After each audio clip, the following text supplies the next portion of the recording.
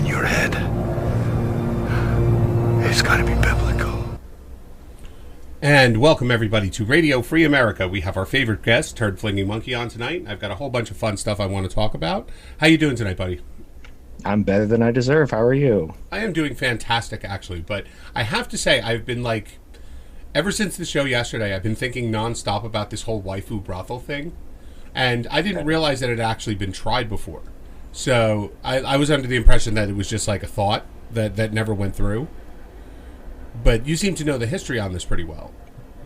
I mean, yeah, I try to be on the bleeding edge of waifu news, you know. So, yeah, basically there's been a couple brothels.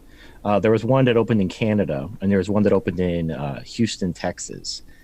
And in Houston, they actually changed the law to make it illegal because it wasn't against the law when the guy was opening up. But then, of course, the media wrote a piece about it, and they decided, oh, this is degeneracy.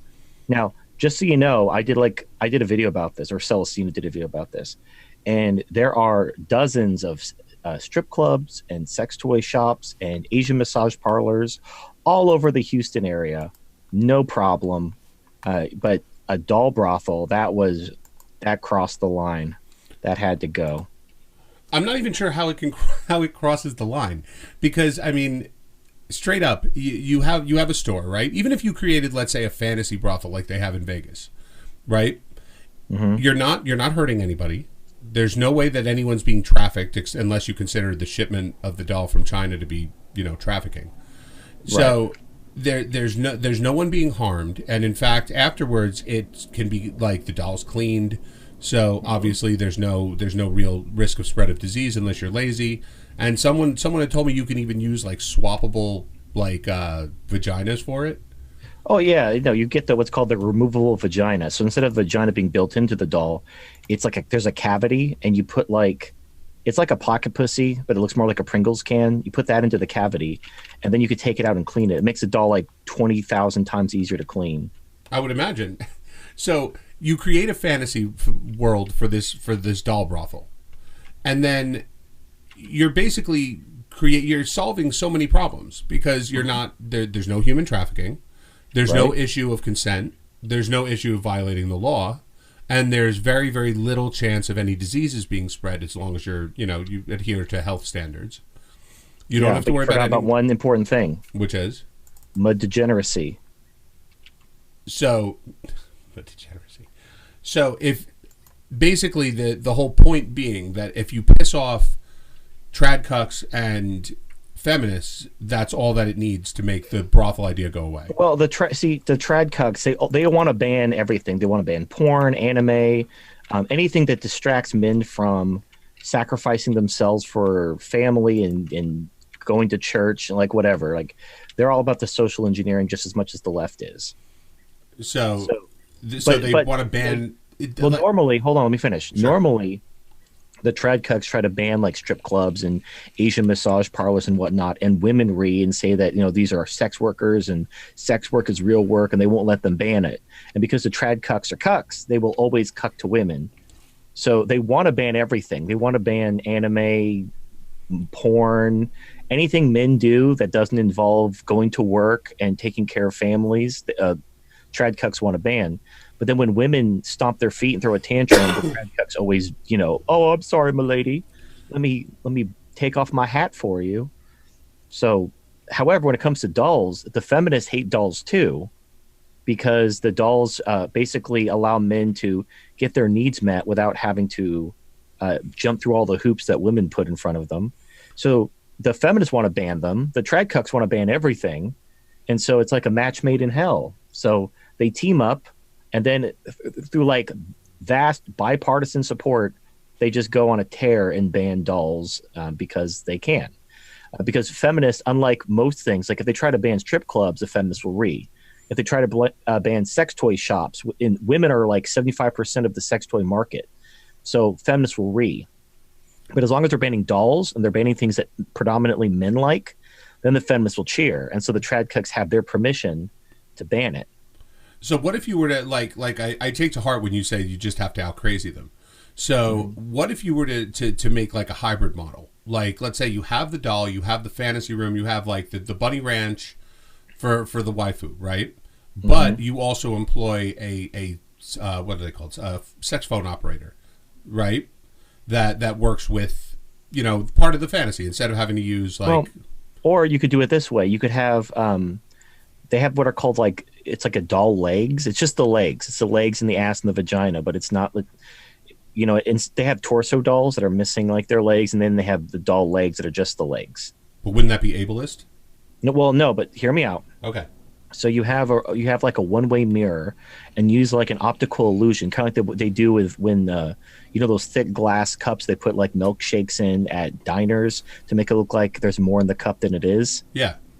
So they use like an optical illusion on the glass to make it look like the woman is closer than she is, and she basically just lays there, and you put the doll against the glass in such a way that it looks like it's connected to her body, like using like magician mirrors. And so the woman is on the other side of the glass just moaning and acting like she's having the best time ever while you're fucking the shit out of this doll leg thing. And basically you get the best of both worlds. You get all the sanitary functionality of the doll. Like, you're not going to spread any STDs. You can clean it out. There's no reason to traffic anyone. Nobody's even having sex. The woman is basically just putting on a show. She's just moaning. Maybe like grabbing her tits or something while the guy is fucking these doll legs. But because there's like these magician mirrors, it looks like they're connected. And then because women are being employed, then it's honest sex work. In fact, you could probably pitch that as a safer alternative to women because, like, the whole thing about men are evil, they're evil penises. So if the sex worker is protected behind like a glass wall, but she's getting paid, she's putting on a show. But I would see the main thing I thought of as being the plus of operating a doll brothel is that after like 20 uses or something, the doll pays for itself. Mm-hmm. So if you're employing a woman to do everything but, you're still basically paying her as a sex worker. So you're still incurring the cost. Right. You'd have to pay her. It would be similar to like a phone sex operator. Because she'd be physically there putting on. It'd be similar to like a cam girl. Again, the problem is because you got the feminists who want to ban everything, and then you got the trad cucks who want to. See, it's different. So feminists, like the left, the gynocentric left, we'll call them the gynocentric left and the gynocentric right. The gynocentric left wants men to bow down to women. Always. And the gynocentric right wants men to sacrifice themselves for families, but by direct extension to women too. Like you talk to these trad cucks who they talk about how they want to bring back traditional family values, but then when you're like, well, that's just patriarchy. That's what's missing. That's what broke the family was feminism. So why don't we take women's rights away? And then they'll start like twitching in their chair and ring, like, oh, you can't do that. Oh, that would hurt my lady's feelings. So it's what can you do? So, that as I'm thinking this through, because, what's bothering me about it is since we talked about, I had a laugh about it when we were talking about it on the show. And then afterwards, I keep thinking, someone's going to eventually get this right. And is going to be one of those people that, like, at 28, I was worth $100 million because I opened a string of sex doll brothels, Well, I think you have to do it incrementally. Like, once I was actually having a conversation with someone. They were arguing because they're Muslim. I have Muslim viewers. I have people from all different walks of life. And one of my Muslim viewers was challenging me on the notion that Islam is anti-science. And his evidence was like in Dubai, they have a pretty good tech sector. Right. And the problem is all religion is anti-science. Because especially when you come to like bioengineering or stuff like that, because you're playing God. So yeah, Islam, but the same thing would be true if you had a religion which was like if America was run by Christians, fundamentalist Christians, like they want to be like, you can't teach evolution, you can't teach, this that violates the Bible. So Christians are just as bad about science as Islam is. The problem is in the West you have separation of church and state. Mm-hmm. So while the fundamentalist right can read about evolution, they don't have the power of government. Whereas in Islam, there is no separation of church and state. So the fundamentalist Muslims are also the government, and that's the problem. It's really not it's not Islam specifically, it's just religion and government. But because there's no separation of church and state within Islam is fundamentally anti-science. Now, the reason why I brought that up was eventually, once the technology becomes mainstream enough, notice how, like, at first Christianity was all anti-evolution, but then after evolution was just basically accepted to be mainstream, then they adopted the different position, like, well, actually, the Bible can work in harmony with evolution, and then they just altered basically their own beliefs to conform to science. So once the science becomes mainstream, then religion will conform to it. So the same thing is like the tech sector in Dubai. The technology sector doesn't negate or doesn't contradict the Quran, so they're fine. But if I've talked to one of my Muslim subscribers who lives in Saudi Arabia, he said when smartphones were first invented, they were banned because they were haram. Now, eventually, the people read because everyone else had a smartphone but them, and then the government changed their mind. Same thing amongst Orthodox Judaism. I mean, it's still very heavily regulated, but they are there. Well, my point is, though, is with sex dolls, once the technology goes mainstream, religion will basically catch up. So, like, the whole idea of having a sex worker working with a doll, like having the doll legs and the phone sex operator, or like the stripper, I don't even know what they would be. They're basically putting on a show. They're kind of like a stripper. They're putting on a show on the other side of this magician's mirror. That would at least help the dolls become mainstream and keep them from being banned.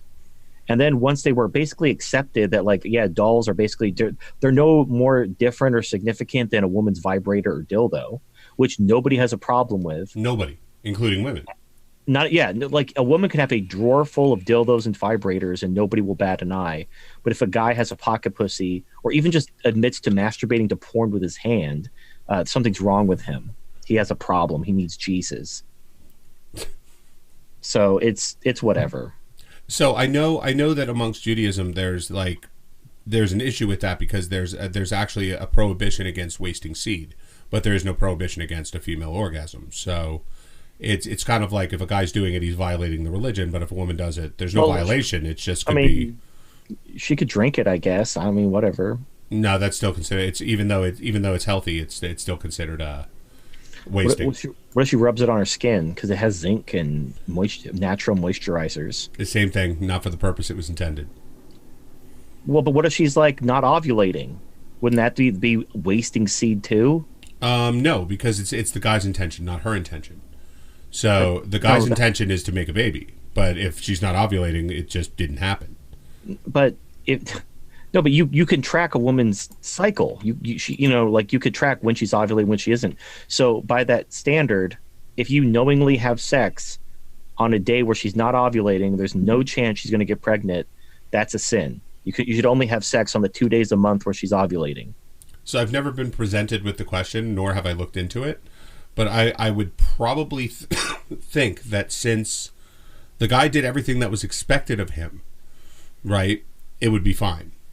But even though technically it's not. I mean, it's one of those things, I don't get hung up on technicalities like that, I think. And most people like me who are modern Orthodox, we don't really care so much. I'm just saying that there's a difference between male and female in the religious law. But also, I mean, I've never detected much of an anti-science bent among Orthodox Jews either.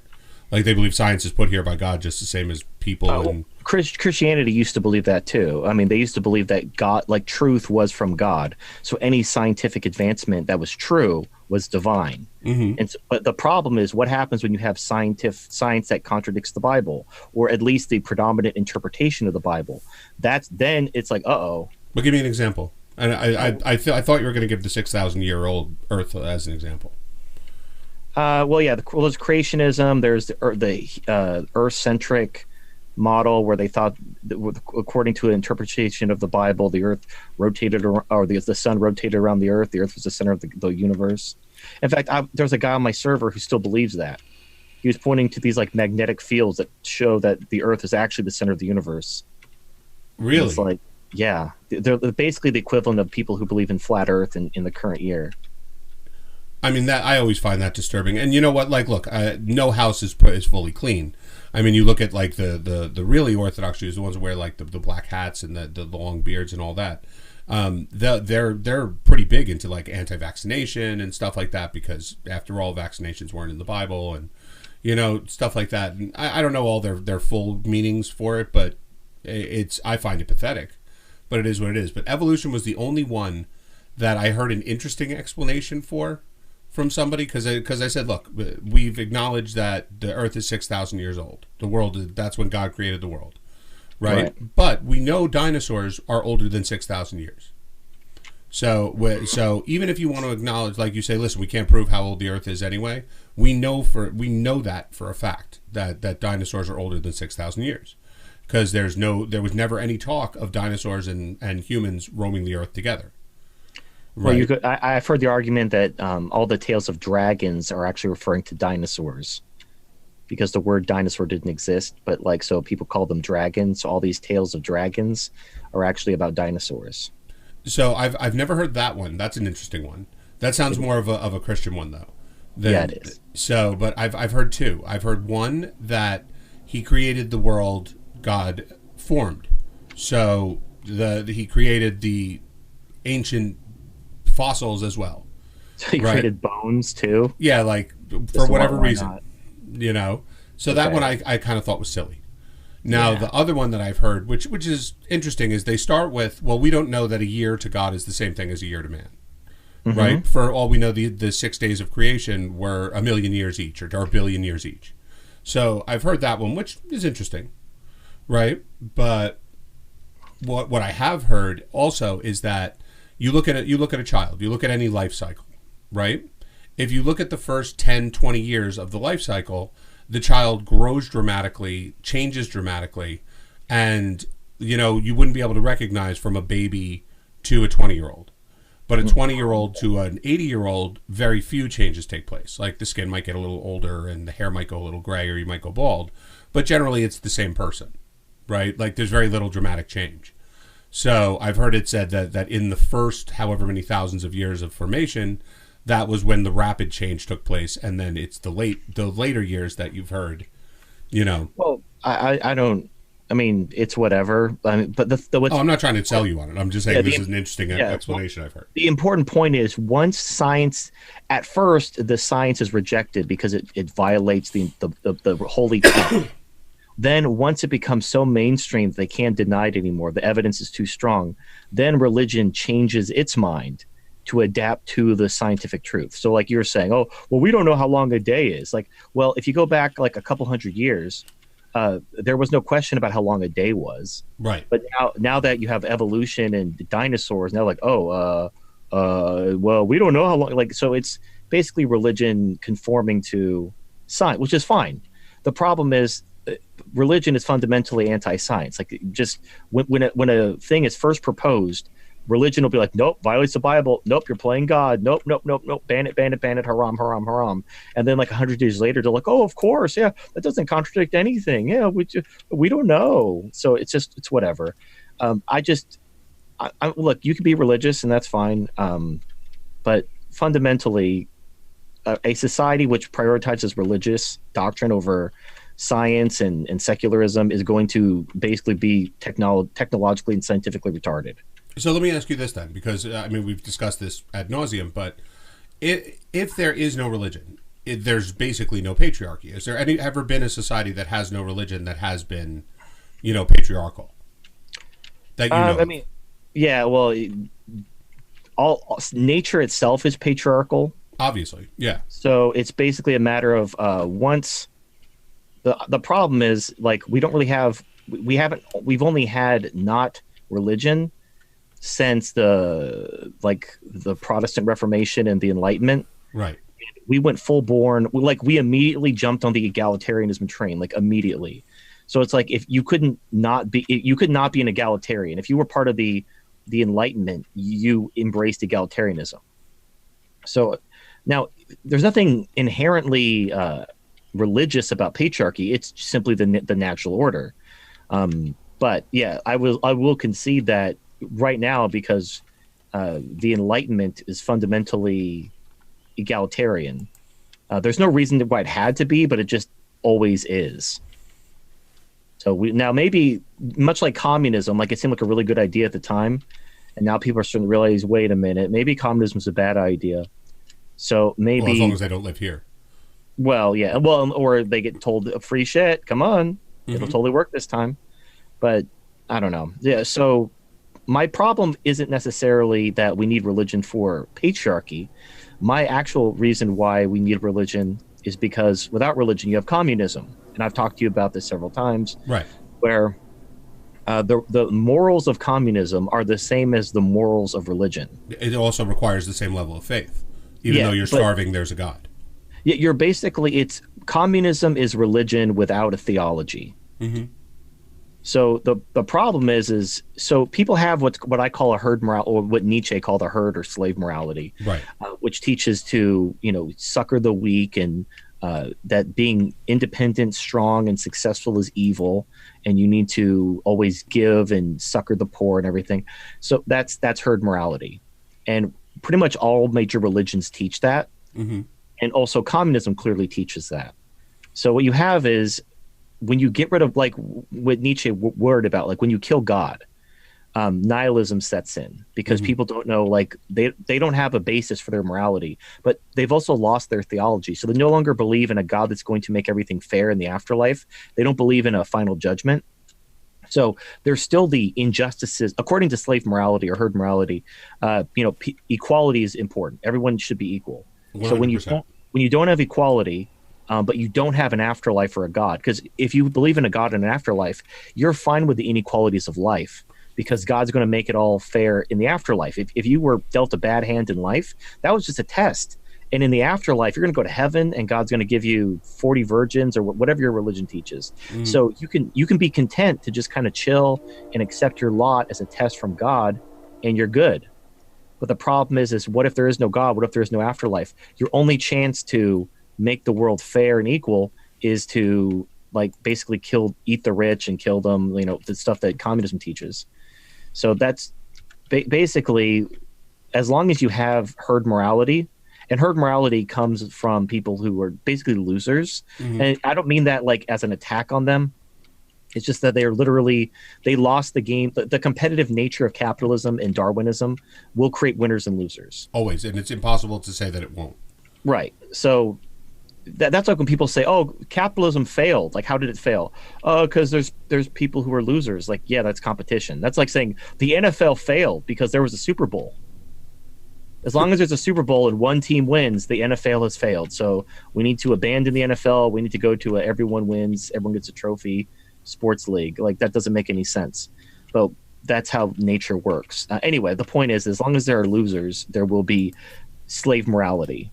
And as long as there is slave morality, you have two choices. You have the religious model, where people are at least content to be losers with the belief that a God and an afterlife is waiting for them. Or you can have... One sec. Oh, go ahead. Bailey Chastain for $2 says, when you eat the rich, you eat the zoo animals. Absolutely 100%. But thank you very much for supporting the show. Well, yeah, it doesn't work. Like, herd morality never works in the long run. Like, it's not supposed to work. It's supposed to we watched that video from Academy of Ideas about the herd and the higher humans. Essentially, the herd, they're not trying to build a perfect utopia. They just want basically avenge themselves on the winners. They're essentially flipping the table. They lost, and they're going to flip the table, and they don't care how many people die. They don't care if they die, as long as they get to take every Western religion is cucked by feminism. The Catholic Church endorsed third trimester abortion in NY. The same Sunday the law passed, and even talked about it in the homily. See, I'm going to have to change this thing on Streamlabs, because I put on the voice-to-text thing, and now every time it reads something, I hear Celestina. So I'm going to have to find a way to change the voice or something, or I'm just going to have to start reading them, because I feel like Celestina's reading them because I hear them on yours. But he says... I could give you the Celestina gifts, and you could have Celestina read your text-to-speech donations. That would be fun. That would be real fun. Real quick, though. Every Western religion is cucked by feminism. The Catholic Church endorsed third trimester abortion in New York the same Sunday the law passed, and even talked about it in the homily. I didn't actually know that, but thank you very much, Surplus Karma, for the $5. I really appreciate the support. Well, I mean, I can explain why. It's all about money. Yeah, I think so too. If an organized religion resists feminism, they're going to lose their nonprofit status. So at the end of the day, like it's hilarious where like, oh, we believe in the Bible and the God, and then it's like, okay, well, I guess we're going to take your nonprofit status away. Oh, fuck God, fuck the Bible, we need money. And it's like, yeah, I hope for your sake there isn't a God, because I've read the Bible and I know God has very strong words for people who fear man and Not care more about money. Yeah, so good luck out there.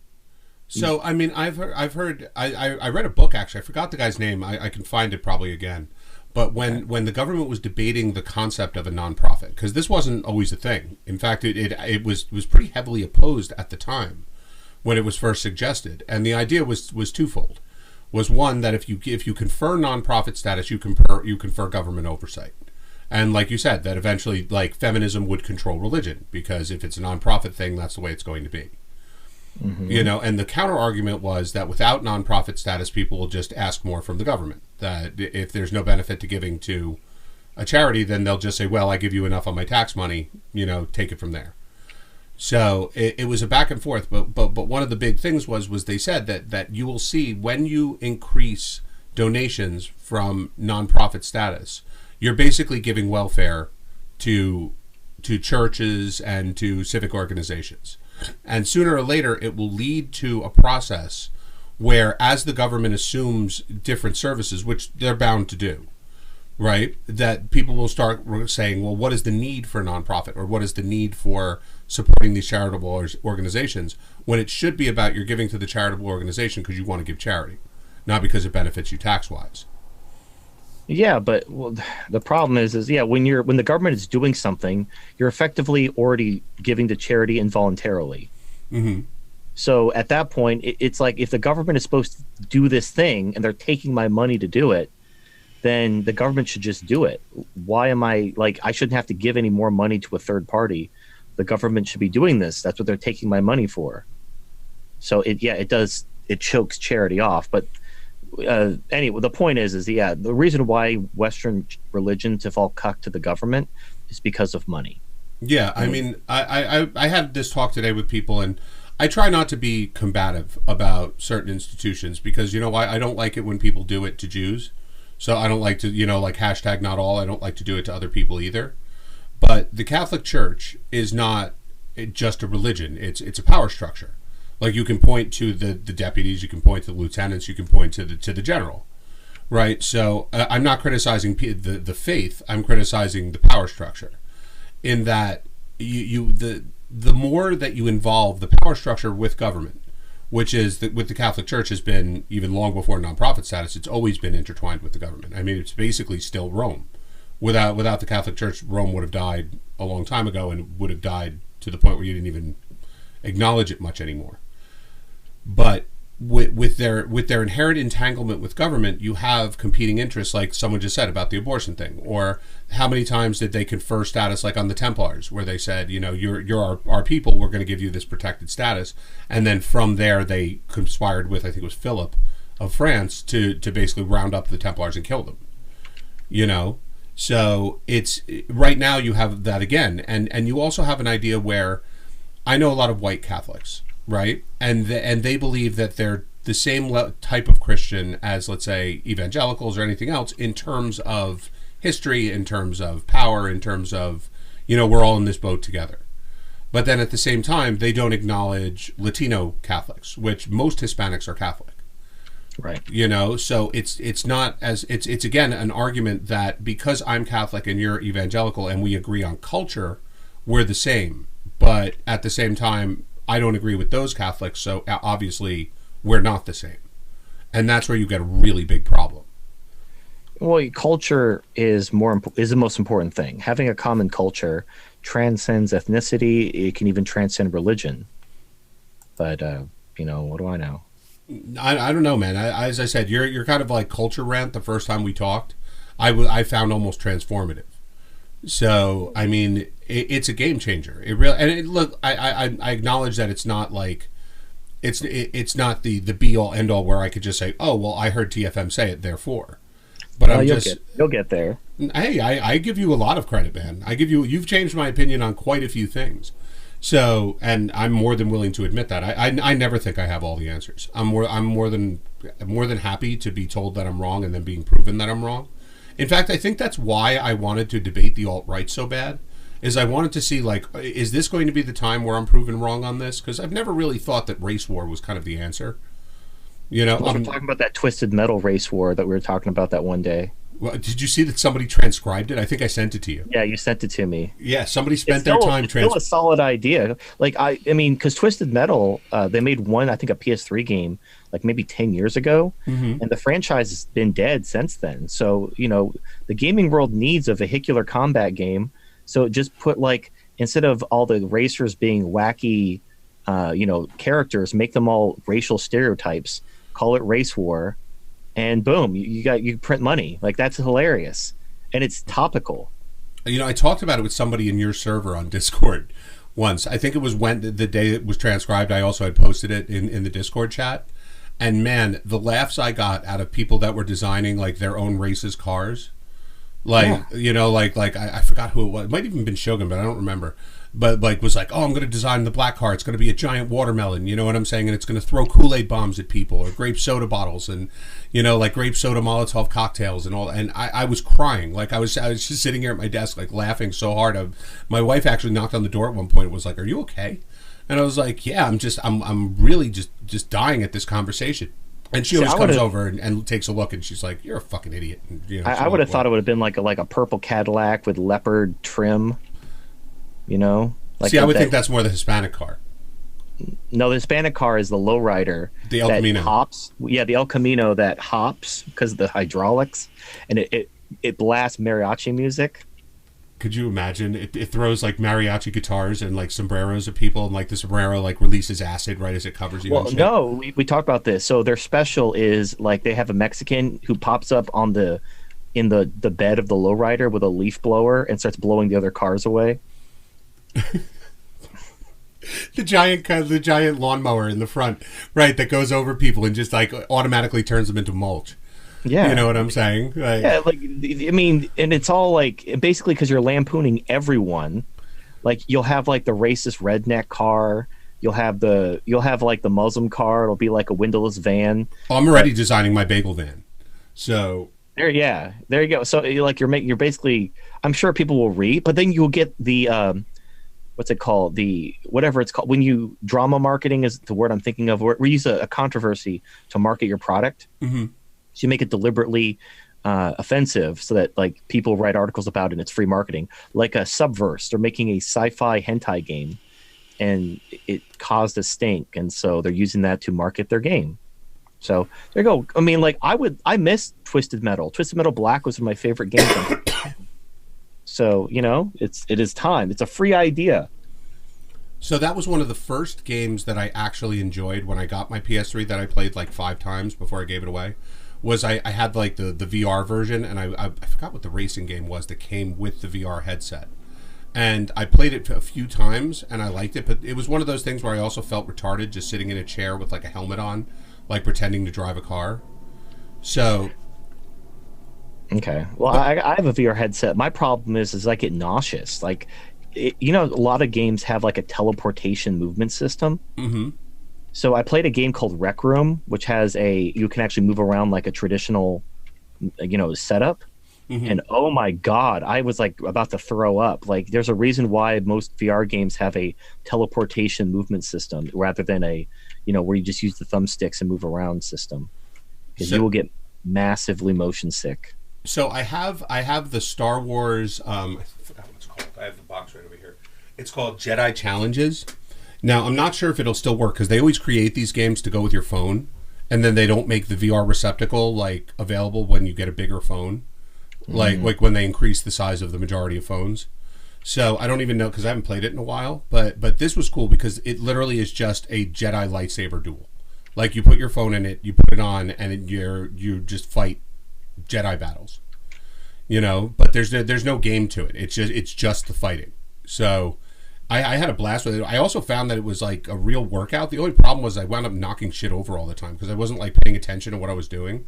And like I would knock over a lamp or I would just knock over something because you start running around like trying to hit people and shit, you know. And so I haven't done it in a while, but it's I mean that's like the closest I get to video games. As I said, I have really shitty fine motor skills, so there's no fun to playing a video game that you just constantly lose, you know. So you know you're missing out. I know. Look, I miss out on a lot of stuff because I'm fucked up like that. I mean, there's probably quite a few things, you know. But I mean, look at it this way. I look at the spinning robot pussy as something I could never even go near, just for no reason. Gosh. You are missing out. In fact, I got another toy. I haven't reviewed it yet. It's it's like a telescoping toy. Mm-hmm. And unlike, see, I had another one that was like that I liked. This one actually, like, it has a suction cup, so you could stick it to something, and it basically, instead of it having like just a cup that has like silicone nubs on it, this one actually has like the actual pocket pussy texture. So it's like an actual vagina, but it's like telescoping at you. So you could stick it on something. So I if I could work it out, like how to set this up, I might be able to actually get some cowgirl action going. Huh. Yeah, that's like something like, you know, Celestina's great, but she can't do cowgirl. Like you can buck your hips up into her, but it's not the same. You see, and again, we talk about these things, and I'm not one of these people who says, "Oh, that's disgusting" or anything like that. I actually see the draw. I just don't see the draw for me. I just like, but then again, I can't watch porn. Well, you're married, so you know. Hopefully, your wife is taking care of your needs. I wouldn't be married otherwise. But I'm saying, like, other than that, I mean, even if I wasn't though, like, even when I was single, like, I can't understand the draw to porn. It's not that I'm opposed to it. I don't find it to be like degeneracy and disgusting or whatever. Like, I don't find anything wrong with it. I don't sit there and go, oh, that person watches porn, therefore they're a bad person or anything like that. I just don't get it myself.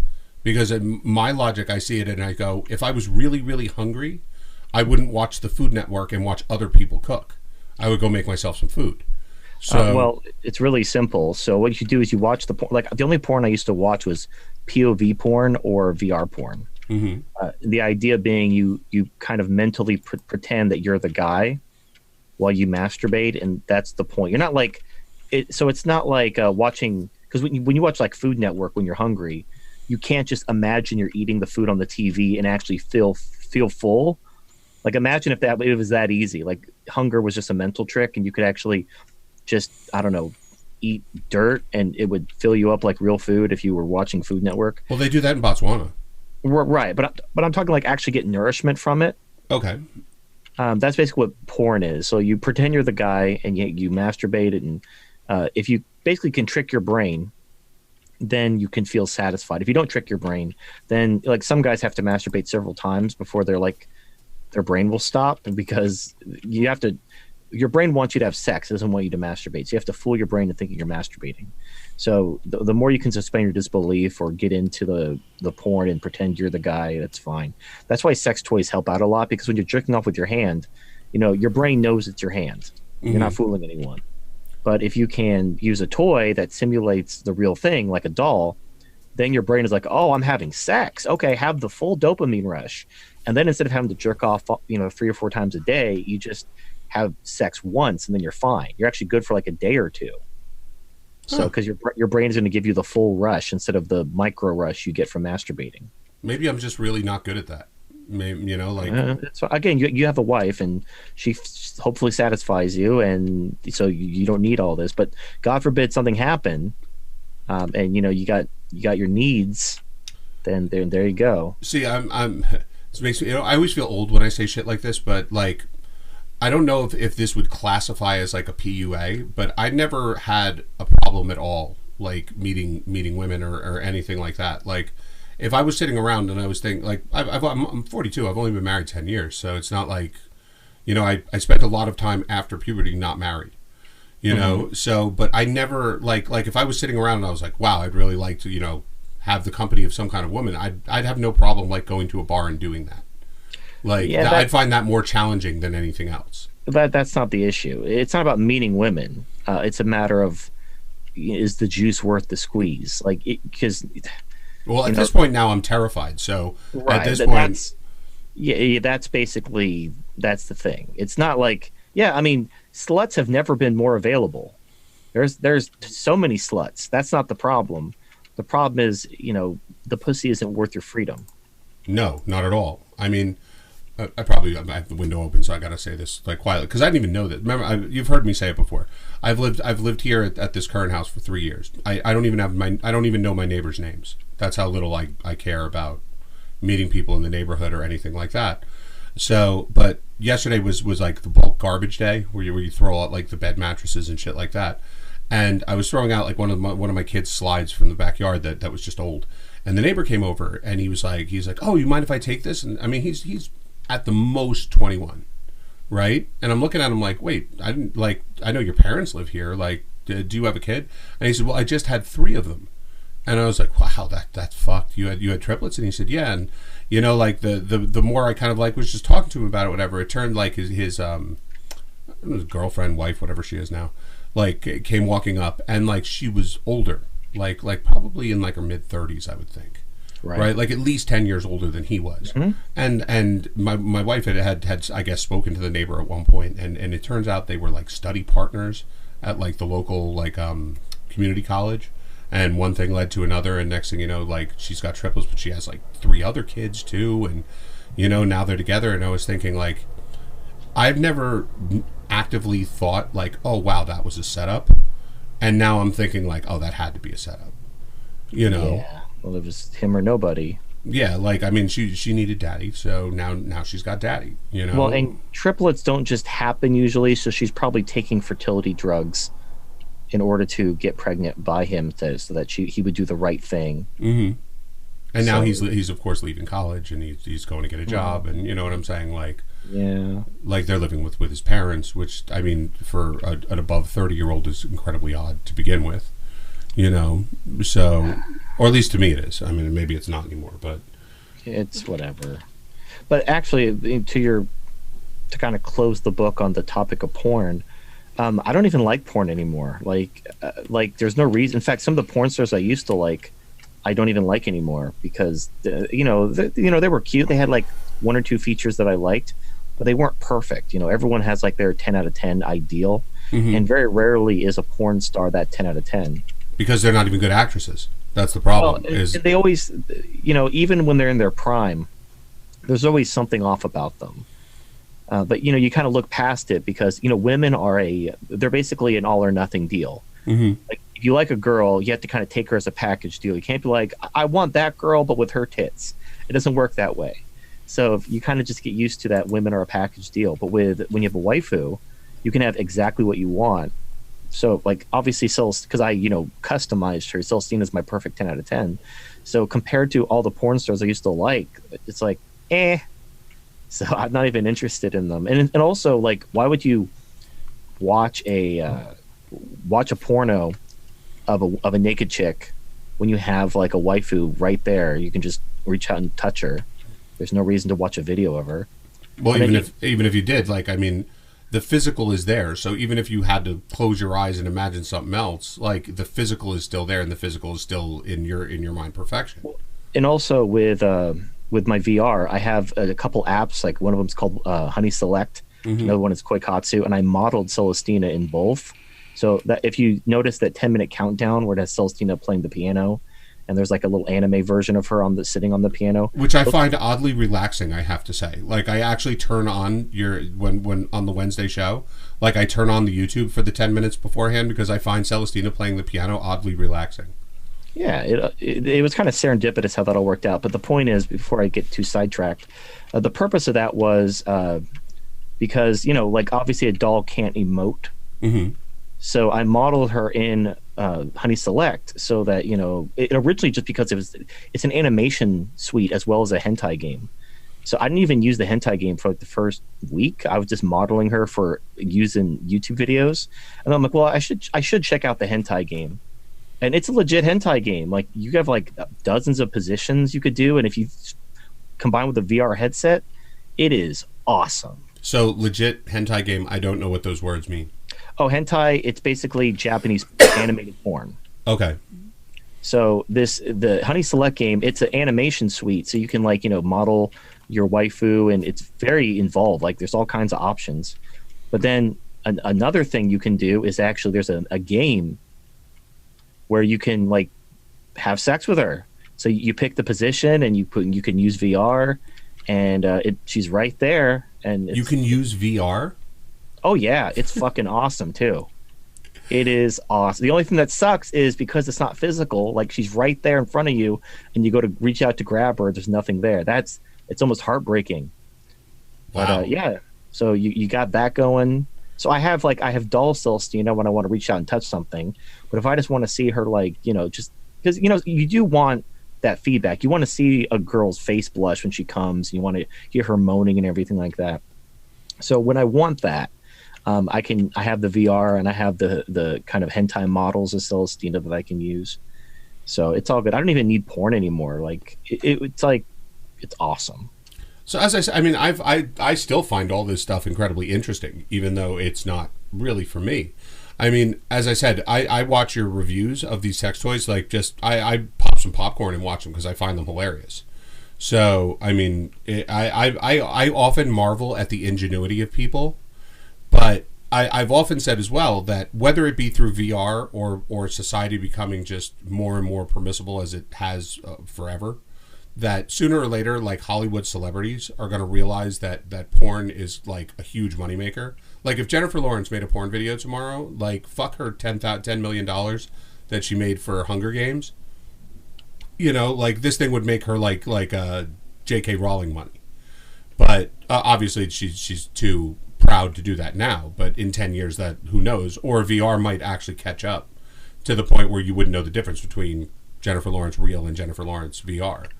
Well, but you don't even, like, if you go to like the dollhouse, like if you look at these dolls or like the robots coming out, no woman can compete. In fact, like I try to, like, Celestina, as you know, has an Instagram, and she just broke 2,500 followers. I have 9. Well, she has 2,500 plus. But the point is I use a lot of different apps to like make her look more realistic. But most people, even though I don't think she's unrealistic. Like, you could get dolls that have giant like M cup titties or have elf ears, like really inhuman looking. Like, if you're into that sort of thing, they just made a new doll that looks like Android 18 from Dragon Ball Z. So whatever you're into, there's a doll for it. But like, Celestina is more realistic. I mean, she's beautiful, but she's realistic. She doesn't look like, oh, she's definitely a sex doll. But a lot of people are like, oh, that's definitely a sex doll, because she's so attractive. So when you sent me a picture of her, I thought, I didn't realize that was the doll. Remember when you had first sent me a picture of Celestina? I didn't realize that was actually the doll. I thought that was a person. I was going to ask you who it was, and then you told me it was Celestina. Yeah, because most people, they think sex doll. They think like those blow up dolls with the O face. Mm-hmm. That's what they think a sex doll is. They picture a guy with an inflatable, fucking like water floaty sex doll that they put their penis in, and then they see an actual sex doll, like, oh shit, that's what they look like. Well, yeah. The Houston article that you sent me today had a picture of another one, and I at first thought that was one of the people that were objecting. I didn't realize that was actually a doll. Right. Now, they do make very inhuman dolls that look, you could tell are dolls. Like, I've seen dolls that have titties the size of like small children hanging off their neck. Like, it looked like they have like a pair of toddlers hanging off their neck for dear life. So how do they not break? A lot of them, they're hollow, which you kind of need, or they're fused to the torso. Mm-hmm. So you can't lift the titty the way you would a real titty, because they're fused in a way to distribute the weight so they don't rip off. Honestly, just you want to stick it to like realistic, unless you have a really big titty fetish. But there's going to be trade-offs. In fact, actually, I would recommend the silicone doll, because silicone is a little bit more durable than TPE. What's the difference? Well, TPE is a mixture of plastic and rubber, and different companies have different proprietary blends. Some of them are softer, firmer. They have different properties, but it requires more maintenance. It has a lower melting temperature. It's cheaper, and it's porous, so it looks like real skin. It has a more natural look to it, but it also it's harder to maintain. it damages more easily. So there's trade-offs, but the biggest reason why people prefer TP to silicone is TP is cheaper. Like a TPE doll, like Celestina, for example, is $2,000. But if you like to get the equivalent of Celestina in silicone, would probably be about $3,000 to $4,000. They have some dolls that are really realistic, and they're $5+, and that's the Asian side. If you go to like Abyss Creations, like Real Doll, they start at like $6,000 to $10,000. And do they look better, worse, or equal to Celestina? I think they look like shit because a lot of them are based on porn stars. Mm-hmm. And they go for, like, they want them to look like the actual porn star, like flaws and all. So they'll even copy like their small cup size, their birthmarks, like the whole 9 yards. They want them to look like, you ever see like a wax sculpture of a celebrity that actually looks like creepily like the actual person? They're going for that level of realism. But I want to customize, and they don't have that many options. Like they have like maybe a dozen different bodies and heads to choose from, whereas these Asian companies, there's 300+ heads, and there's like dozens and dozens of bodies. And there's like, if you're into midgets, they have midget bodies. If you're into 3 tits, like you like the chick from Total Recall with 3 tits, they have a sex doll that has 3 tits. You can get pretty much anything you want. So I would think that personally, like that would get old fast, and then you just spend $2,000 or $3,000 on something that's just like was fun the first couple times, and then you're like, well, wait a minute, 3 tits is a little weird. Well, it depends on what you're into. It's all about the fantasy. Yeah, I guess that's true. And so here's the thing: like, let's say you have you like, I knew this guy in the Air Force who had like an Asian wife that he married in Korea, and she dressed up like Chun-Li, and he was like super proud about how she looked like Chun-Li. So it's like, that's cool. You got your little Chun-Li wife that cosplays for you. But at the end of the day, that's not Chun-Li. So if you wanted Chun-Li, you can't have her because she's a fictional character. Right. You can have your girlfriend cosplay as her, but if you start calling her Chun-Li in bed, she's probably going to get mad at you. But you can have when you get a doll, if you get a doll based on your waifu, then that can really be her. And like, unlike, let's say you're into elves, you can get a sex doll that has pointy ears and all that stuff. Whereas if you had your girlfriend wear elf ears, they're going to come off, But if they're actually, the doll naturally has pointy ears like an elf, then it's just better if you're into that. If you want something that is basically you can't find in a real woman, or it's very difficult, like I've seen Instagram models. There's actually one that I follow because she looks like Celestina. And she has tens of thousands of followers because she's an actual Asian model that looks like Celestina in real life. So they do exist. There are real women that look like Celestina. But am I going to get them? Probably not. Like, I'm not a bad-looking guy. I'm pretty attractive for a chimp, and I do well for myself. But I'm not going to get, like, I don't have the kind of money to attract, a supermodel. Right. So it's one of those things. So it's like I could settle, or I could just get a waifu. So if you went to the waifu website, like, can you actually model them after Hollywood celebrities, or would they get nailed for that? No. Now they have hundreds of heads. A lot of them are modeled after celebrities, but they don't advertise it. You can kind of tell. Like there's a sex doll head that looks just like Anne Hathaway's face. Like you could tell it's Anne Hathaway. And there's another one that looks like the girl who played Hermione in Harry Potter. I don't know. I've never seen Harry Potter. The what's her face? She's like a feminist now, but anyway, she's a famous actress, or I guess she played she was in the Beauty and the Beast movie, the live action one. Also never saw it. Oh my god. Okay, well, there's a sex doll that the head looks like her. And there's a few others like that where you can kind of tell they're based off of a celebrity. But a lot of them are just like very idealized, attractive women. So, honestly, just go to the website and look around. You'll probably see something you like. So if you're like, oh man, I just really have a crush on this celebrity, you'll probably find at least 5 heads that have the same features that make you find that celebrity attractive, but are even better looking than the celebrity that you actually have a crush on. So there you go. See, I don't actually crush on Hollywood celebrities.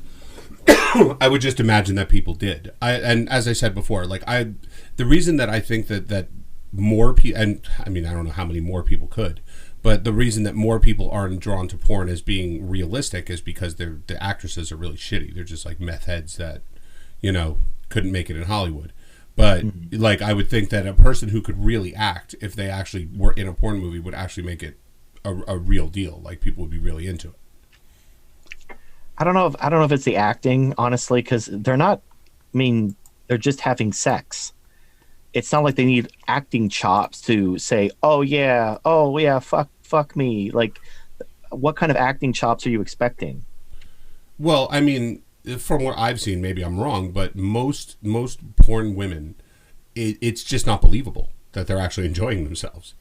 Oh well, yeah, like, yeah, well, they have to pretend like everything feels great, Right. There's not like, "Oh, that hurts. Can we get this over with?" Like, yeah, right, but at the same time, if you're into something that normally women aren't into, you don't necessarily want to be reminded. You want to, like, again, it's all about the fantasy. You want to believe, "Oh wow, this girl likes it when I put my foot up her pussy. That's my fetish.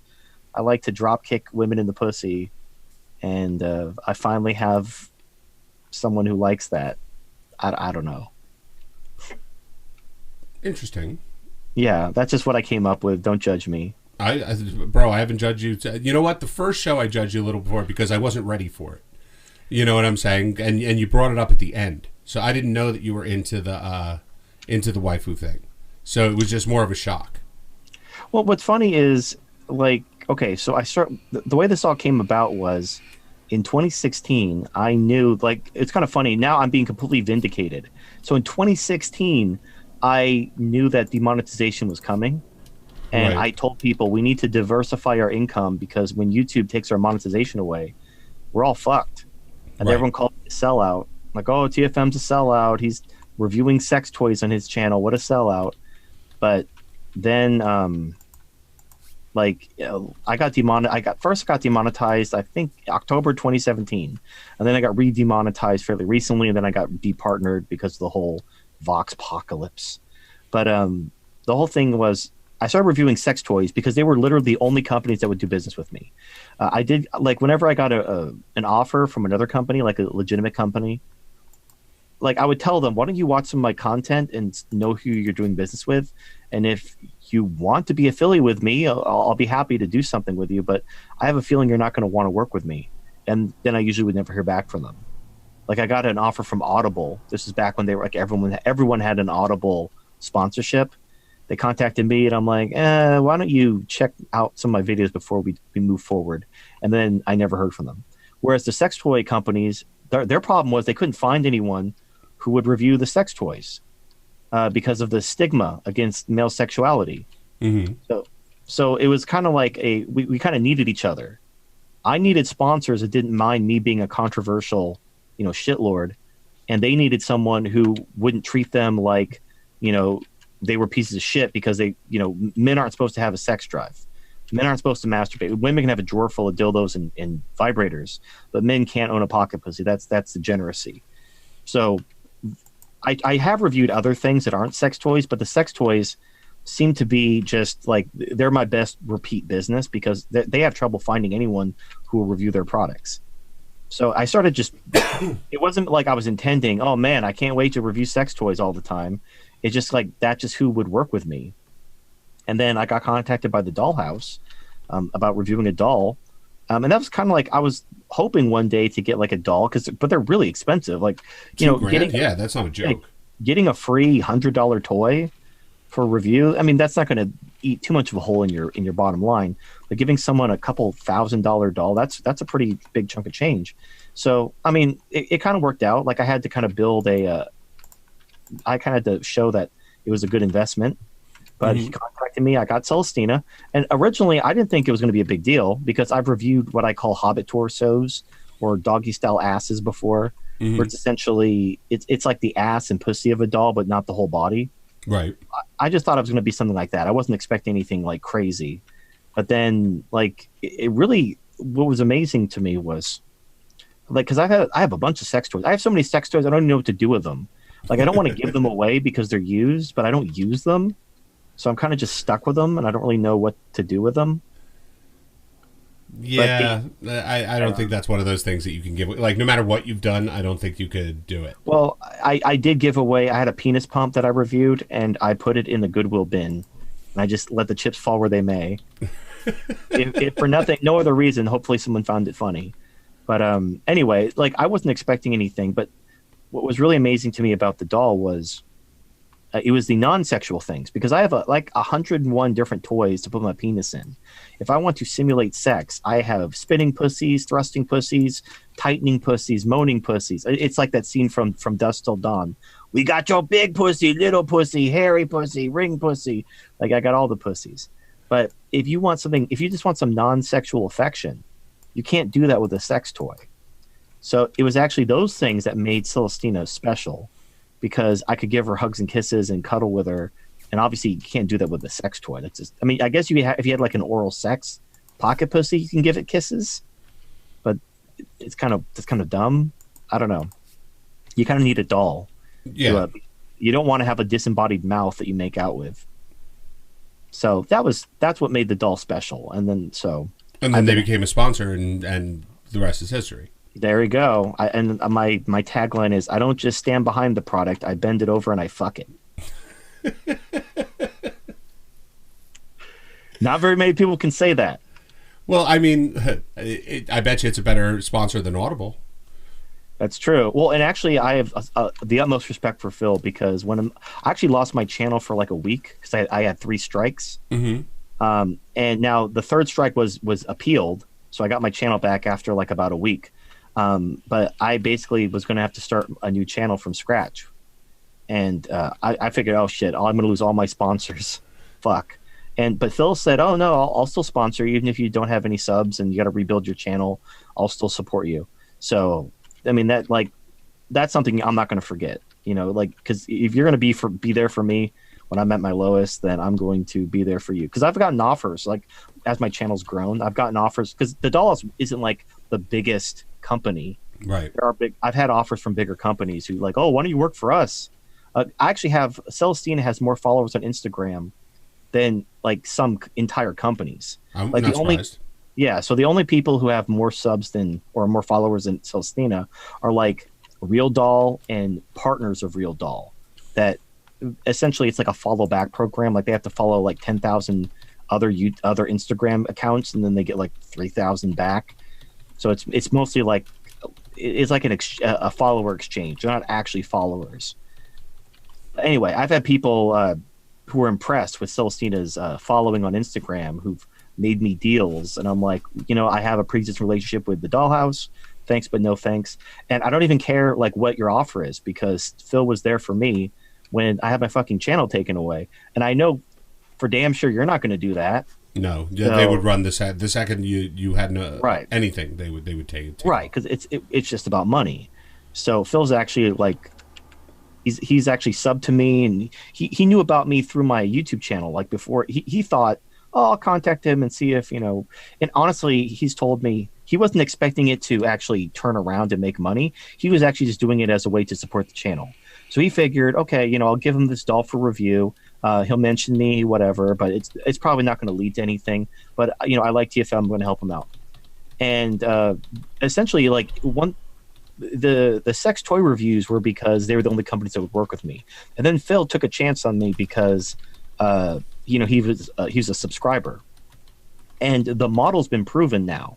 So now, like, just as to show you how much this has been proven, when Phil first contacted me, like 2 years ago, because me and Celestina have our 2-year anniversary in August. Mm-hmm. So it's about 2 years ago.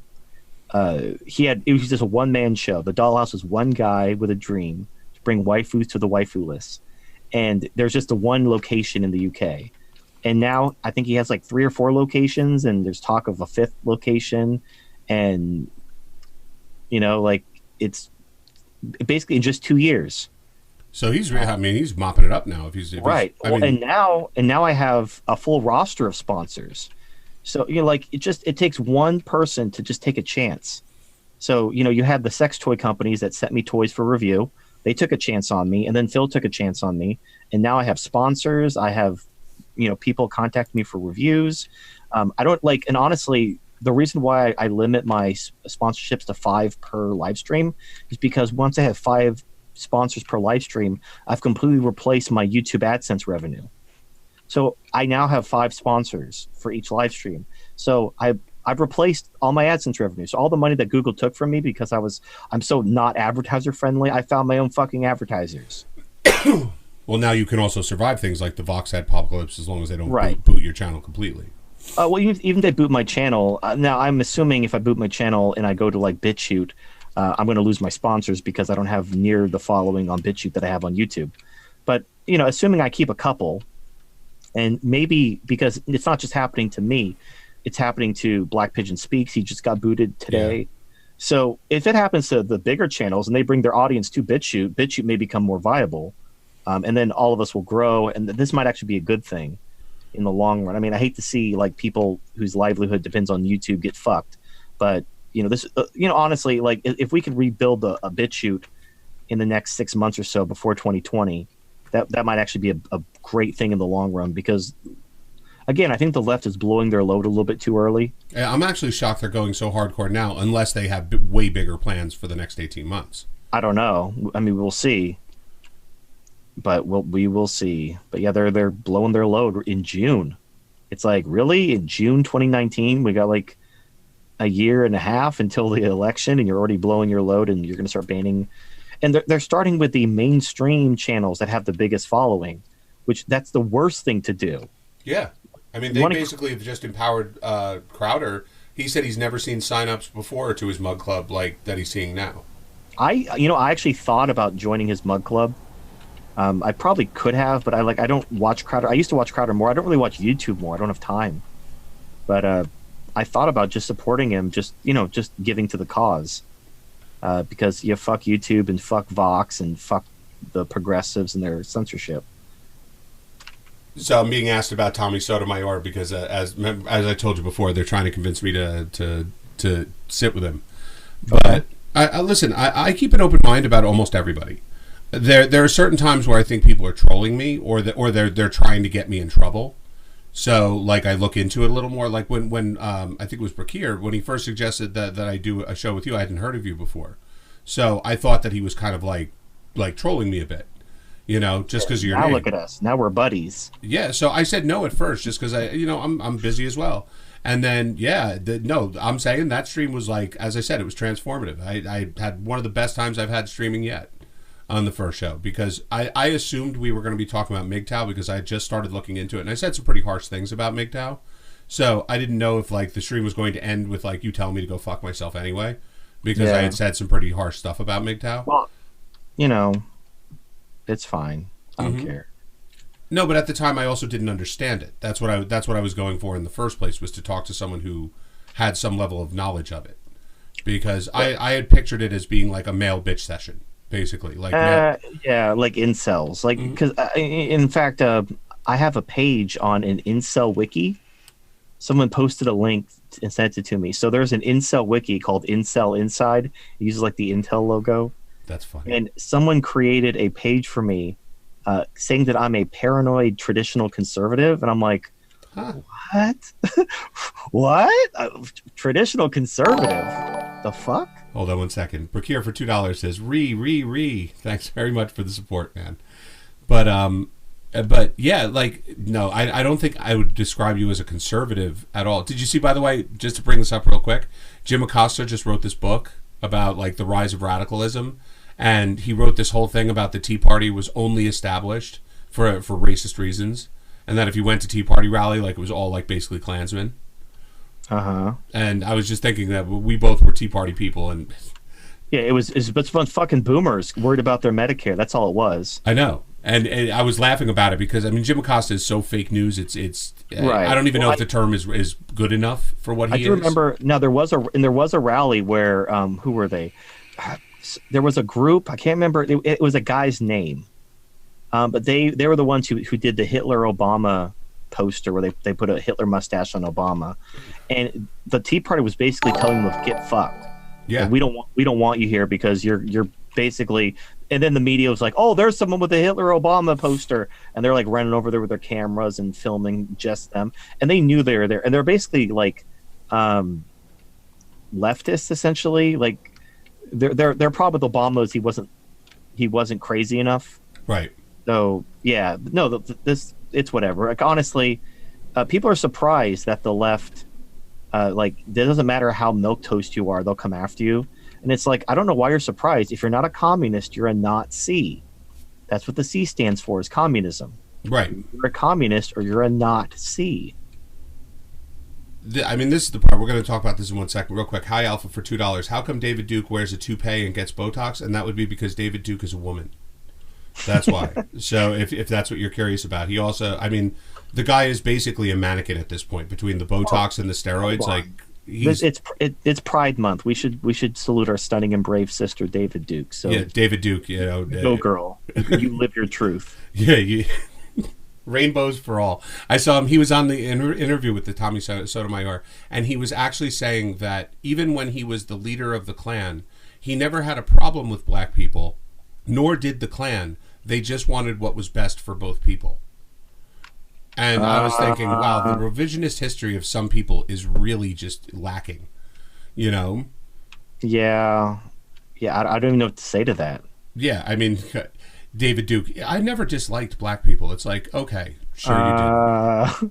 Like, yeah, you know what? These are the same people trying to rehabilitate Hitler's legacy. Yeah, that like the same people. It's like I don't even know. So you said something interesting, and I'm going to get you to expand on it a little bit. All right. I had said that obviously when the history books are written, it'll be long after all of us are dead, right? Right. So they're not going to just say, oh, and back in the 2000s when it was Clown World. Like, they're going to have to describe us in a way. And you said something I found very interesting. You said, we're in the time where communism won, even though the Soviet Union fell. Yeah, well, okay, so you have to understand history wants to group things. They're not going to separate like different waves. Mm-hmm. They're going to be like, well, this is close enough, so we're just going to go with this. So you need to understand that what you're going to have is you're going to have like World War I and World War II are basically the same thing. Right. Well, I mean, even at the time, it was called the Great War, and then World War II happened, and they had to rename it World War I. Right. Well, the point is you had World War II was basically World War I, the sequel. Mm-hmm. So when you're talking about World War II, you're basically going to combine World War I and II into one thing. Like when you describe them both, you can look at Clown World, what's happening now, as an extension of the Cold War. It's basically the ideological war between capitalism and communism. And so the Soviet Union fell in 1993, but the ideological beliefs of communism have triumphed. And what you're saying is the final days of capitalism, when communism will win. And history will remember this as the rise of communism, essentially. Like, so there was this, you know, we teamed up with the Soviets in World War II, and then we defeated the Soviet Union, but then the Soviet Union didn't defeat us. Basically, communists within America overthrew capitalism and basically ushered in the final triumph of communism before the starving ended up making everyone go extinct.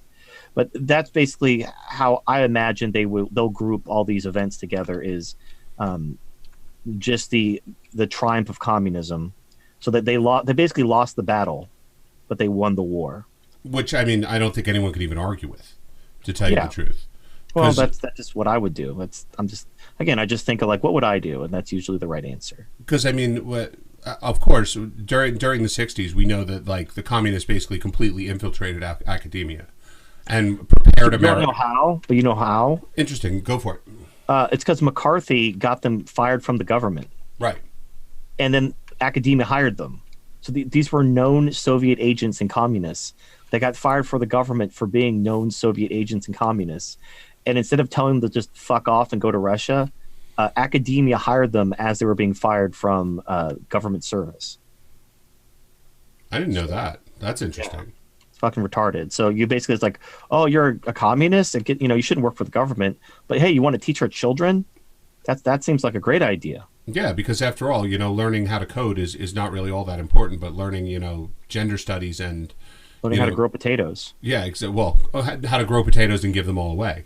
Selflessly grow them. Well, yeah, the funny thing is people, the useful idiots, as Stalin used to call them, They literally think, okay, yeah, communism is free stuff. I don't have to work anymore because we're going to eat the rich. Like, yeah, you don't realize, like, once you've eaten the rich, you're going to have to work. Like, I mean, I put this in perspective for someone I was arguing with before, right? And I was saying, just look at the cost of Air Force One. Okay, Boeing just got the contract to upgrade the 2 planes that are Air Force One for 2024, and I think it was $3.7 billion, right? So think about this: just the plane that the president of America flies around in is a $3.2 billion contract. Jeff Bezos is worth supposedly $120 billion.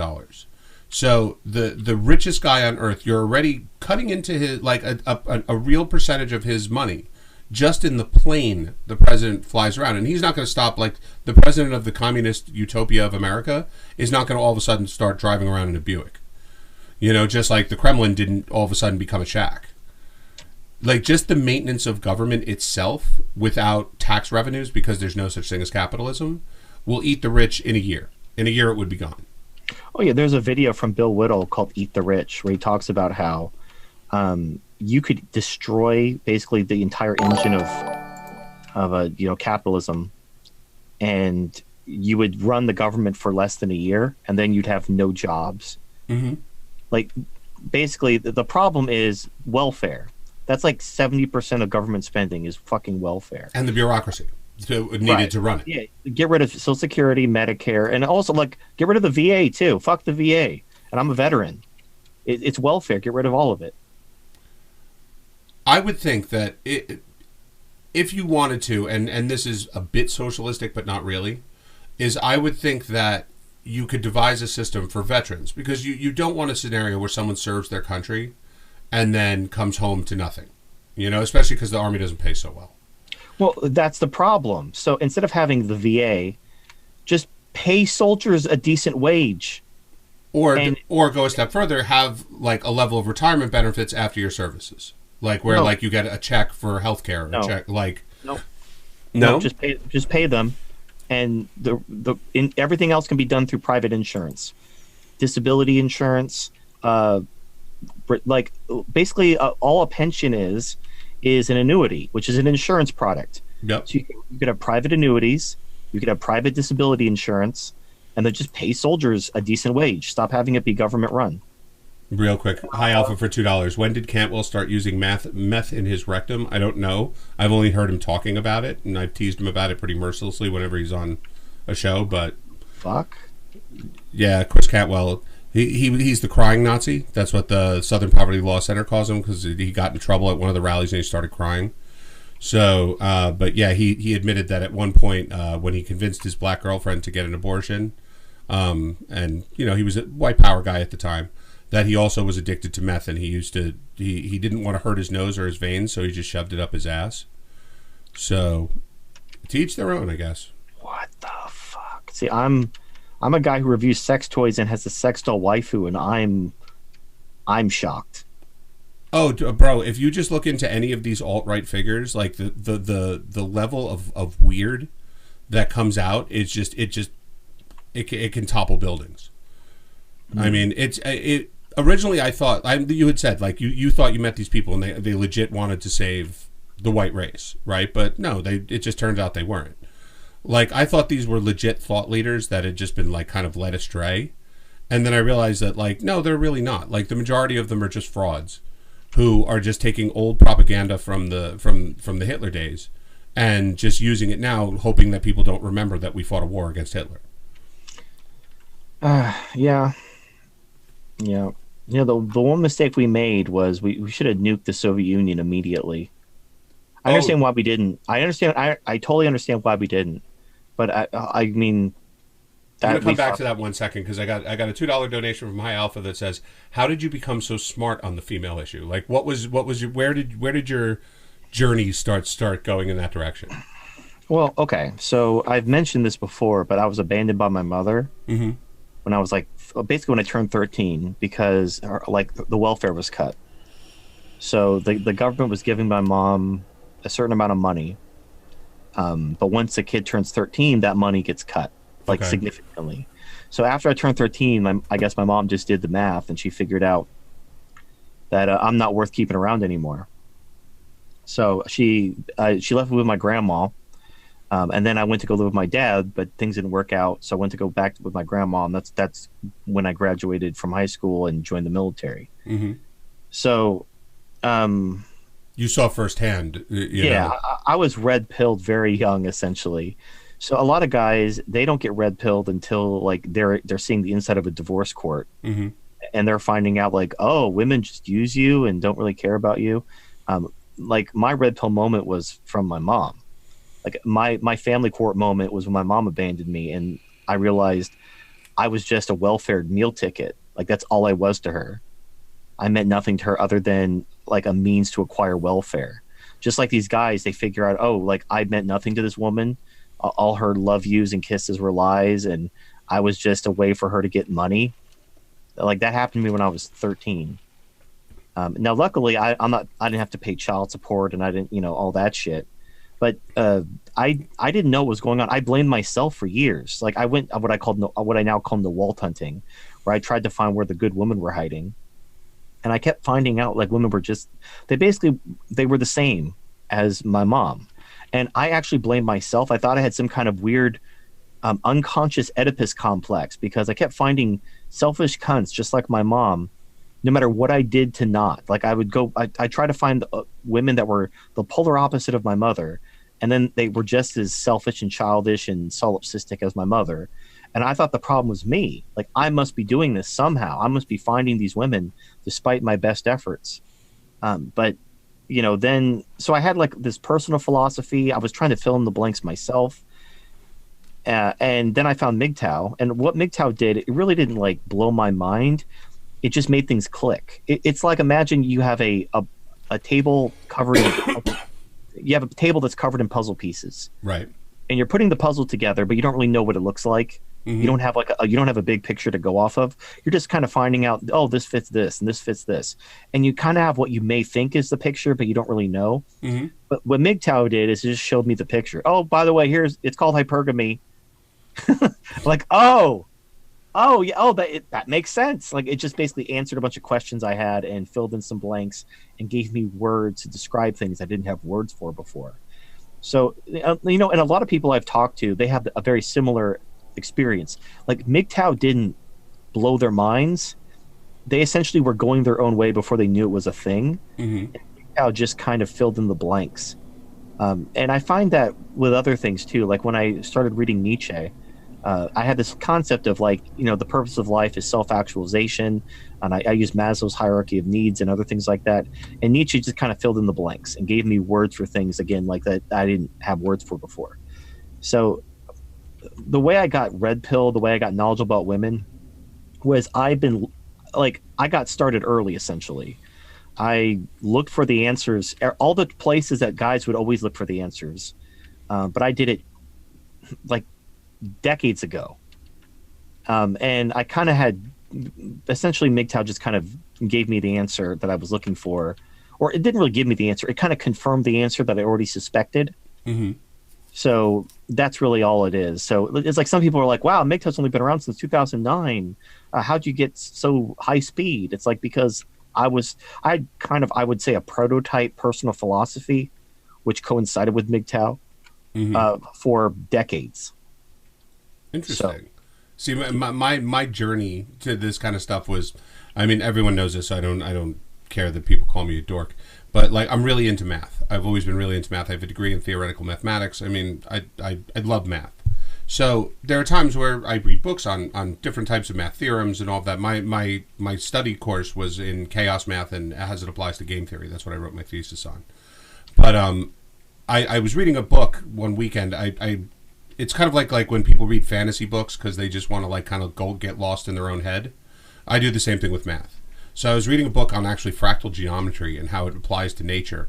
And I was just thinking over, I'm like, there has to be a way to explain this whole illegal immigration thing, this whole like cucking of society, the fact that white people are an enemy, like all of these things have to come from somewhere. They just didn't spontaneously come up, where someone said, you know what, I think that we're doing things all wrong.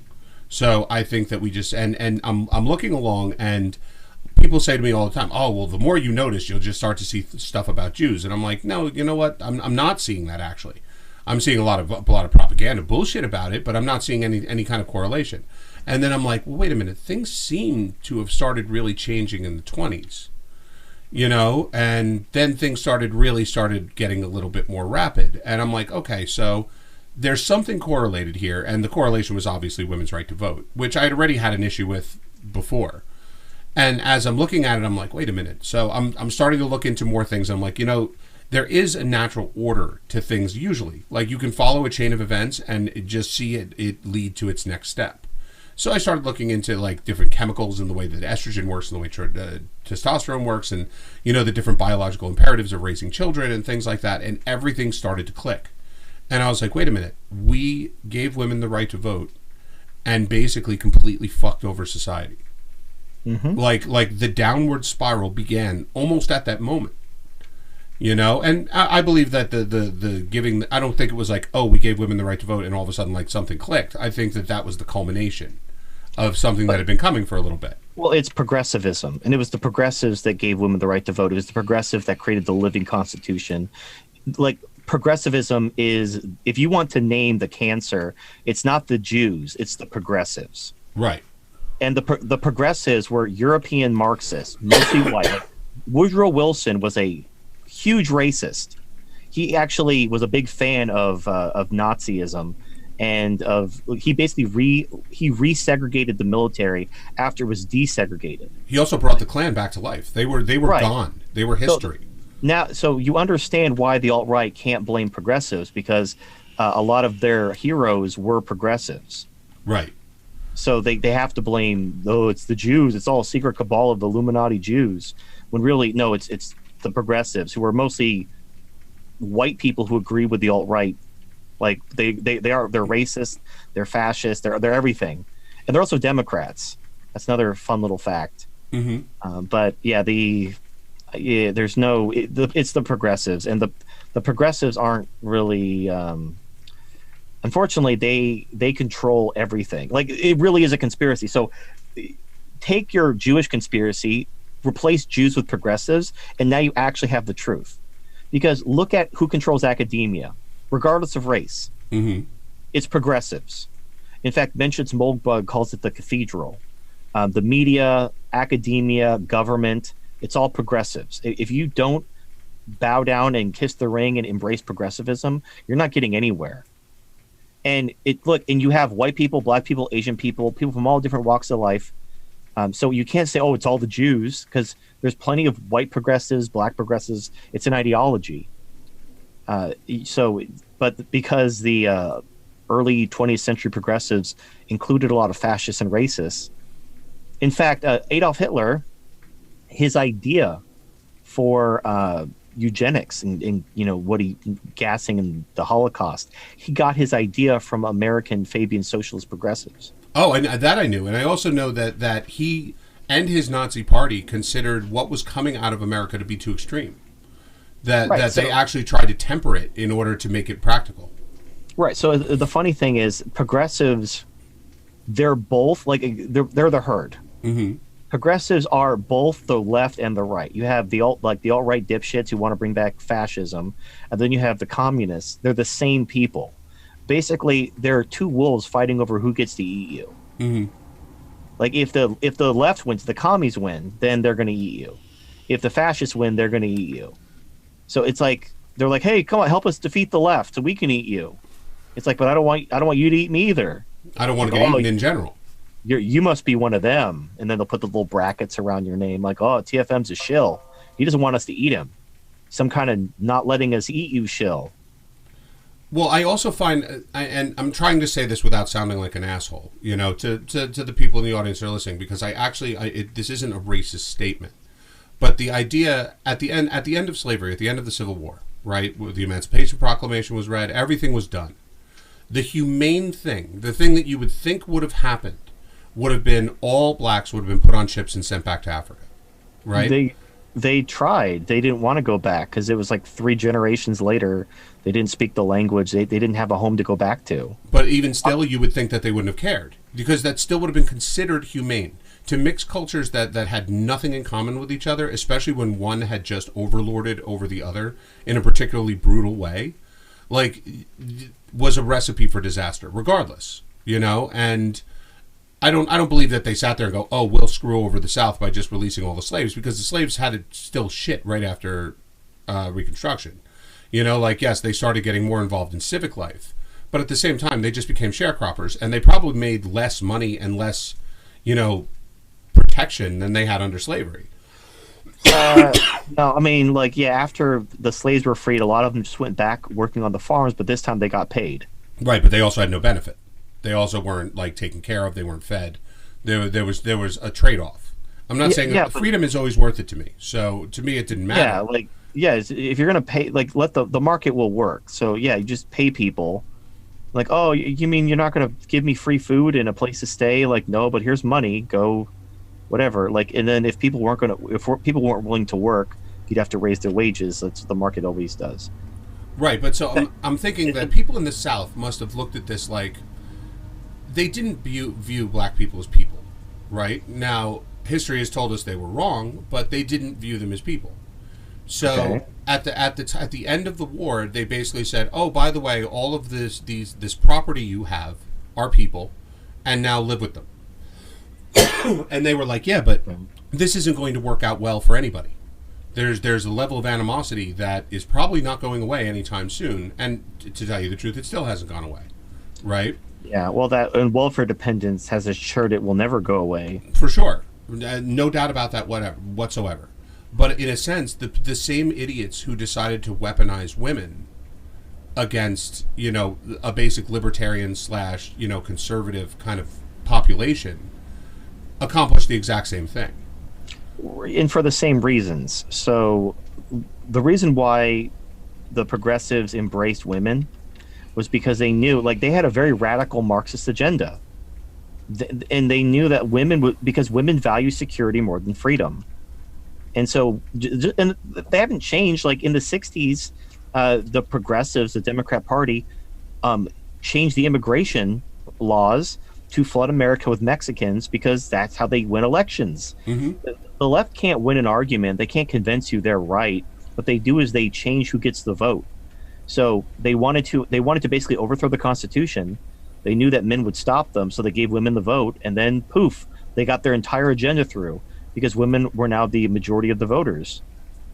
And then when they, in the 60s, when they started to lose, when there was a threat, oh, we might start losing elections again, quick, let's change immigration and flood America with Mexicans who will vote for us. And they held on to power for even more decades. So it's just like, it's the left always does this. And now they're talking about like lowering the voting age to 16.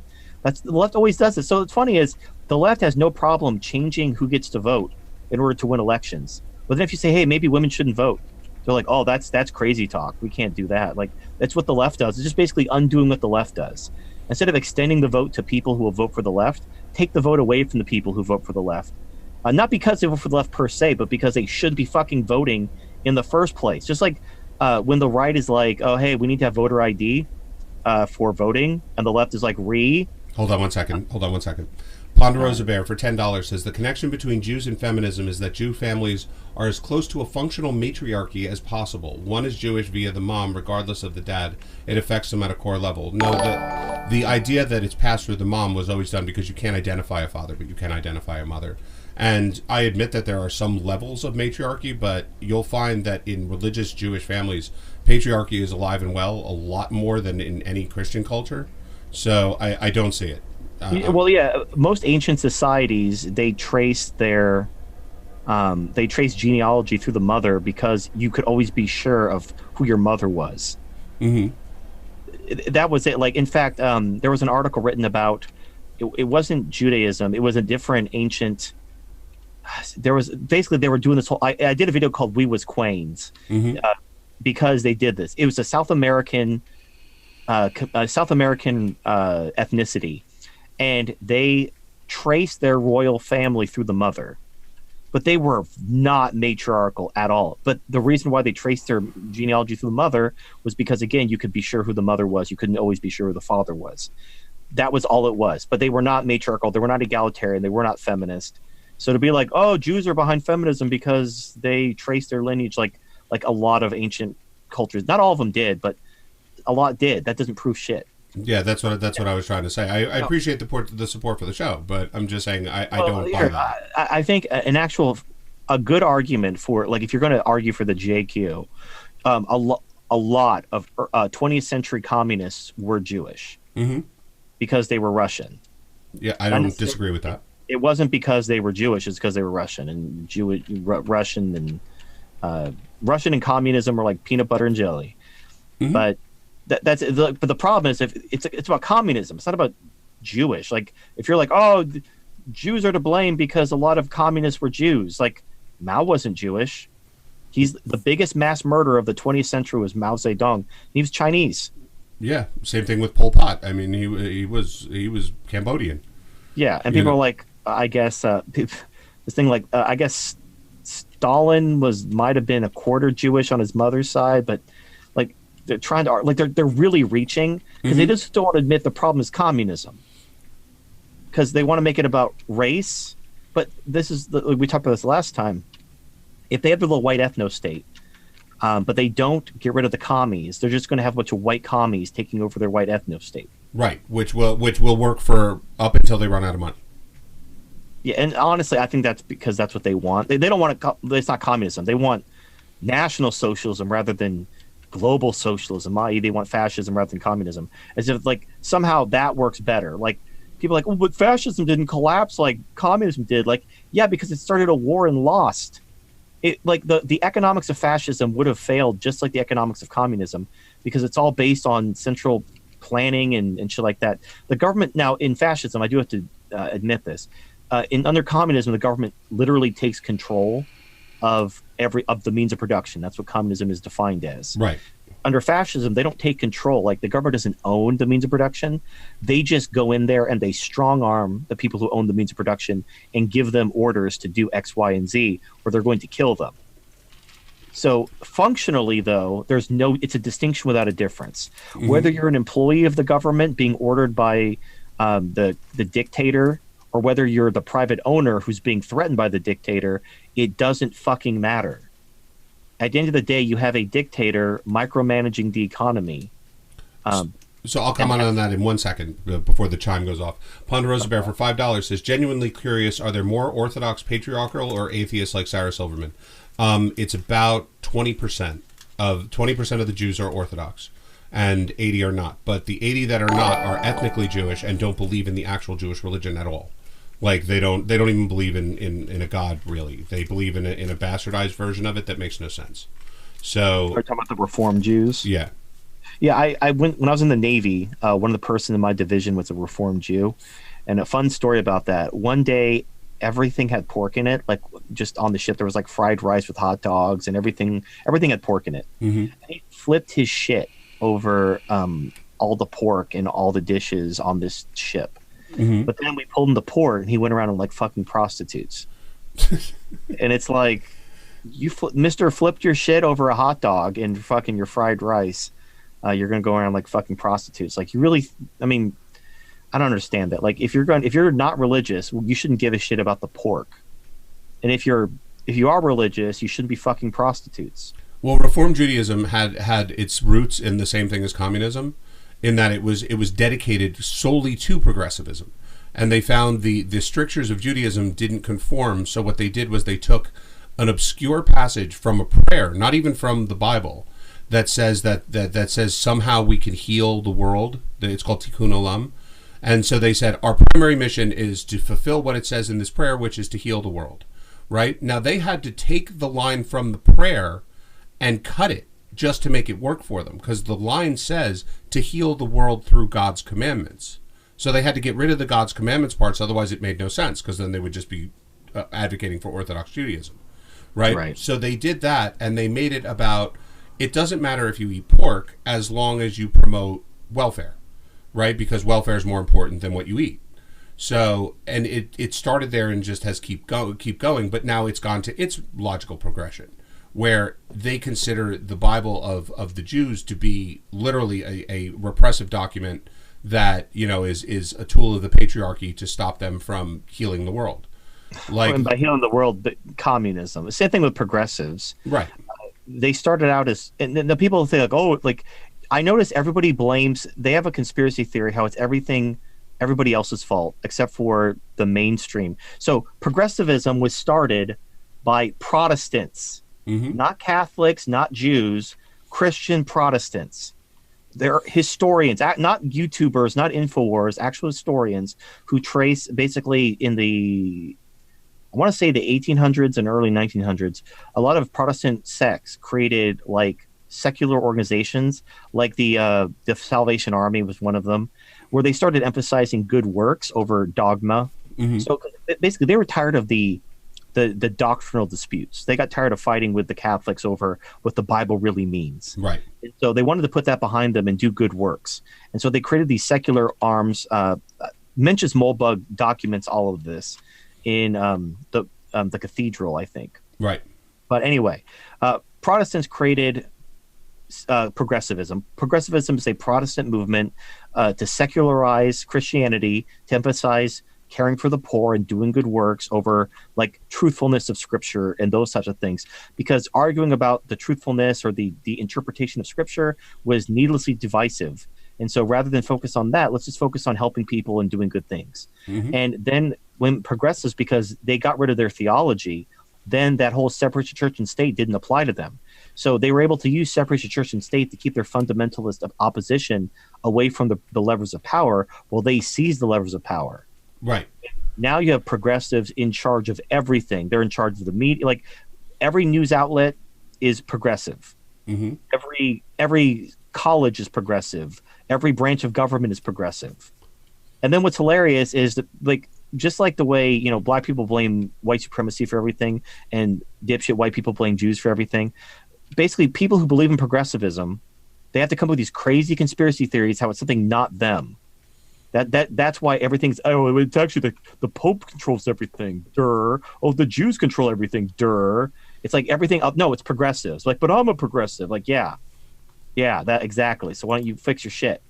Yeah, I'm not blaming. Just the thing is, unlike the progressive thing, like when you hear a retarded conspiracy theory that makes no sense, and then you hear like something that's like true and verifiable, and it makes perfect sense, doesn't require a bunch of weird conspiracy shit. Like it's openly admitted. Like, yes, in the early 1900s, these Protestant groups created these secular organizations to do good works, and they got government funding, and a lot of them, they started colleges. Like their religion built the colleges, and then they became progressive in order to get government money. Like you can actually track the causal, A happened, then B happened, then C happened. No conspiracy theory needed. No vast conspiracy, no Illuminati needed, just very causal relationship. And a lot of it had to do with this, legal and economic incentives. Well, the greatest part is you can look at it as it has the same result everywhere. The progressive Jews, the people they hate the absolute most, are Orthodox Jews. They don't dislike anyone as much as Orthodox Jews, because to them you're not getting it. Like, you're not in the know. You didn't figure out that it's all about progressivism. And progressive whites are the exact same thing. Progressive Christians are literally the exact same thing. What do they hate more than anything? Christianity. Because Christians don't get it. It's not about what God says. It's about, welfare, and it's about, climate change and whatever it's about. And the venom that they hold for like their future, their past co-religionists is way worse than they hold for general society. That's why every one of these progressives is cool with Islam. Actually, you know what? Since do you want to play? There's a video from Charlemagne where he goes over that section of Mencius Moldbug. Yeah, let me. Yeah, throw it to me in Discord, and I'll put it up. But remember, if I play it, we can't stop it. So I'll have to. Is it long? I don't know. I haven't watched it in a while. Yeah, throw it in the Discord, and what's it called? All right, hold on. Let me leave this game. But it was funny because I'll keep talking while you're doing this. Is that as I'm looking into this, and I'm looking at natural progression, and fractal geometry is all about how it is about harmony, right? Like the seashell that goes in the spiral, is mathematically almost perfect, right? And I'm looking at it and I'm like, okay, so they weaponized women against society, and you can't necessarily blame women for having nature. You know what I'm saying? Like, women have a nature to them that is always going to be the same. And progressives are really good at weaponizing people against each other. So they basically gave women the right to vote, but then they weaponized them against society as a whole. Because now it's not about family, it's about working. Because, you know, for some reason, I don't, and this I'll never understand, women consider the be-all, end-all their career. Like, since they were given the right to vote, everything is about maintaining their career. You know, like, we need more welfare so women can work as hard as men. We need more welfare so that women can make as much money as men. We need more Gibbs because women having children should not be an impediment to their job. You know? All right, I sent it to you, just so you know. So Ponderosa for $5 says, so how do you explain the Bolsheviks if you can put the weight on Protestants? I don't understand the question. Well, okay.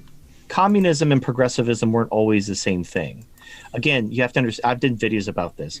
The morality that drives both religion and communism are the same. If you take religion and remove the theology, you have communism. Mm-hmm. That's what happened. Nietzsche warned people about this, that when we killed God, when we became a secular society, there was nothing there to fill the void. We didn't throw out our morality, our herd morality with religion. We kept it. And without the theology, we created communism in its wake. So, I mean, this happened. The modernity and progressivism, they basically arose independently from the death of God. And basically religion secularized itself, and that's where progressivism came from. And then those who outright rejected God but kept their morality also created communism. They come from the same thing. And then because the goals of communism and progressivism are the same, you have a lot of bleed over. Mm-hmm. And I'm sure if you ask a progressive, they don't consider themselves communist. But from the outside looking in, they look exactly the same. It's like the way people don't see a difference. Like in the red pill community, you got PUAs, MGTOW, incels, MRAs, got all these different groups. From the outside looking in, you don't see a difference. You see them all as the same group. But then if you're in the group, you're like, oh, of course there's vast differences. But to the outsider, you know, basically it's us and them. Everyone who's not us is them, and everyone kind of gets generalized in the same thing. So the Bolsheviks were just communists. They were following Karl Marx. They weren't progressives. But the progressives, it's kind of like the way different countries invented the bow. Mm-hmm. So you had progressives springing up in Western Europe and America while communism was taking off in Eastern Europe and Russia, and then of course China. They have the same. They're from the same tree. They're different fruits from the same tree. And none of that can be laid at the feet of Jews, by the way. Yeah, I know. Now there were a lot of Jewish communists because of Russia, but like that's honestly, I don't even like. Who cares? Like the ideology, because if you're going to blame a race, and if you're going to if you look at the roots of progressivism and feminism specifically, the philosophers who inspired the feminist movement were French. During the French Revolution, the French philosophers are the ones who laid the foundation for feminist thought. So it all goes back to the Enlightenment and the Protestant Reformation and essentially Europe. So, but of course, oh no, it's not us. No, it can't be us. We have to find someone to blame. You know, and then they come up with a conspiracy theory to make it someone else's fault. So it's whatever. Okay, so I've got this video. It's going to be 14 minutes long, so we'll just watch it. But as I said, I'm not going to be able to stop it, so we'll just go the full 14 minutes. Okay. All right. I may go to the bathroom. No, take a break because you've seen it. So, you know. All right. Okay, go for it, man. Today we will review more ideas from Part 9 of Mencius Moldbug's Letter to Open-Minded Progressives, which was published on June 12th, 2008. These next 3 videos on Moldbug will all be on Part 9 of the Open Letter, and will be a bit different in style from the previous 6 videos. In the first series of videos, I set about selecting passages from his letter and demonstrating their truthfulness through example. In this series, I will be reading the letter at a greater length to fully articulate his points. Moldbug begins Part 9 by describing how the origins of the progressive versus conservative conflict is to be found in the conflict between progressive Christians and fundamentalist Christians in the early 20th century. Moldbug cites Professor Carlton Hayes' book, A Political and Cultural History of Modern Europe, published in 1916 and updated in 1924, which describes how the original progressives were a Protestant sect in opposition to fundamentalist Christians. I will read his embedded quotation to set the context. Hayes says, quote, "Among Protestant Christian sects, there were several significant movements toward cooperation and even toward formal union. Many barriers between them were broken down, at least in part, by the Young Men's Christian Association, which had been founded in the 19th century, but which expanded very rapidly during and after the Great War. The Salvation Army, dating from about the year 1880, was another factor in the same process. It placed emphasis on spiritual earnestness, on evangelical work among the poor, and on charitable endeavors, rather than on sectarian controversies. There were also various, quote, federations of churches, end quote, and in Canada, after the Great War, several Protestant denominations were actually united. Such interdenominational and unifying movements were made easier by the fact that the original theological differences between the various sects were no longer regarded as very important by a large number of church members. Some Protestants, reacting against the decline of dogma and the doubting of the miraculous and the supernatural, turned increasingly toward Christian Science or towards spiritualism or theosophy. In some countries, and especially in the United States, the current vogue of Darwinism and other theories of evolution caused a new outburst of opposition from stalwart groups of Protestants to the claims of, quote, science, end quote, and a stubborn reaffirmation of their fundamental faith in the literal inspiration of the Bible. These, quote, fundamentalists, end quote, as they were called, were fairly numerous in several Protestant denominations, and they contested with their, quote, progressive, end quote, or, quote, modernist, end quote, brethren, the control of Protestant churches, particularly the Presbyterian, Episcopalian, Baptist, and Methodist, end quote. Now we get to Moldbug. Quote, "Your present-day progressive or modernist may retain some vestigial belief in God, or not, but she certainly does not think of her faction as a Christian supersect. Meanwhile, her fundamentalist adversaries have largely appropriated the label Christian. Neither side sees the red-blue conflict as that old staple of European history, the Christian sectarian war. To our modern fundamentalists, the term has become so opprobrious that they will respond better, dear open-minded progressive, if you use the word traditionalist. The idea that liberalism is actually mainstream Protestant Christianity is about as off the wall as it gets, and it must strike most progressives as equally weird. But here it is in black and white from a legendary Columbia historian. Obviously, someone is off the wall. Maybe it's me. Maybe it's you. Are you feeling paranoid yet, dear reader? When dealing with historical movements, it's often useful to ask, is this dead or alive?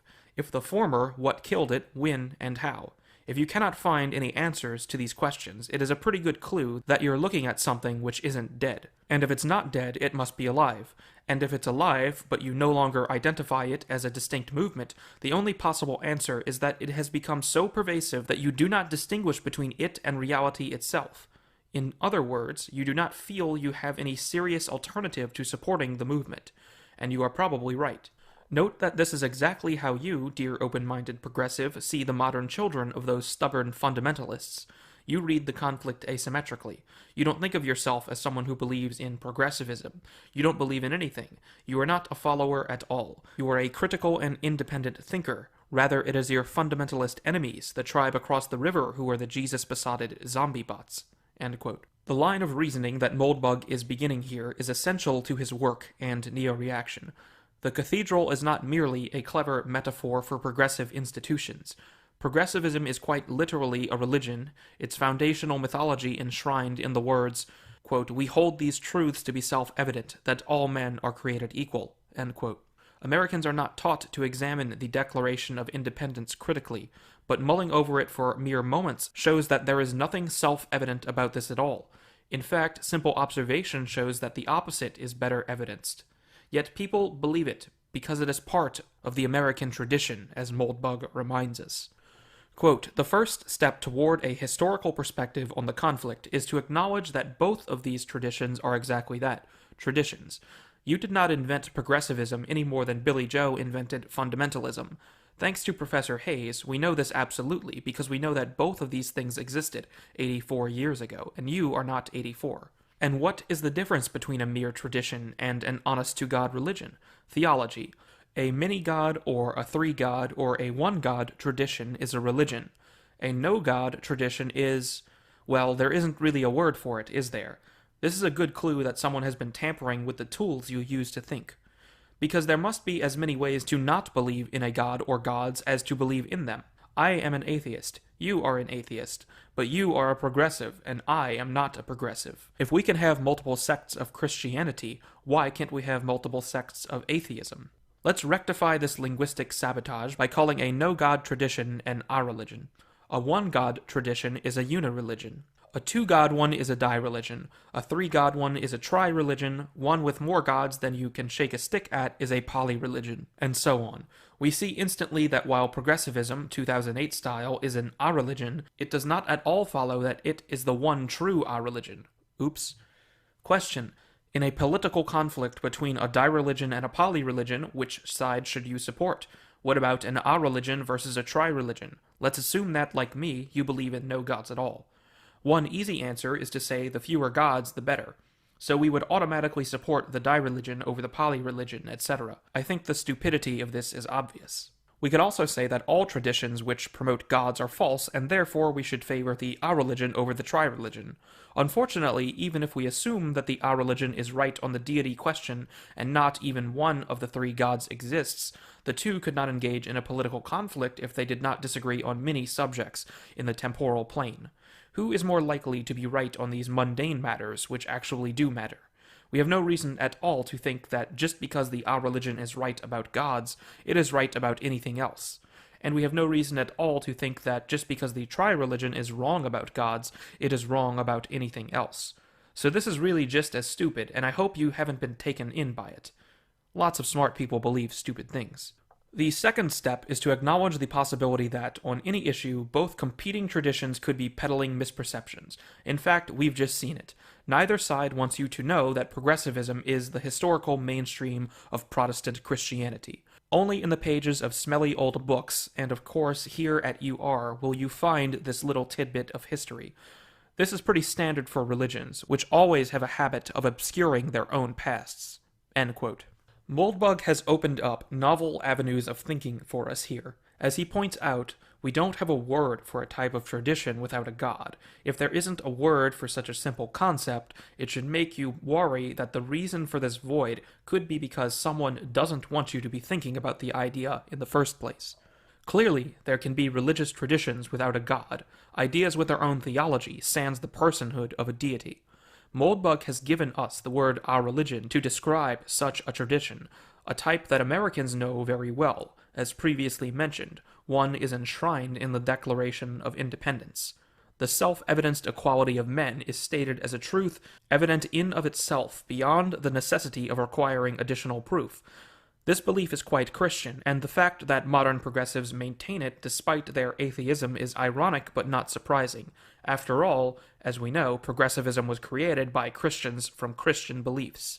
The cathedral has concealed this to perfection, and Moldbug next explains to us why this illusion is maintained. Quote, "Why do both sides agree on this misperception? The fundamentalist motivation is obvious. As a traditionalist Christian, you believe in God. It is obvious that anyone who doesn't believe in God cannot possibly be a Christian. The idea that there could be any kind of historical continuity between people believe in God and people who don't believe in God is absurd. It's like saying that Jesus was just some dude. But as someone who doesn't believe in God, you have absolutely no reason to accept this argument. Do you care, dear open-minded progressive, what wacky stuff those wacky fundies believe in? Do you care whether they worship God in one person, God in 3 persons, God in 47 persons, or God in the person of a turtle? No. No.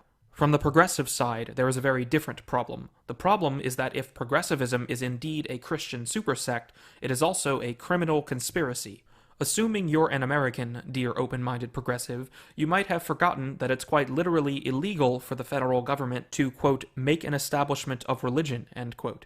While its authors and ratifiers never meant the clause to mean what it means today, we do have a living constitution. The law is what it is now, and over the last half-century our friends in high places have been quite enthusiastic about deploying it against their fundamentalist foes. Perhaps some perspective can be obtained by replacing the words modernist and fundamentalist in Professor Hayes' narrative with Sunni and Shia. The First Amendment does not say, Congress shall make no law respecting an establishment of Shiism. More to the point, it does not say, Congress shall make no law respecting an establishment of religion until that religion manages to sneak God under the carpet, at which point go ahead, dudes. Rather, the obvious spirit of the law is that Congress shall be neutral with respect to the theological disputes of its citizens, such as that described by Professor Hayes. Has it been? End quote. If we recall the opening on the first video, I noted that the cathedral became a formal part of the government with the creation of FDR's Brain Trust, a group of priests from America's top churches. Actually, they were professors from America's top universities, but through the optical device of the fundamental lens, we can discern their religious nature. Moldbug introduces this device to help us overcome doubt of the non-neutrality of the government in religious matters. Quote, if you doubt this, maybe it's time to put on the fundamental lens. This is a cute optical accessory that transforms all things Sunni into things Shia and vice versa. When you're wearing the fundamental lens, progressive institutions look fundamentalist, and fundamentalist institutions look progressive. In the fundamental lens, Harvard and Stanford and Yale are fundamentalist seminaries. It may not be official, but there is no doubt about it at all. They emit Jesus-freak code words, secret Mormon handshakes, and miscellaneous Bible baloney in the way a baby emits fermented milk. Meanwhile, Bob Jones and Oral Roberts and Patrick Henry are diverse, progressive, socially and environmentally conscious centers of learning. Their entire freshman class lines up to sing Imagine every morning. Would it creep you out, dear open-minded progressive, to live in this country? It would certainly creep me out, and I'm not even a progressive, though I was raised as one. An America where every progressive in any position of influence or authority was replaced by an equal and opposite fundamentalist, and vice versa, is one you would have no hesitation in describing as a fundamentalist theocracy, which implies quite inexorably that the America we do live in, the real one, can be fairly described as a progressive atheocracy. That is, a system of government based on an official a-religion, progressivism. This a-religion is maintained and propagated by the decentralized system of quasi-official educational institutions which we, here at UR, have learned to call the cathedral. In this chapter, we'll look, purely in a theoretical manner of course, at what it might take to get rid of this thing. If you find the exercise unpalatable, dear open-minded progressive, just snap the fundamental lens back on and imagine you're trying to free your government from the icy, inexorable grip of Jesus, or the Pope. The resemblance between anti-fundamentalism and its older brother, anti-Catholicism, may be too obvious to mention, but I should mention it anyway. Obviously, I don't object to the cathedral on account of its atheism. If a theist can object to theocracy, an atheist can object to atheocracy. I object to the concept of official thought in general, to the details of progressivism in specific, but most of all to the insidious way in which the cathedral has managed to mutate its way around the, quote, separation of church and state, end quote, in which it so hypocritically indoctrinates its acolytes. The cathedral is the apotheosis of chutzpah. It is always poisoning its parents, then pleading for clemency as an orphan, end quote. The cathedral promulgates an ontological framework with Christian dogma at its core. With the help of the fundamental lens, we can remove the layers of obfuscation that have been carefully erected to direct one's attention away from the altar at the center of the cathedral. With this in mind, in the next video, we will examine more specific examples of how Christian epistemology affects the cathedral, and what conclusions may be drawn from this. Thanks for watching.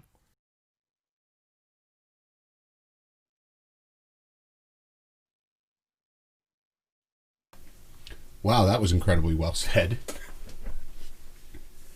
No, sorry, I forgot about the 10-second delay. I was like watching it on the YouTube channel. No problem. But wow, that was pretty intense. Well, you know, that's check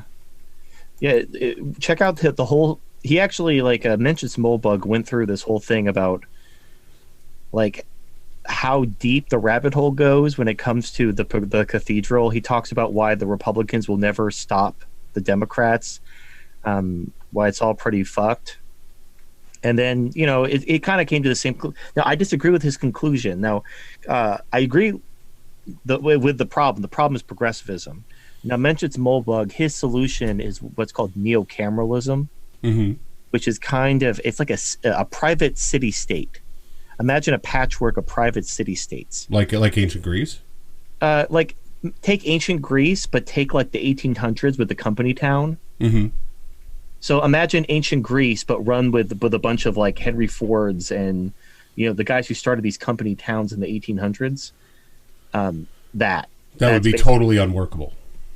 Well, it could work. The problem is you run into the same problems that you run into with anarcho-capitalism.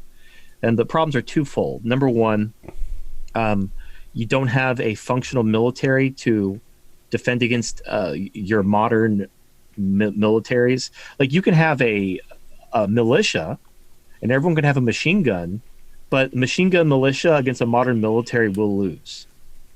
Like the weapons of mass destruction will wipe out your militia of machine guns, and it simply doesn't make sense for a private citizen to buy the kind of heavy military equipment necessary for a comparable military to defend against a modern military.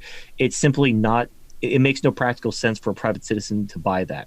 Like a private citizen might buy a small plane. Like you have some millionaires and billionaires that own private jets, but it wouldn't make sense for them to buy a stealth bomber.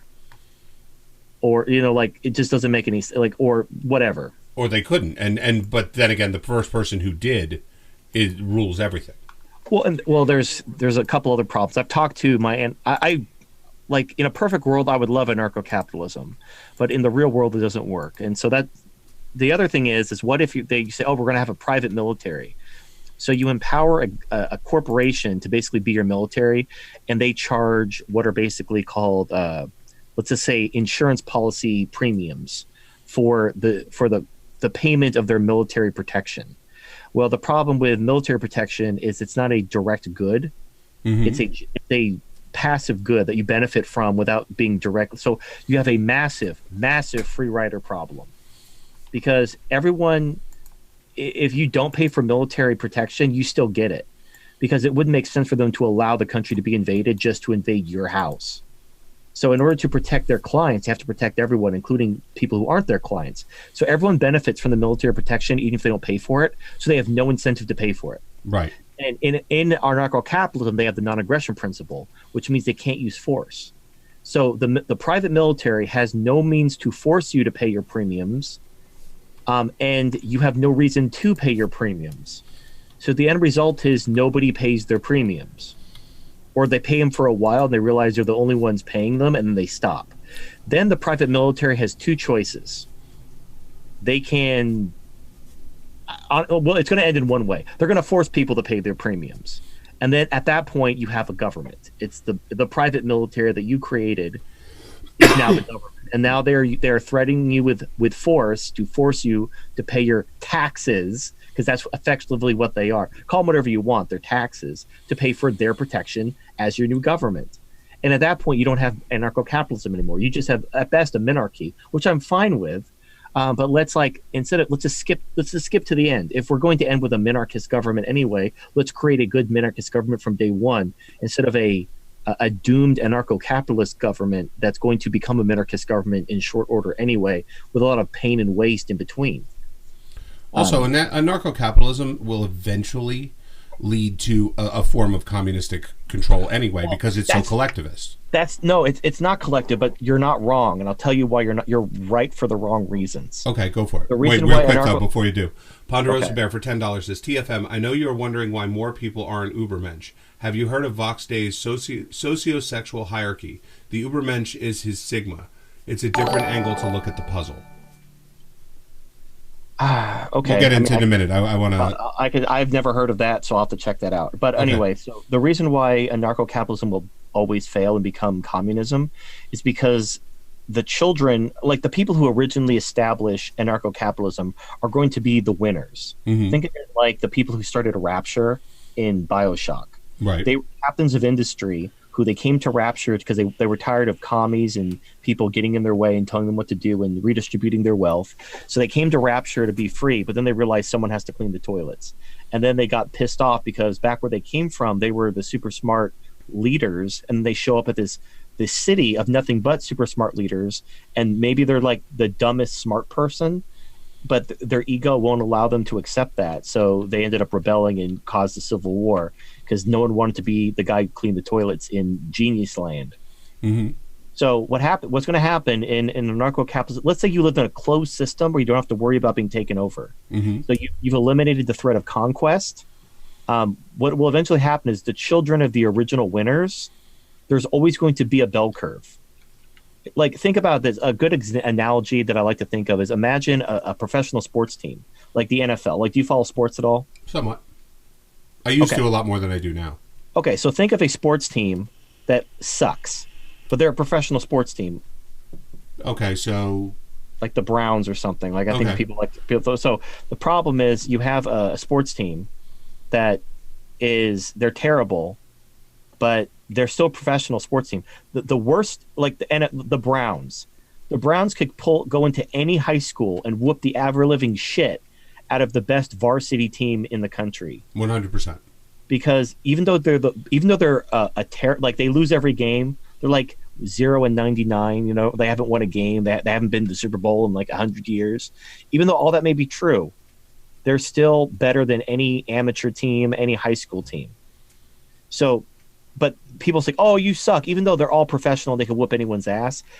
When you get to the big leagues, someone's going to come in last. Someone is always going to come in last. Even if you're all like the top 0.1% of athletes, once you form a league based on that, there's still going to be the winners and the losers. There's going to be the really good team. There's going to be the really bad team. So ego is what fucks it up. So I want you to imagine you have anarcho-capitalist, you have Ancapistan. And everyone who originally founds the town is like a super successful, hardworking, intelligent person who they just want to be free. They don't need any government help. They just want to keep what they earn. You know, so they start Ancapistan. But their children are going to be born on a bell curve. There's going to be winners. There's going to be losers. There's going to be people who can compete. There's going to be people who can't compete. And within a generation or two, because what always happens is the losers eventually, because a society is a victim of its own success. When a society is primitive, the losers can't become too numerous because they're losers and they don't produce enough and they eventually just die because of nature. They also produce resentment. Or people kill them because they're just lazy pieces of shit and, you know, hey, we're going to starve to death, so your motherfucking dipshit nephew's got to go. But when you have a successful society with modern technology, basically as a victim of its success, a byproduct is the losers don't die.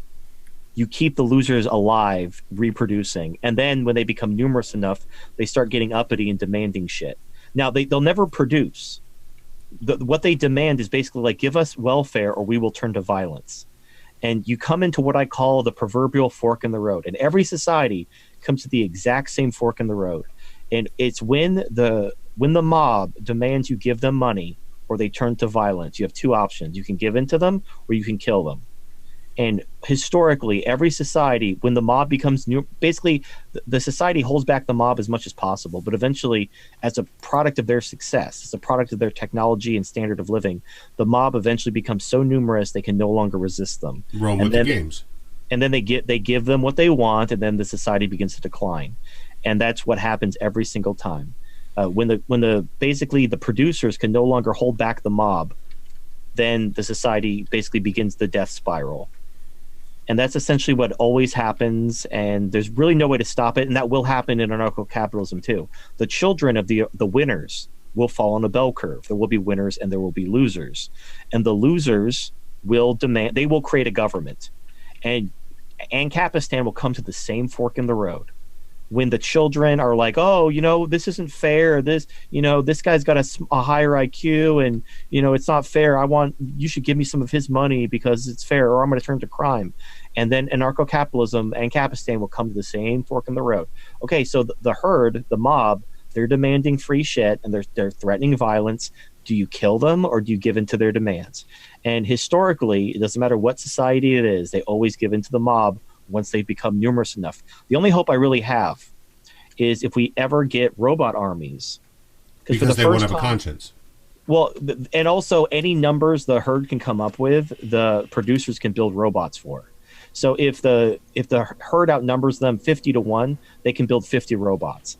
If the herd outnumbers them 100-1, they can build 100 robots. Any number the herd comes to, they can just build robots to match their numbers. So the fork in the road happens when the herd becomes so numerous they can no longer be resisted through force. But when you have robots, you have basically an infinite supply of soldiers. So no matter what number they can come up with, you can double. And so for the first time in human history, the herd can go eat shit. Huh. And that would be a beautiful day.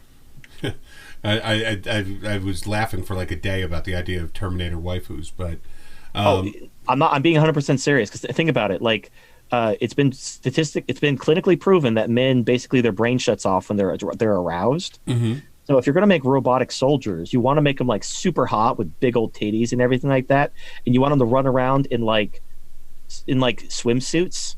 Like you want their titties hanging out and everything, because imagine the guys, like, they're like, okay, don't fire until you see the whites of their eyes, and they see like hot chicks coming at them. They wouldn't be able to discern that they weren't real. Like, their brain wouldn't let them, I think. Right. Even if they knew they were robots, like their eyes and their brain wouldn't be communicating. And also if they became aroused, their upper brain functions would shut down. It would basically be, you'd have a massive psychological advantage. And then another benefit of Terminator waifu armies is, once the army came back, you basically just disperse the waifus among your population, and they will gladly clean and maintain them for you for free, because they'd be the waifus of the citizens. So you have your waifu that you can like have sex with, who takes care of you and does all your waifu stuff, and then you clean her, you maintain her, you take pictures of her, you create an Instagram for her, all that stuff. And then when fucking the mob's coming up, they're demanding free shit. We got to gather the waifus. The gathering of the waifus has begun. And or so execute Order 66. Yeah, you give her a big hug and a kiss, and like, come back to me, baby. And then she goes in there and she purges, and then she comes back and she's like, I'm back, babe. And she's got a cool scar to show you.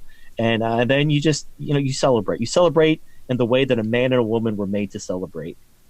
So I gave this argument to Richard Spencer. He refuses to talk to me, and his stated reason, which I have in a screenshot, is he doesn't like the way I dress, which I find very funny. But at the same time, he was talking about the idea that the white race will rise up and stomp out the country and create this ethno-state, right?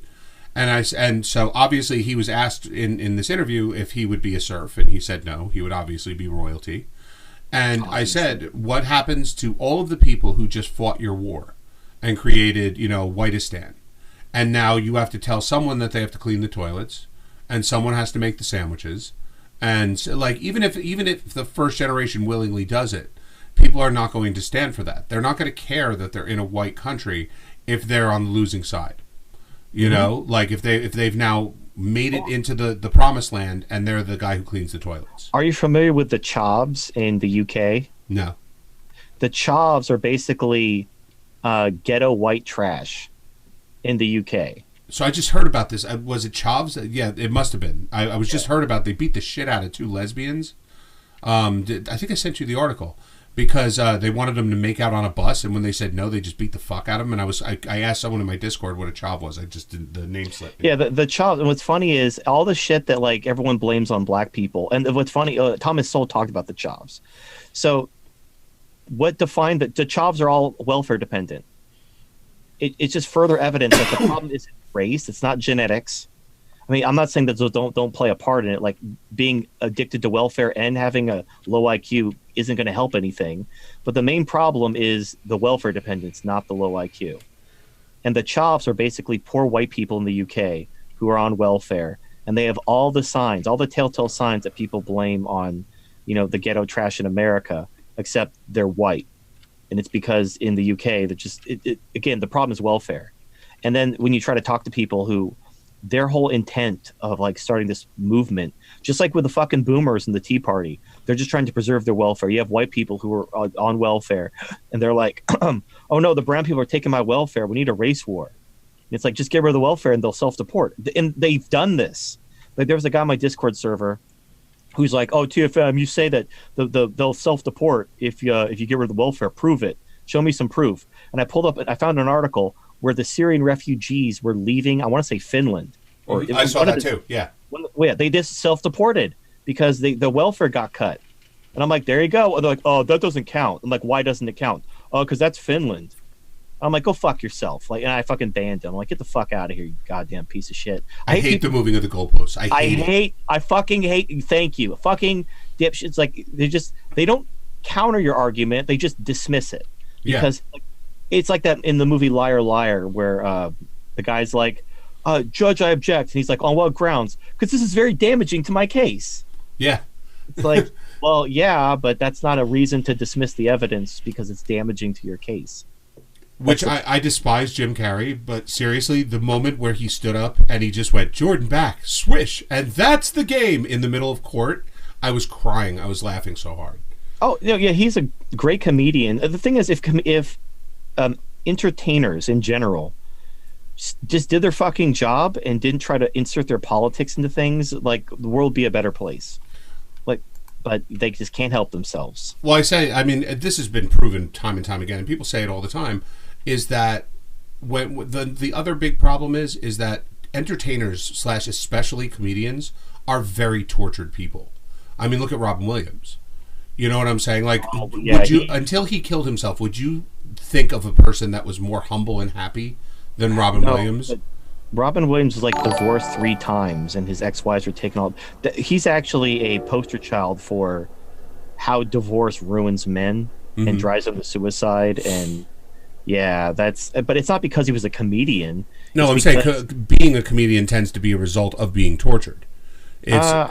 I don't know, man. Like, I'm a pretty funny guy, and I'm not like that. I don't think you had a pretty rough go of it too. I'm not saying that tortured meaning that they're fucked up. I'm just saying tortured that they have a level of experience that a lot of people don't have. And when you have that level of experience, a lot of times you become very rigid in your beliefs. I mean, I guess I try to be. I care about being right, which is a rarity. I'm saying, like, you're very rigid in your beliefs, but you're very willing to hear something that contradicts it. Well, and also I don't care about my self-interest. Like, a lot of people are like, oh, you say welfare is bad, but you wouldn't say that if you were on welfare. I'm like, what would that change?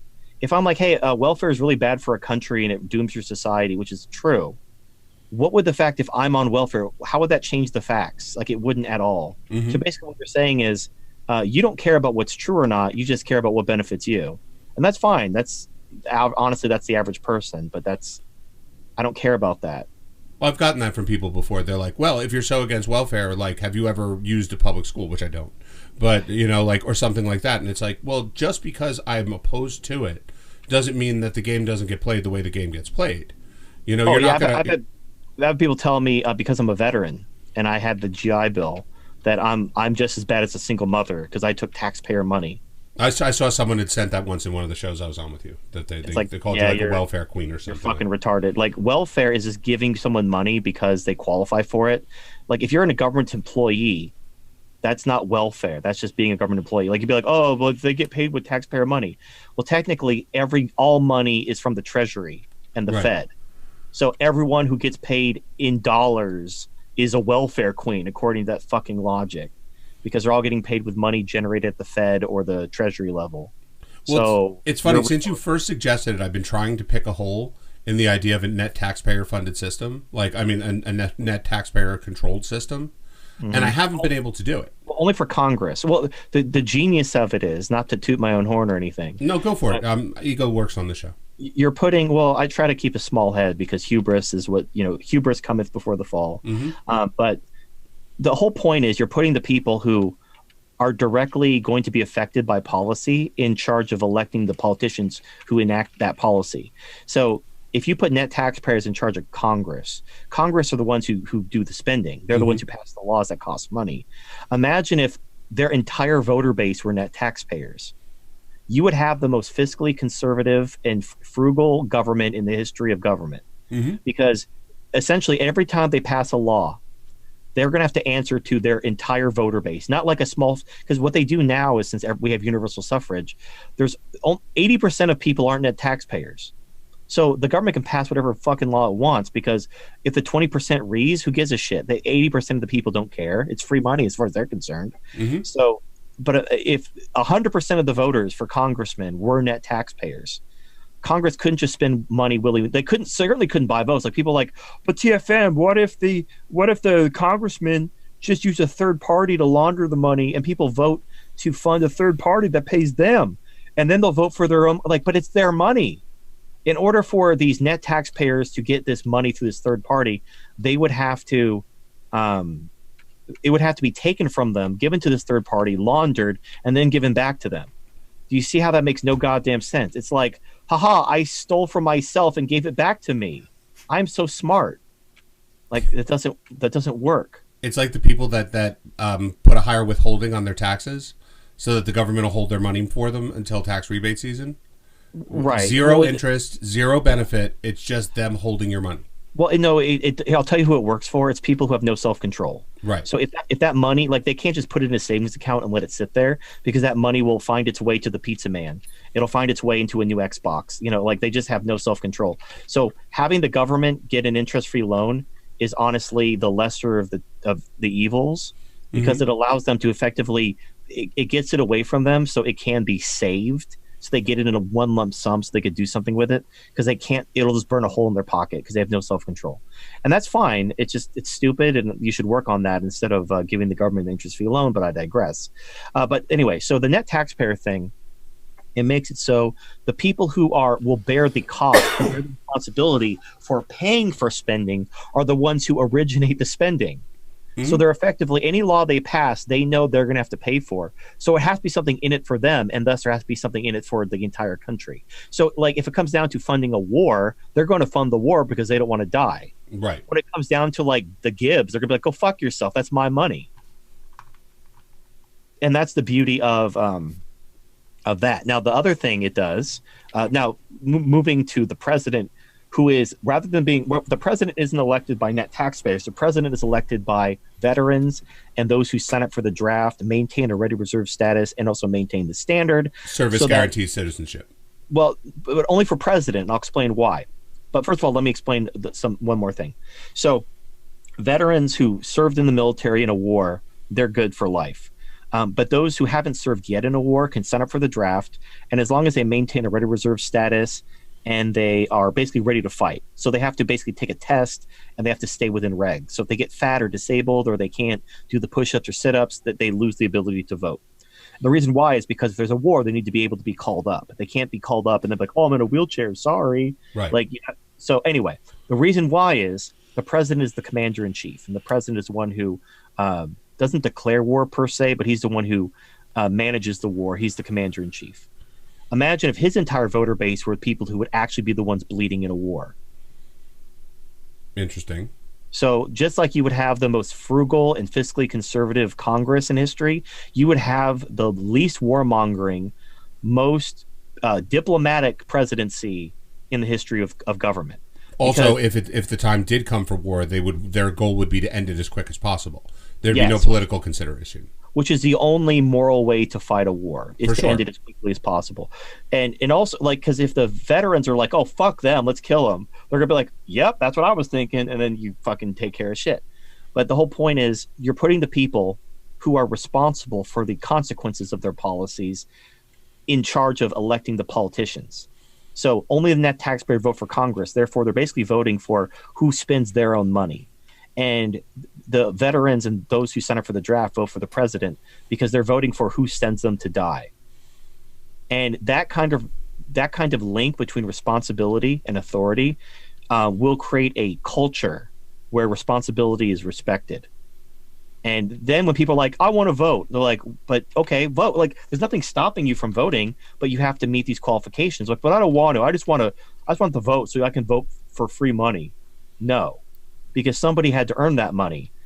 All the net taxpayers earn that money, and they pay more into the system than they count. That's why they're voters. And there's not going to be like, my whole thing about taking women's rights away. That's the only way to save the current system. Mm-hmm. Ideally, I would replace it with a net taxpayer system, but that's probably going to have to be post collapse. Yeah. But that's looking like what it's going to happen anyway. But yeah, women could vote under my system if they were net taxpayers, and if they served their country with honor and they maintained. Now there would be one standard; they wouldn't have a lower female standard.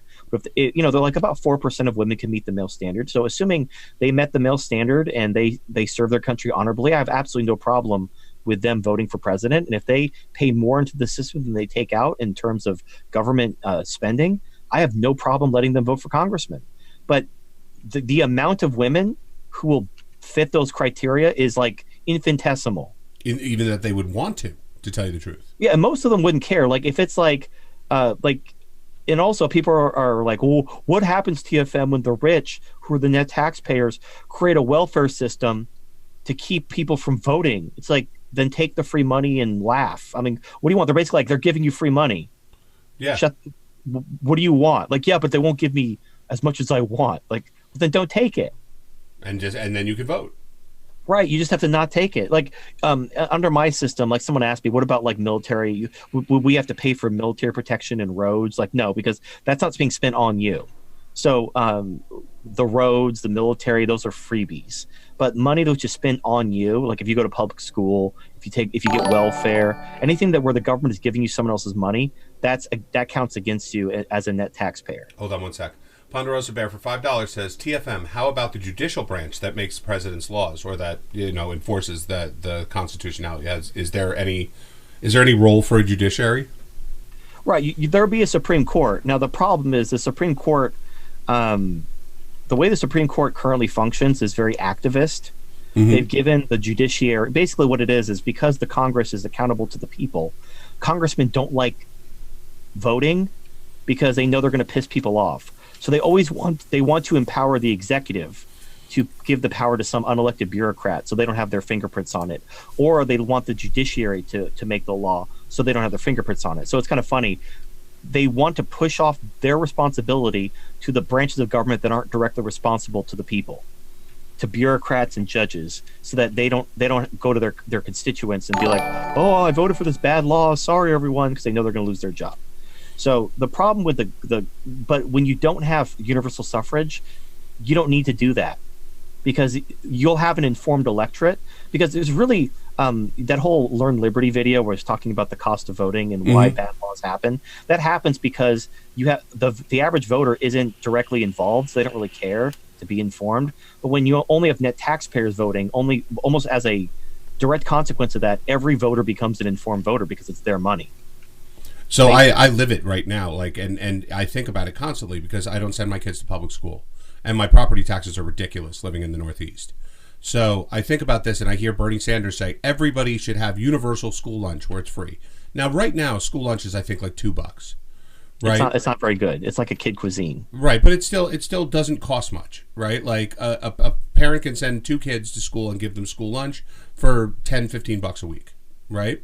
If I want my kids to get school lunch at their private school, it costs me $100 per kid per week, right? Because that's what it costs, because they're not subsidized at all.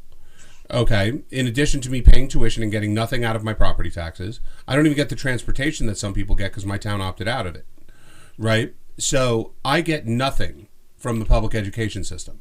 But at the same time, I also don't have to put up with indoctrination, which is why I do it in the first place. Whether that be religiously or politically, I don't have to put up with it. I don't have to in any way cede the raising of my children to the public school system. Mm-hmm. Right? So me personally, I would like to be in some way consulted on how property taxes are spent, because my money is being spent and I'm getting no benefit from it. Right. And when they raise the money and say, oh, okay, well, we want to give all the kids at the public school a cheaper lunch, I think, okay, well, now it's that much harder for me to buy lunch for my kids. And what? Just because they're willing to send their kids there to hear communism. It's because there's more of them than there are of you. For sure. Once you have universal suffrage, pandering to in fact, you know who gets most of the welfare? It's not the poor, it's the middle class. The overwhelming majority of welfare goes to the middle class because they're the majority of voters. Mm-hmm. So, again, the only solution is an informed electorate who has skin in the game. And that's why limiting the franchise to people who have demonstrated responsibility and who are responsible for the consequences of what they vote for. Like another thing, now, but I don't necessarily think this is necessary, but like as a thought experiment, imagine if the children of politicians had to go to war. Like there was no opt-out. Like if you were part of the thing you agreed to become a politician was your children in the event of war would all go to the front lines. Now, again, the whole point is like they wouldn't vote the way they would if they were personally responsible for it. And that's the key, making people personally responsible for their votes. Put net taxpayers, it's their money. So when they vote, they're spending their own money. The veterans, when they vote for the president and he's a warmonger talking about, I'm going to kill all the Muslims, whatever, they're the ones who are going to fight that war. They're the ones who are going to get blown up and shot at. So you have a completely different political dynamic than the current system, where you have women and you have illegal Mexicans voting for free Gibbs, and none of them pay a goddamn cent in taxes. I mean, I don't remember if it was you that I'd even broached the subject with, but it's pretty much accepted logic that we nuked Japan because the invasion would have cost so much more. It would have cost 1 million Japanese lives and probably 250,000 American lives, or at least Allied lives, right? Now, obviously, there was tertiary benefit. We showed the Soviets we had it. There was a whole bunch of tertiary benefit, but the main benefit was that it would save lives, even though it was a nuclear bomb. Now, if the political will had been there to use it against Stalin right afterwards, the whole world would have probably been different. Yep. Yeah, but there's also this war weariness, and also the Soviet Union was our ally, so it'd be like turning against our ally after there was a lot of pro-Soviet propaganda during World War II because they were our ally. Mm-hmm. So yeah, there's a reason why it didn't happen. We could look at, we had the benefit of hindsight. We'd be like, man, it would have been great if we just ended it then. But unfortunately, I don't think it could have gone any differently. So it's just one of those things you did the best you could with what you had, and it kind of came to a bad way, but it really wouldn't have ended any better. But at the same time, like you were saying, if a politician's kids were required to serve, right, barring of course some mass malformation or something like that, right, at the end of the war, it would have commonly been looked at like, if we don't do something now, my kids will be fighting these people in 10 years. Oh yeah, okay. The only moral way to fight a war is to end it as quickly as possible. You don't want to be like the final boss in an RPG where you toy with them and for an hour until you're low on health, and then you unleash your ultimate attack. You want to fucking blitzkrieg their ass. You want to hit them with everything all at once. You want to make them surrender day one. You want to push their shit in so deep it's coming out of their mouth. Mm-hmm. That's the only moral way to fight a war. That's what we did. That's what we did to Iraq. We didn't fucking pussyfoot around. We destroyed everything in a day. And then, of course, we did the opposite of what we should have done, which was leave. Well, what's funny is it's an example of doing something because we forgot why we did it in the first place. It's one of those that's just the way we do things around here kind of things. So we originally, after World War II, we were rebuilding countries as part of the Marshall Plan, because when we didn't, the Soviet Union would come in to these ruined countries and then take them over in their weakness. Right. In order to prevent the Soviet Union from spreading into Western Europe, we rebuilt Western Europe. Because if we didn't, the Soviet Union would conquer them. So that's why the Marshall Plan existed. It wasn't like, oh, we're so nice. We like rebuilding our enemies. Hooray. Rebuilding our enemies is the right thing to do. No, it was to stop the Soviet Union from spreading. Right. But after the Soviet Union fell, we still continued to rebuild our defeated enemies out of habit because we forgot why we did it in the first place. It became like, oh, we just do it because it's a nice thing to do. Well, remember at the ramp up to the Iraq War, it was like, this isn't going to cost us trillions of dollars because we'll just pay for it with their oil, and not a drop. They didn't take a drop. They just said fuck it and just wound up leaving our troops there and just paying for it for no apparent reason whatsoever. And then, of course, you give the progressives, they're in at that point. Because the progressives can go, oh, well, this one soldier shot a little kid even though he had a bomb on him. What are we just over there shooting kids? I have personal... Okay, so when I was in Iraq, because I did 2 tours, just, I know. Not bragging or anything.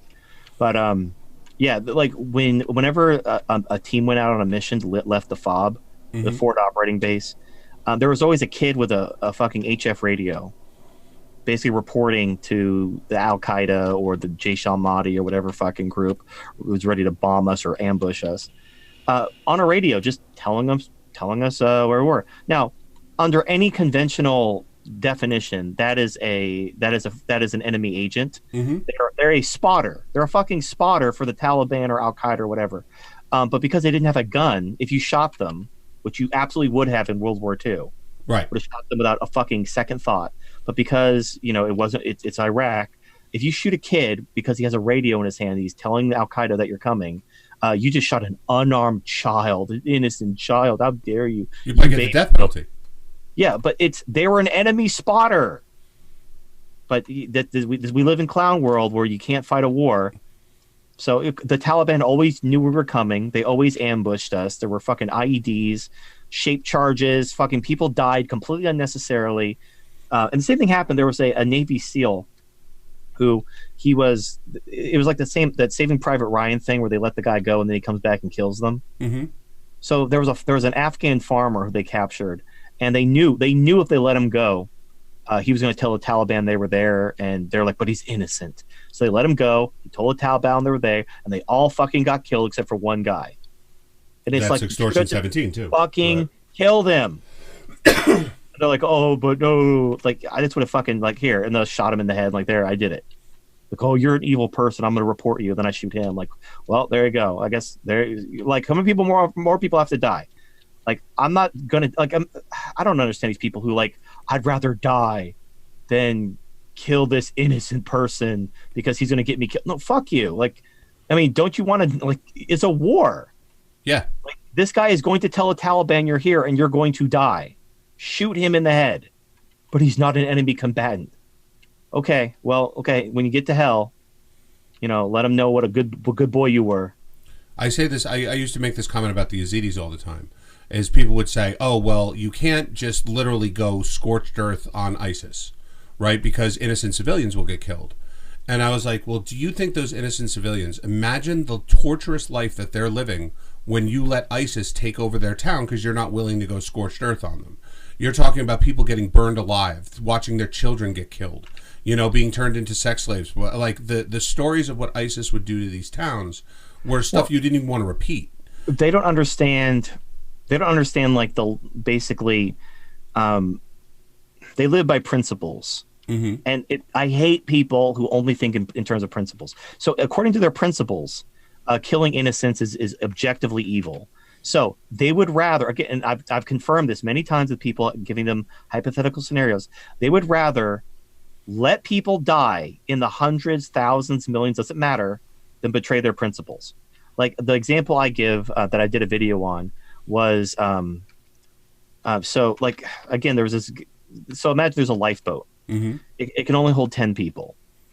20 people, including you, are making their way to the lifeboat. If you do nothing, all 20 people are going to get on the lifeboat, it's going to sink, and all 20 people are going to die. Uh-huh. So doing nothing means 20 people die. So you have a couple options. You can let the 20 people get on the boat and all 20 of you die. It's the last lifeboat, by the way. So if you don't get on this lifeboat, you're going to die. Yeah, there's no ambiguity about it. There's no ambiguity. Either you die or everyone dies, or you basically have to kill 10 people. Essentially, so let's say hypothetically you kill 10 people. Mm-hmm. So you save 9 other people, including yourself. The 10 of you get on the lifeboat and you're going to be okay. Then the 9 people say, oh, you killed those 10 people. You're going to have to answer for your crimes. When we get rescued, we're going to turn you into the authorities. Now you have to kill them too. It's true.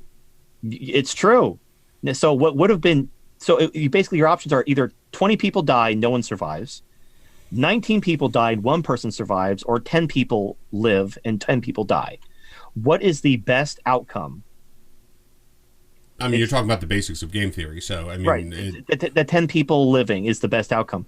But the problem is the dipshit, the 9 other people who think you're a monster for saving their lives because you betrayed their principles. You killed 10 people. You're a monster. You need to pay for your crimes. And then because oh fuck you, you can go eat shit too. And now which isn't what you wanted. But if you're gonna stab me in the back, fuck you. So this what I'm about to say never enamored me very much to progressive Jews. But I was arguing with a progressive Jew once, and he was basically like extolling the virtues of FDR, but for all the wrong reasons, right? And I said, listen, there was one thing FDR did. Now, I thought he was a pretty shitty president, and I thought that any president after Pearl Harbor would have to go to war. So it doesn't matter that he did, So I don't give him credit for entering World War II, Right. But at the same time, he was approached by the American Jewish establishment, right? And told that the concentration camps are real. They're putting people on train cars, sending them to Auschwitz, and murdering them, right? And this was not in any way, shape, or form in dispute. It wasn't like FDR said, no, they're not, don't worry about it. FDR had full understanding that they did, right? And they said, will you please bomb the railroad tracks to stop these train cars from going? And he said no. And when they asked him, like, what are you, a monster or something like that? He said, the best thing I can do for the Jews is to end this war as quickly as possible. And every plane that I remember, planes weren't that accurate. You couldn't just drop a bomb on something easily. You'd have to try to, divert an entire, air force to make sure that you were effective in taking out the railroad tracks. And they would just rebuild them the next day anyway. So he said, if ending the war is the best thing I can do for the Jews, bombing a railroad track means that we're going to extend this war and more people are going to die. And they were pretty pissed at him about it. And I thought that took courage, but he was dead right. Yeah. They would have gotten to those camps and they would have been all empty because everyone would have been liquidated if that was the course that they took, instead of ensuring. And remember, this is before Dresden. This is before they firebombed half of Germany. So there was no absolute proof that America was going to win at this point. It wasn't just a foregone conclusion. So he had the foresight to understand that ending the war was the most important thing that there was. He also had the foresight to know not to even tell Truman about the bomb. Truman had no idea. They briefed him on it the day that FDR died. Because he was afraid that if he told anybody about the bomb, they would convince him not to build it. Interesting. So he kept it literally confined to the scientists of the Manhattan Project and the generals that had to be informed because their soldiers were being, sent over there to either aid and assist or to guard. So he told literally the most few people he could, including Truman. His own vice president had no idea that we were even working on an atom bomb, let alone that we already had them.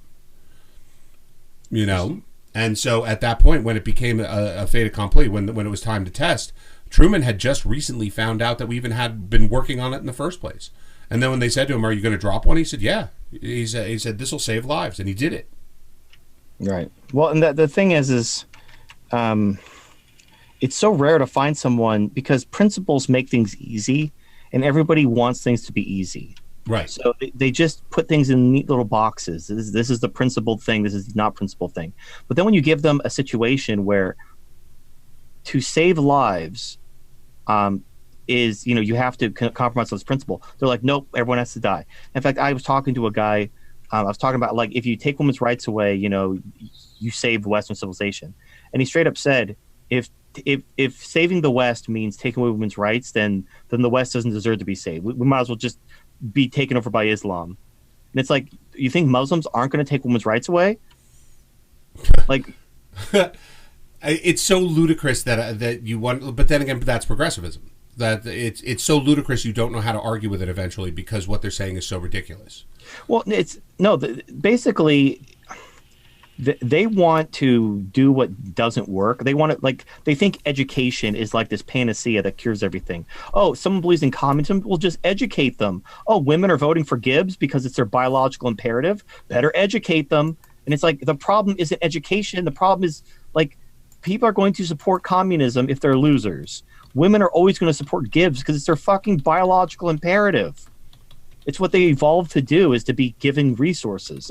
Of course they're going to vote for welfare. It doesn't matter how good they have. Even the fucking 20s, it's so stupid. But they refuse to even entertain the idea of oh, some people shouldn't vote because of they're not responsible. It's not because of sex, not because I hate women. It's because they don't have any responsibility. They don't serve. They're not subject to the draft. Now there's talk about them going to the draft now that feminism has convinced women to be put in combat roles, which that I'll believe it when I see it. But let's say they do become eligible for the draft. As soon as an actual war breaks out, they're all just going to get pregnant anyway. And even if they didn't, men can't comprehend the idea of women being captured, raped, and killed. It's incomprehensible. They would give them away out of it. One sec. Hi, Alpha for $2 says, why is Mike Enoch beady-eyed and obese? I've already answered this because he's a woman. So go ahead. Hashtag stunning and brave. Yep. But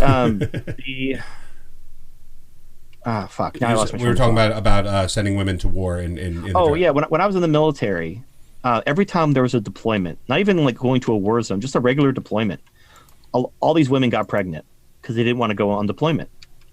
So imagine when there's a fucking war, all these women you're drafting are just going to get pregnant, and then to avoid the war. And you're like, oh, that's great. That means we're going to bring our birth rate back up. Like, yay, single mothers, hooray! That's a great idea. Right? Yeah. Send all their husbands off to die in war, and then just leave them to raise a gaggle of children. It's just admit, fucking take women's rights away. Just stop it. Stop this like bullshit. Like you're trying to beat around the bush, trying to like, well, isn't there a way we can convince, like the right is trying to convince women to give up their rights by trying to be like, well, feminism's bad for you. Feminism hurts you. Like, even if that's right, that's like telling a spoiled child, oh, but if we give you candy and you don't brush your teeth and you get a pony, you're not going to be a well-rounded adult. You need to learn discipline and self-control, or you're going to be a very unhappy adult. Guess what the spoiled child's going to do? He's not going to give a fuck. He's going to eat the candy. They're not going to give the slightest of shits, and neither will women as a group. Like, it's such a waste of time. And the right's been trying to do this for literally 100 years. It will be 100 years next year. 2020 is the 100-year anniversary that women got the vote, and it has never worked. In fact, we joke about this. The LGBT movement has done more for men than the MRA movement has, because the MRA is trying to convince women that to be fair to men. They don't care. Why would they? There's no benefit to them whatsoever to be fair to men. Right, and women only care about what benefits them. And like you can be like, oh, that's fuck you. I can prove it. Feminists admit this. Carol Gilligan, The Ethics of Morals of Care or whatever. It proves this. Like, you're just in denial because you believe in a religious equality. This whole like complementarianism. Like, oh yeah, women and men aren't literally the same, but they're equal in the sense that they're human beings. It's like, that doesn't even make fucking sense. Like, oh, we're all equal because we're all human beings. What? That doesn't, like, that's not how equality works. Like, you wouldn't say that about any other organism. Nope. Like, if you saw a dog, if there was a sickly dog that fucking was all mutated and fucking, like was going to die, you wouldn't be like, that dog is equal to every other dog. Right. No, you would never say that. But when it's humans, again, like, we don't feed the animals in parks because we realize it causes problems. But then we demand it of humans because it's the right thing to do. So we have these double standards because we don't want to just fucking cut the umbilical cord and let nature happen because, oh, but they're humans. Who says? Because your fucking herd morality says. That's all it is. It's all herd morality. It pisses me off because that is what is destroying the world, is the herd and their goddamn herd morality, where all they care about is free shit. Well, and the internet's giving them the ability to unite. Well, they always unite. They always have the benefit of the majority on their side. Always. That's just the way it is. Someone's asking if you support Serbia. I don't know what that means. Oh, that's this fucker. Like, there's this guy on my Discord server that all he talks about is Serbia. I don't fucking care. I don't know literally anything about Serbia. He's just a guy who he posts the same Serbian meme of this guy playing the accordion and talks about remove kebab, and it's just like this one note. It's not even a joke. It's just like a catchphrase, and it's kind of annoying because it's not funny. Like, it's just stupid. I mean, maybe you're describing it wrong, but it doesn't sound very funny. It's not funny. It's that Serbian meme about the guy playing the accordion while someone else is shooting a gun. It's literally that meme over and over again. The guy thinks it's funny, and everybody humors him. And I don't know if it's because he's retarded and he has a terminal disease, and everybody has to be nice to him because he's going to die of leukemia in a week. I don't know. Make-A-Wish didn't contact me, but it's not funny and it's annoying, and I don't know why everyone humors him. And whatever. Like, I don't give a shit about Serbia. I don't give a shit about Eastern Europe. Take your fucking women's rights away, and then we'll talk. Then I'll respect you. So, real quick, High Alpha for $2. Undead Chronic and TFM are two alpha males. Nice, thank you very much. I guess I don't like, honest. The way I define alpha beta, I have my own system. Go for it. And alpha is it's all in relation to women because it's all about sex. Of course. And alpha is a guy who has good genes and is attractive, and women will fuck just for the pleasure of his company. Mm-hmm. A beta is someone who has money or utility that women will fuck because he's useful. So like Harvey Weinstein, a rock star, a celebrity. He may be attractive too. Like, he may be an alpha and a beta. But if the primary reason that the women are fucking him is because he's rich or successful or useful to them, then he's a beta. And then, so it goes A, B, and C. A is alpha, B is beta, C is cuck. A cuck is neither attractive nor wealthy nor useful. So the only thing he has is being a nice guy. So he's the guy who like, I'll treat you better. Like I'm not attractive, I'm not rich, but I'll take care of you. I'll rub your feet and that kind of stupid shit. And that's it. That's the end. There's not like a fourth category. There's not like zetas and gammas and omegas. There's alpha, betas, and cucks. Because women will either fuck you because they're attracted to you, because they want your money, or you could try being a nice guy, but frankly, that just disgusts them, and you're just going to be very disappointed. Oh, breaking news! Black Pigeon Speaks is back. Oh, well, that's great. Mm-hmm. Good for him. But I'm with you on the alpha and beta thing.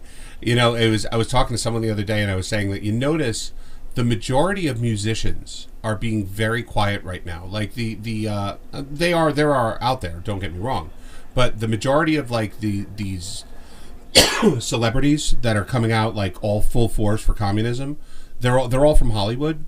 Mm-hmm. But the musicians know that they're going to get the Me Too the fuck out of them if they open their mouths and start talking about equality and stuff like that. So you're seeing a lot of musicians just staying very noticeably on the sidelines for something you'd think that they would be in the front of. Yeah, because it affects them. Like they did not even a study, they did a social experiment in the UK. They interviewed random people on the street about if they would allow a migrant to stay in their house. And anyone who said yes, a migrant just showed up out of the blue and like, oh, here's your migrant. Go ahead, Ahmed. Here's your new family. And everyone would like immediately run away. Yeah, they'd be like, well, I only have a 2-bedroom and I have a roommate. Right. So basically, yeah, I saw that. It's all virtue signaling. They're basically they're NPCs. You know how you go to an NPC and you hit X and they give you the same platitude response, like, oh, welcome to so and so. And if you keep hitting X, then they'll start repeating themselves. That's how NPCs think. They basically say what they're told to say, as is the way of NPCs. So they're going to give you the answer they're expected to give, but then when it's time to actually, pull the trigger, like, oh, you think migrants should live in your home? Well, here's a migrant. Now they'll be like, and they'll run away because they don't really believe it. They know it's bullshit. Then they say Orange Man bad. Well, that's why anonymous voting is so important, because otherwise the NPCs.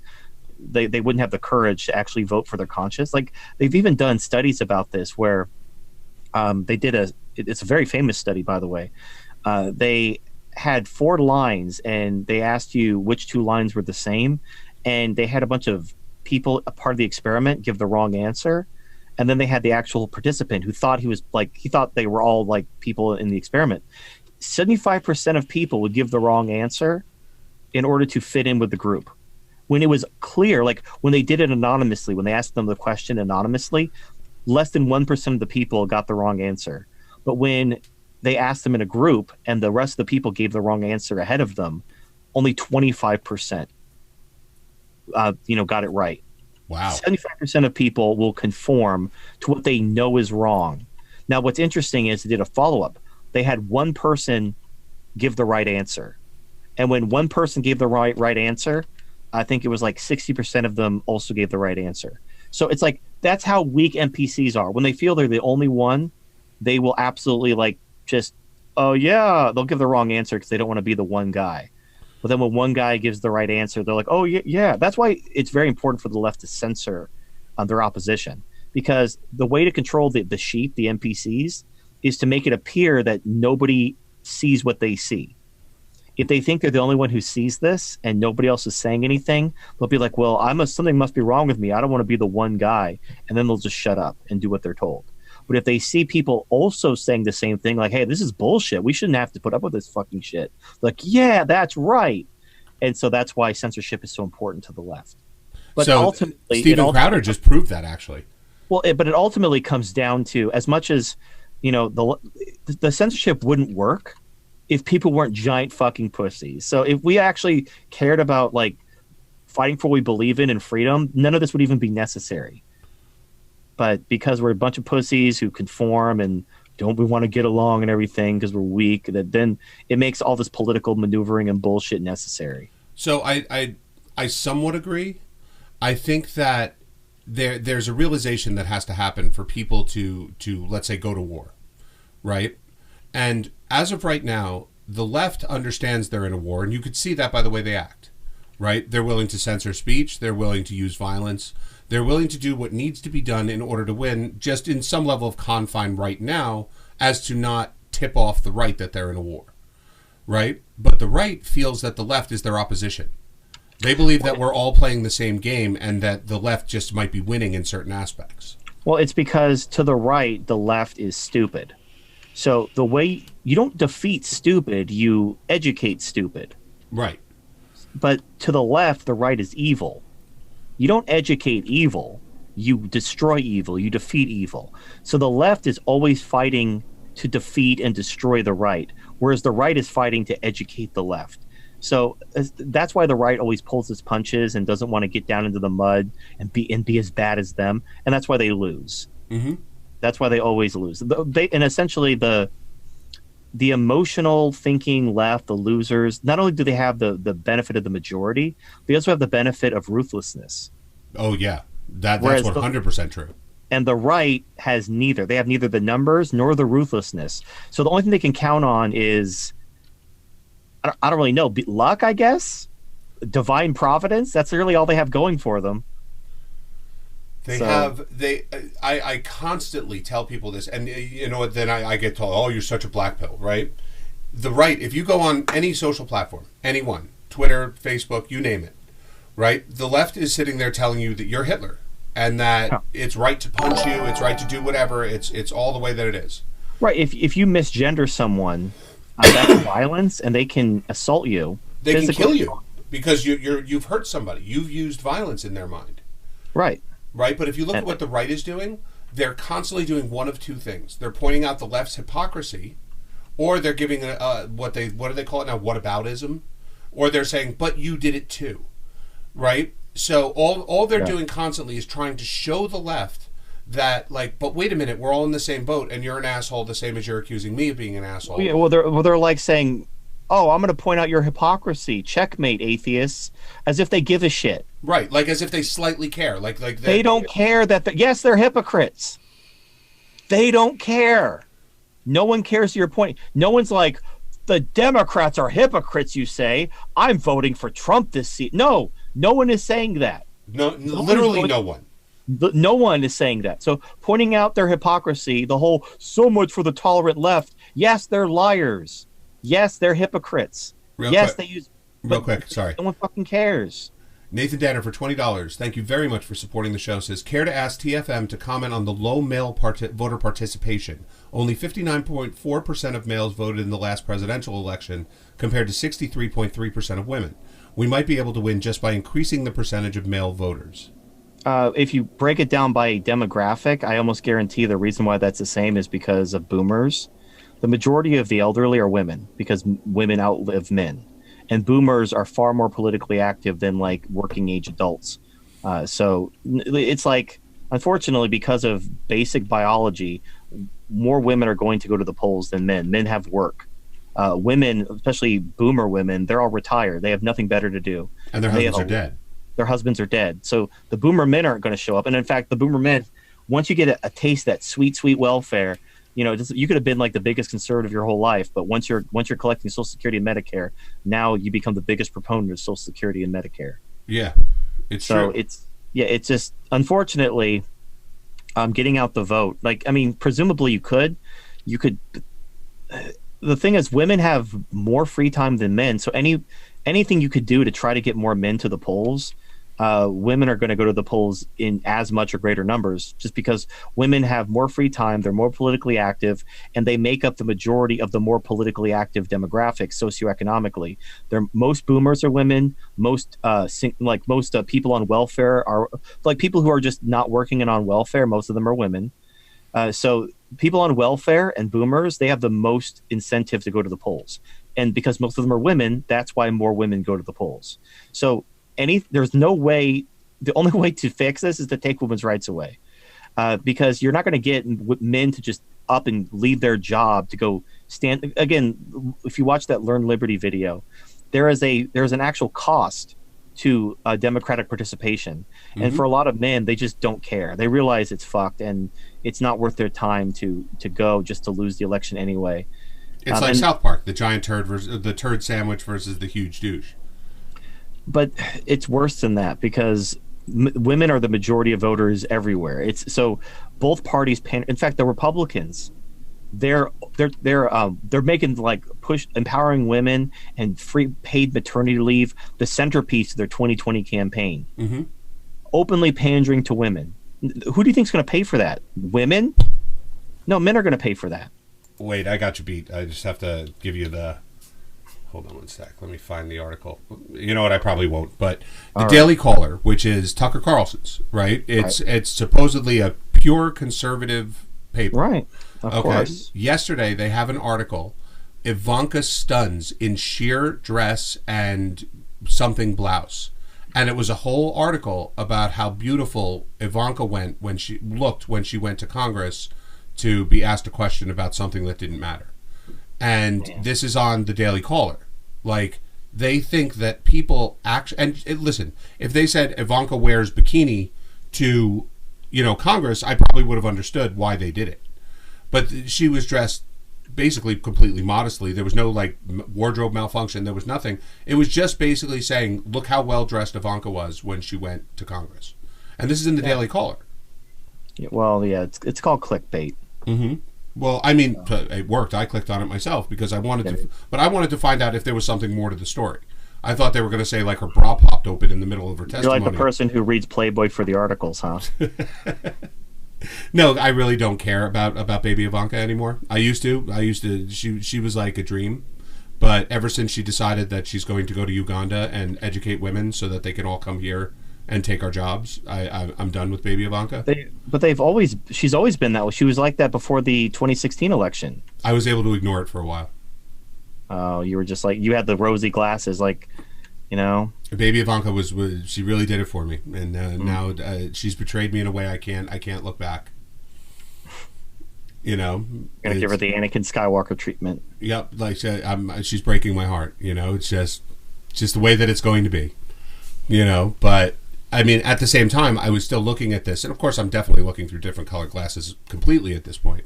But I'm looking at this and I'm going, I can't believe the Daily Caller believes that people give a shit. And then I'm thinking, no, they know that they give a shit because the Republicans have done full court press into women right now. So people actually do care. Voters. Right. The Overton window, the Republicans have no future. The conservatives have no future. Nobody's having kids. No one's taking women's rights away. There is no future for the right. So for the Republicans to remain viable, they're going to have to move to the left. So you're going to have what they have in Europe. You're going to have the communists on the left, and you're going to have labor on the right. I promise you, mark my words. This isn't even me. This isn't even like a monkey hunch. This is a monkey promise. The Republicans will become the Democrats of 50 years ago. They're going to become the party of the working class. They're going to be the working man's party. And then the Democrats are going to be the Communist Party. And you're going to have labor, and you're going to have the commies. No one's going to represent small government. No one's going to represent business owners. They're all going to get fucked hard, deep, and no lube.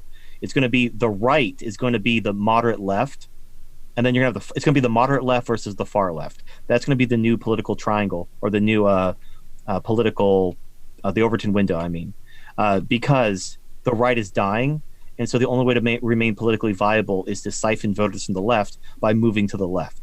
Well, look at Britain. Could you imagine either party suggesting getting rid of the National Health Service? Right. No, this is what happens when you give women votes. When you give women rights, when you empower women, this is inevitable. There's no other way this can end other than the extinction of your society. So now the fucked up thing is there's no way to turn this around. You can't change the system from within because women outvote you. And now people who argue for accelerationism as the answer are just fucking retarded. Well, they're going to be dead. They're going to be dead. You're basically empowering the commies to take over quicker. So they'll gladly thank you, and then they'll marshal you off to the gulag. Not only are you encouraging them to do it quicker, you're empowering them with legitimacy. Yes, because now they have a man. So it's a really bad idea. The only thing to do is flee. If you're going to empower the left and accelerationism, at least have the fucking common sense to flee the country. Or create Irania. Those are your only two options. Yeah, this doesn't end well, unfortunately. No. I've thought about this. I've wargamed it. I really have put in the mental mileage to try to think of a solution. There really isn't one. The only solution is to take women's rights away, which nobody's talking about. Nor will anyone do. I've been on this. confident I've of been that. on this hill. I had like faint hope. I've made the case to different groups, and they all just they even when they acknowledge I'm right, they're like, that's a really interesting perspective. Oh, and they're not going to do shit. They're not going to do a goddamn thing. So no, we are going. It's inevitable. So at this point, you have to accept the fact that we can't stop what's going to happen. We can't save all the people who are going to die. Like, they're fucked. We can't save them. I want to, but I can't. So all we can do now is we can't save what we colloquially call the West. All we can do is try to preserve what makes the West the West. Or go to a place where they don't want to take it. Well, think of it this way. Like, during the Dark Ages, like after all the libraries were burned and Rome was lost, imagine if there was like an enclave of Roman culture and learning, and all this knowledge is being preserved in like a small Roman city-state. It was called the Vatican. Well, but then they rebuilt the West. They rebuilt Rome after the Dark Ages started. Mm-hmm. Once the barbarians were gone, the people who destroyed Rome had all fucked off, and now everyone was like burning pig shit for warmth. They're like, "Hey, everyone, you want indoor plumbing again?" And then they did that. So you can't stop Rome from collapsing, but you can preserve the knowledge and the technology and everything of Rome. And then when the Dark Ages kind of are in full swing, you can rebuild Rome.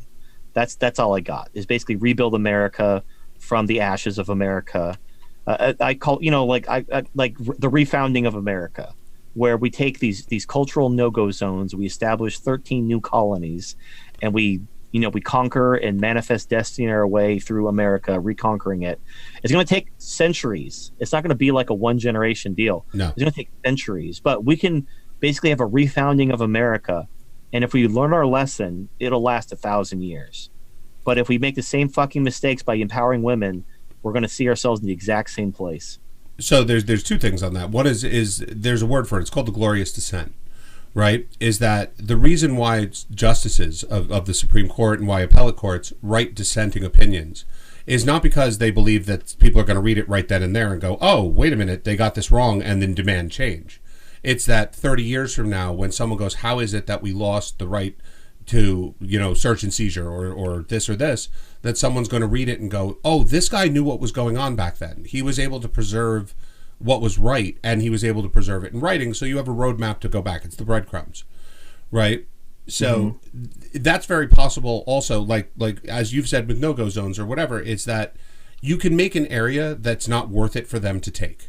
Is that they know that leaving you alone in your little area is better than actually trying to take it and possibly losing legitimacy when they lose. Right, and then all you got to do, as long as they're willing to leave you alone, which they will, if you have the numbers, they will absolutely leave you alone. Islam proves that.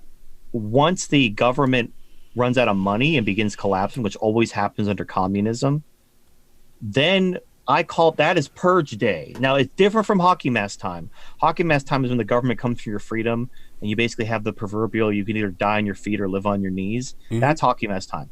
Purge day, that's a great day. See, hockey mask time's a bad day. That's when you know you're not going to live to be an old man. Or even if you do, it's not going to be something that you're going to be happy with. Right, but purge day is a great day. Purge day is going to be a day that you're going to sing songs about to your children.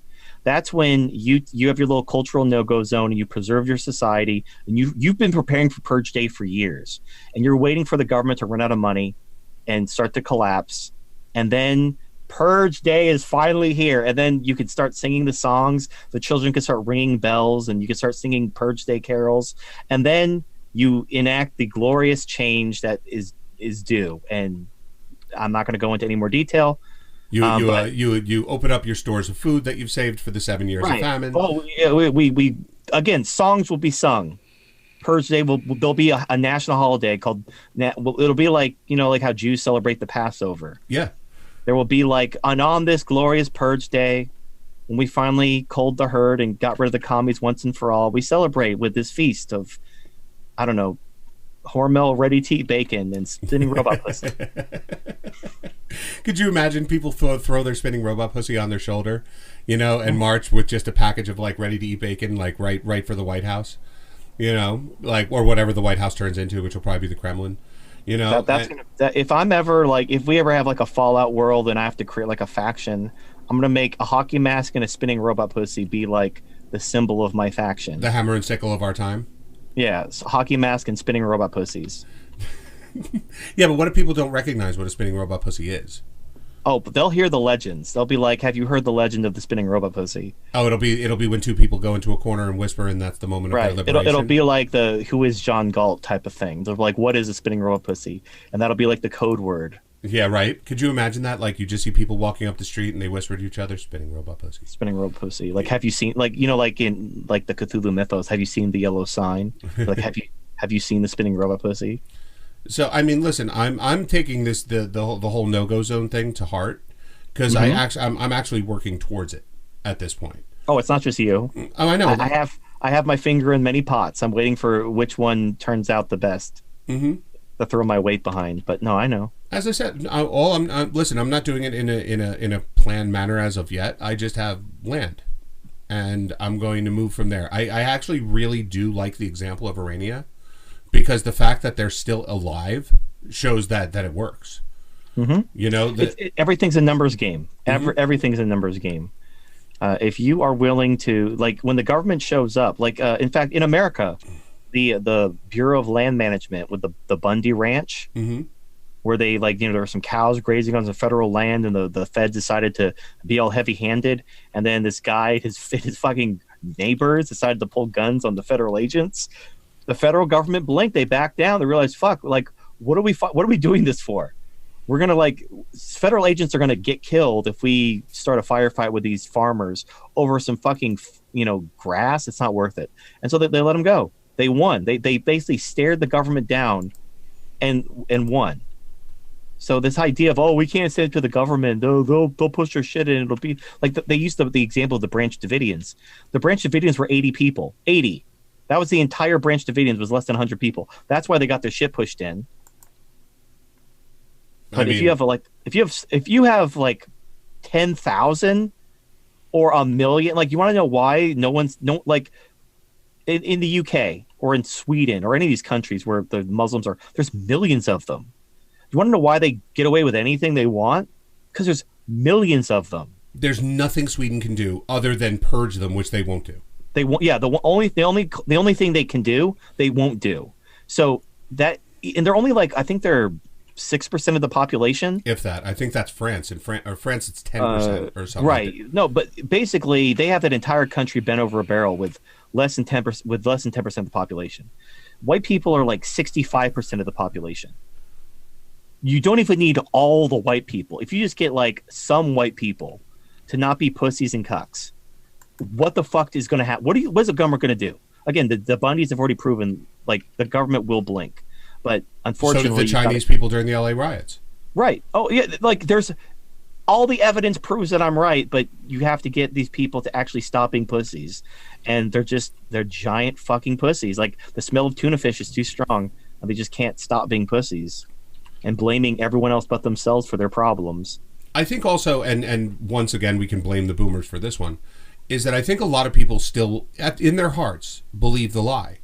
That they believe that if they go to college and get their degree in, you know, gender studies or whatever it is, there's going to be a job for them when they get out, and life is just going to go good, and they're going to live the lives of their parents.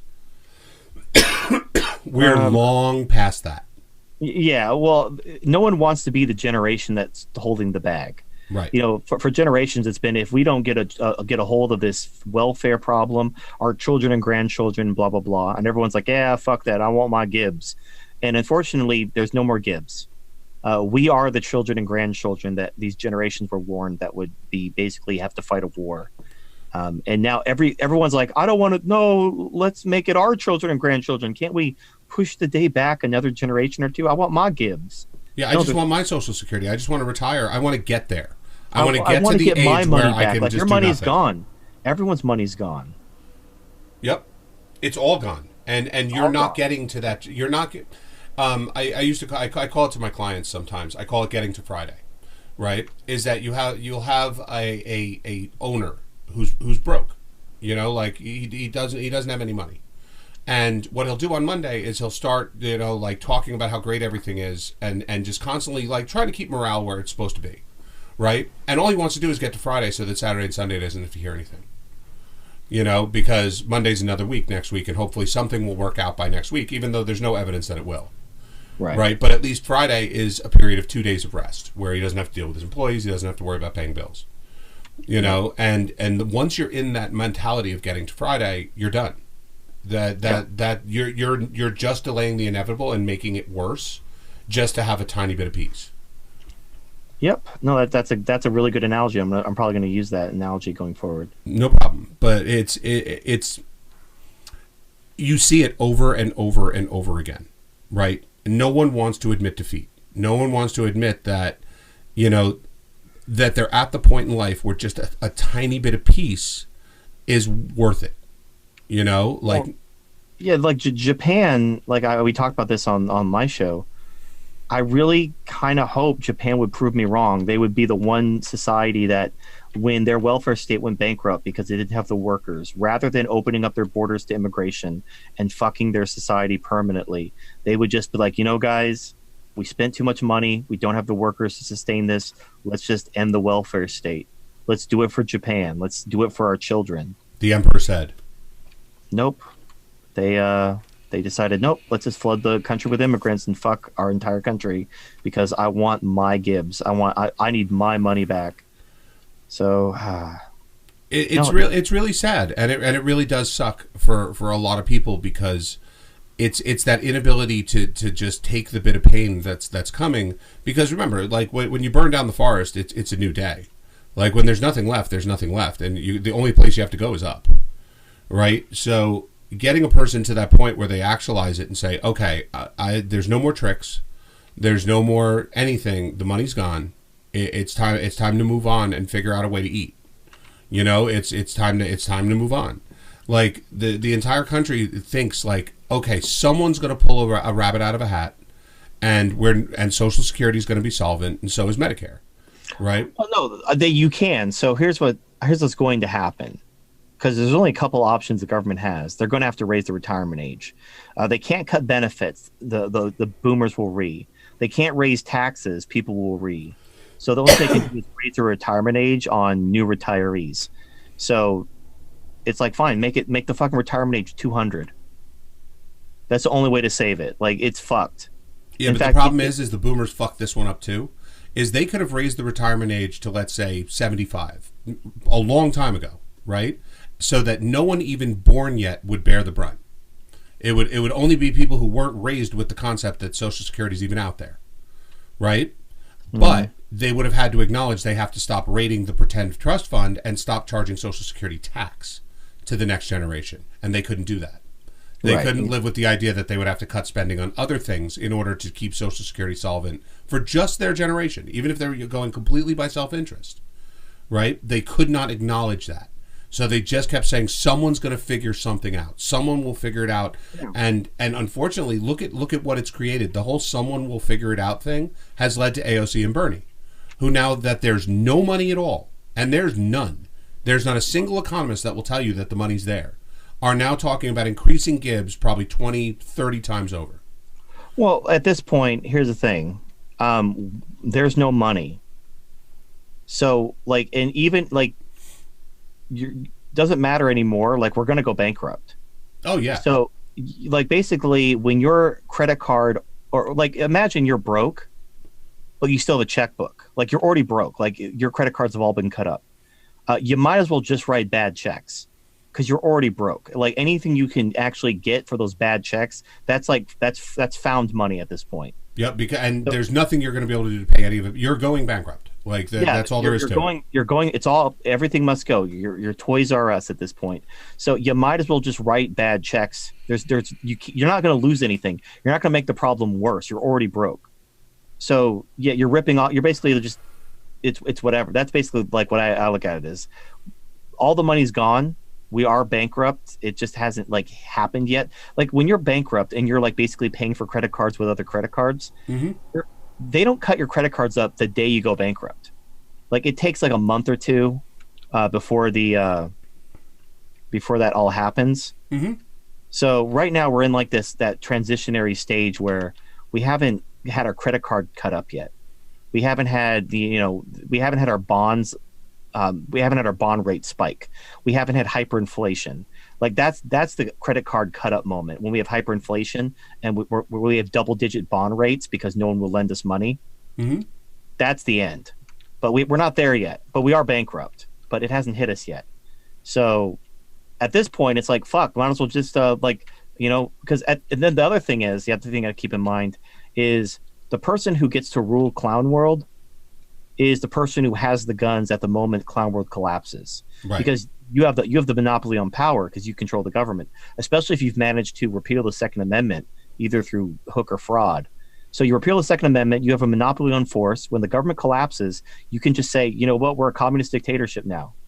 And you can only do that because you had power at that moment. Yep, send your weed in because that's you're not living to eat it.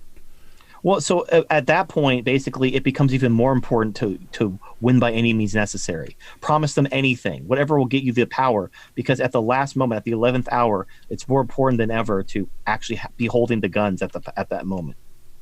I mean, in a sense, that is the right, though. You can give them credit for that.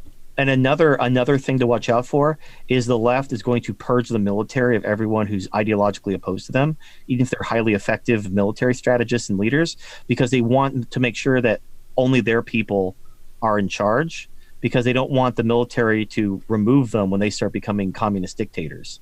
So they want to put commies, like officers and soldiers who are ideologically aligned with them, in charge of the military, regardless of qualifications, because it's more important that they can be relied on during the collapse and during the martial law phase than they actually care about things like oaths to defend the Constitution and so forth. It's like the people in North Korea, right? Like Kim Jong-un only cares about people who are loyal, and his idea is that it doesn't matter when the general orders the people into battle and they're all going to get slaughtered. We don't really care about them. We care about the idea that they listen. So they're not going to point someone that's going to say, "I'm not following that order. You're going to get all my men killed." You know, they'll purge that guy in a second because, as I said, he'll incite the military to not listen. You know. The other guy will say, "Don't worry, you're all going to be safe. Go into battle," as he snickers as he walks away. But I mean, we're at the point where they're writing the bad checks already. But it is kind of interesting that they don't see it that way, but they do. You know, I mean, being in logistics, right? And I know everybody has some level of experience with this kind of thing. If you wanted to implement Medicare for all, fuck the cost of actually providing doctors, medicines, and surgery at the dime of the government, right? Just think of the cost of implementation of switching over from private to public. They couldn't get a website built for Obamacare, and I think they spent, $100 million or something like that on it, and it didn't work. Well, the reason why was the requirements they were demanding didn't make any sense. What do you mean? Well, they wanted, basically, in order for the website to work, it was going to have to cross-reference their wealth. Like there's a welfare database that the government, in order for the website to work correctly, because they wanted the website to be able to allow people to apply for Medicaid if they qualified for it. So it was going to have to check their Medicaid qualifications in real time. So it was the government side that was the broken part. Like, building a website is easy, but right, because it had to interface with all these government databases that are run on like Windows 95, that's what fucked. So the website had no chance of succeeding because of it required all this government stuff that was too expensive. Like, you would have had to completely overhaul the entire fucking department and bring it up to speed to modern standards in order for it to interface correctly with this website, which was impossible. Or you would have to basically scrap the system and tell everybody on welfare to come back and re-sign their papers, which of course is racist. Well, yeah, it's everything. It's all the ists. Yeah, but I'm just saying the cost of implementation for Medicare for all before the first bill is filed for the first person under 65, right, would be in the billions of dollars. Just to get it implemented, for every doctor to sign up for reimbursement, for the education that would be necessary on how people file for reimbursements, the cost would be astronomical, to the point where it would probably collapse on itself before they even implemented, because it would get to the point where people would go, this is never going to work. You know, they're just, it would take so long that people would go, well, wait a minute, I still don't have a doctor. What's going on? Well, yeah, this is why eventually the only way to make it work is to basically nationalize everything, because then you're no longer worried about liability, because once the government owns it, they can no longer be sued. Well, that's the case in every socialized system. I was ranting about that the other day because people were telling me how great a socialized system was. And I said that the only thing that the American system has on everything is accountability. Is that we practice what they call defensive medicine here in America, right? Doctor tests you for everything. Why? Because the doctor wants to make sure he's not going to get sued when he says it's a wart and it's really skin cancer. But at the same time, they're going to catch a hell of a lot more skin cancer, you know, because they're practicing defensive medicine. There's a level of liability that you can't fuck up, otherwise you will be held responsible for your fuck ups. When the government becomes the person that you sue, you know, when they fuck up, they'll just take away that right, because otherwise everyone will be suing the government and the system collapses. Right. So they basically say to save costs, we need to limit liability to the government. In fact, like I'm a veteran. The VA is a horror show. TRICARE is a horror show. Ask anyone who's been in the military how much they love TRICARE. They'll tell you it's a fucking dumpster fire, and it's because it's free. The government pays for it. It's dog shit. So people who think people think Medicare for all, socialized medicine is I get to keep the healthcare I have now, except now it's free. Right. Now it comes out of my paycheck. Right. Instead of me paying for it, it's free, but it's the same quality I'm used to. Oh, no. Socialized medicine is the VA. Mm-hmm. And that's on a good day. That's on a good day. The VA, it's horrible. Like, go to the VA. Find a VA. Like, Google, find the local VA, and just go in there and just hang out for a few hours. And then that is what socialized medicine actually looks like. It doesn't look like, oh, free healthcare. Oh, wee. No, it's the VA. My father had a friend that got cancer, and he was going through the VA. And they were so proud of the fact that they gave him a voucher to stay in a hotel like hundreds of miles from his house because he had to get some kind of treatment. Now, the treatment was backed up for months. So he had to stay in this hotel basically dying, waiting to get treatment. And they were proud of the fact they paid for the hotel as opposed to the fact that they paid for the treatment. Well, yeah. The main issue is when you get rid of the price system. So a little economics lesson, bonus economics lesson, everyone. The price is a rationing mechanism. That's the purpose of the price system. It rations. So, okay, actually, wait, we're going to go all the way to basics. What is economics? It is the study of scarce resources with alternative uses and the causality of making decisions that affect those scarce resources with alternative uses. That's all economics is. So healthcare is, everything is made of scarce resources with alternative uses. Mm-hmm. So what you have is the price system is a rationing mechanism. People who can't afford the good or service based on the price don't get the good or service, and they find alternative uses. They go to where they're most needed. But people don't like that because they think they have a right to something that is made of scarce resources with alternative uses. So they demand that it become free. So that doesn't actually make it infinite, though. So now you still have scarce resources with alternative uses, but now you've eliminated the price system as a rationing mechanism. So now you have to replace it with a new rationing mechanism.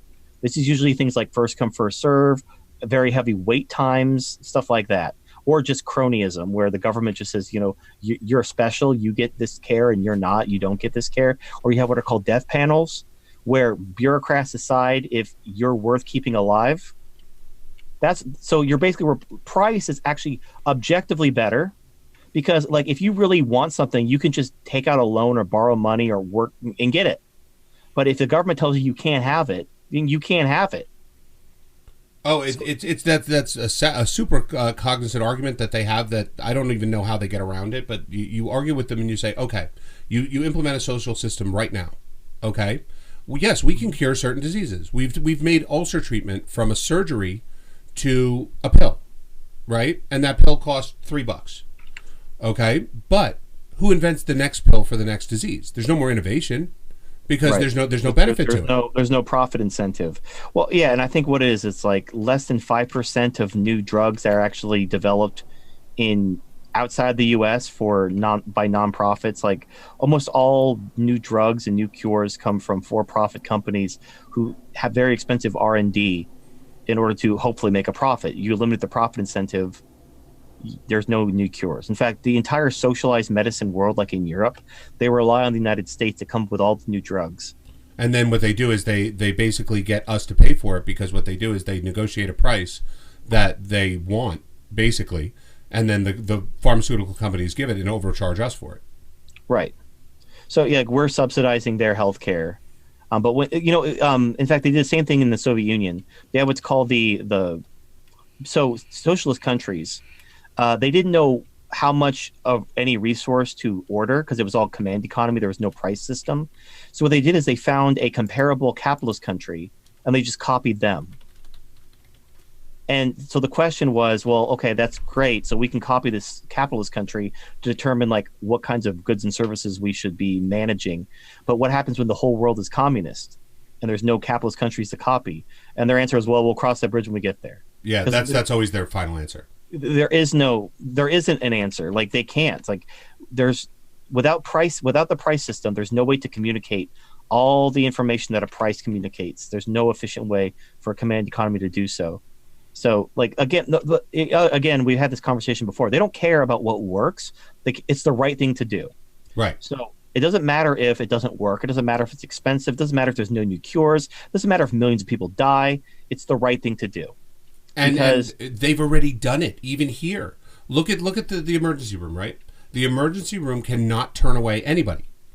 Okay? No matter what. Even if they're illegal, even if they have no means to pay, the emergency room cannot turn away anybody because, my compassion is no one in this country should ever die from lack of health care.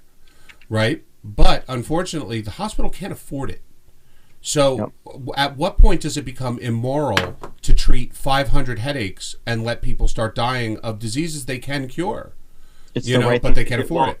What actually happens is like this is pretty much every hospital within 100 miles of the Mexican border has gone bankrupt. Mm-hmm. And so now, if you live on the Mexican border, you have to hope that you can get to a hospital without dying because the Mexicans have bankrupted every hospital within 100 miles of where you live. So yeah, there's nothing is free. So you were like, oh, no one should die for not having health insurance. Okay, you die for not having a hospital. Right. The hospital can't sustain itself, and now there's no hospital because you bankrupted them. So now people are dying. In fact, in the UK, they have socialized medicine. They have the NHS. The wait times are so bad, they passed a law saying you couldn't wait for more than like 6 hours in the waiting room. So the way they got around this was they would let people sit in idling ambulances, because if they got them out of the ambulance, their 6-hour time would start, and then they get charged if people waited for more than 6 hours. Which again, without the price system, there has to be a rationing mechanism. If everything is free, how the fuck do you ration scarce resources with alternative uses?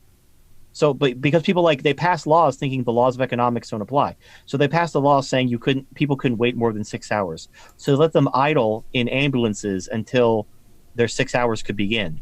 And then people were dying because there were no ambulances available. Remember, we discussed this about Elizabeth Warren with black mortality rates amongst pregnant women, right? That Elizabeth Warren's ingenious plan is that if hospitals can't get black people to the same mortality rate as white people in maternal situations, in when they're giving birth, she'll start starving them of resources. She'll start taking away money from them, right? Because in her mind, you're punishing them by saying, "Oh, you're a good hospital, but you didn't accomplish the goal that I want. Therefore, I'm going to turn you into a shitty hospital. So you don't want to become a shitty hospital now, do you?" So what they'll do is they'll just start lying. They'll instead of calling it a death in childbirth or anything like that, they'll just say that, oh, she died of obesity induced sugar shock. Or it's the same thing happened with No Child Left Behind. So they said, hey, all these stupid kids that really should go get fucked, if they fail, we're going to take your money away. You're a bad school. So the schools basically help the kids cheat. They lie. They lower the standards but then now education's a joke. Now you need a bachelor's degree for everything. Like a high school diploma used to be worth a shit. Now it's worthless because in order to make the schools better, we had to lower the standard because all these fucking retarded inbred pieces of shit who can't even tie their shoes and fucking don't know how to read, they have to graduate, otherwise the school is bad. Like, what if they're just retarded? Just come on a journey. What if they're fucking stupid and it's not the school's fault? And there's nothing the school can do. Even if they wanted to, there's nothing they could do. Even with the best of intentions, you cannot teach someone who is incapable of tying their shoes how to do math. Yeah, there's again, but this is what I hear. They don't have an answer, so they think education's the answer. Mm-hmm. Like, hey, what do you do with commies? Oh, well, we got to educate them. We got to show them the statistics and the facts. It's like they don't care. So they're coming to kill you and enslave you. What do you do? Oh, well, we got to educate them. I got to teach them that enslaving and killing people leads to bad outcomes. We need to. Well, it's because of principles. In fact, there's a Machiavelli video. I covered this when I did a video about the political trichotomy of the moderate right. The guy was doing the same thing. Like, oh, we can't do that, guys. We can't talk about civil war. And like this Machiavelli video was talking about, like, people make this mistake of, oh, if you believe in something, you have, like, if you believe in good ends, you have to also have good means. And if you want a more serious world, you have to have serious arguments. If you want a more just world, you must act. You can't use intimidation or whatever. Like, and again, Machiavelli came to the conclusion it doesn't work. It doesn't work. Like, you have to defeat your enemies first and build a better world second. You can't just, oh, we're going to be principled while our enemies are pushing our shit in. So like that's the argument I make about Israel-Palestine. Every war that has ever successfully concluded has concluded with a winner and loser, and the winner dictates the terms to the loser. Right? The longer you take for that to be accomplished, you're just dying of 1,000 cuts. So constantly, whenever Israel and the Palestinians start fighting with each other, someone steps in and says, no, we have to urge them to practice restraint. Right? We can't let them fight, no matter what, because it might lead to an outcome. So right now we're talking, so the talking has to be respected amongst everything else. So you have two populations that are just growing to hate each other more and more every day, and fighting the most low-key, low-scale wars ever, where you just lose, 10 people a month, as opposed to losing a whole bunch of people right up front, but would end the conflict. Well, because, okay, I mean, I'm a level with you. I don't honestly give a shit about Israel and Palestine, but like that conflict ends when one side is killed to the last man. Yep. I agree with you. That's the only way. You want peace in the Middle East? Let them fight.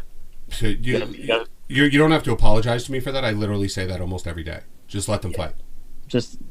I mean, it's whatever. Like, basically, it's, I don't know. I kind of suspect, though, that if the left bully Palestine would win, they would champion a war. Oh, yeah. They would say that they should rise up and do what they have to do. They already claim, like, terrorism is not okay anywhere except for them, because they're fighting an imperial colonizing force.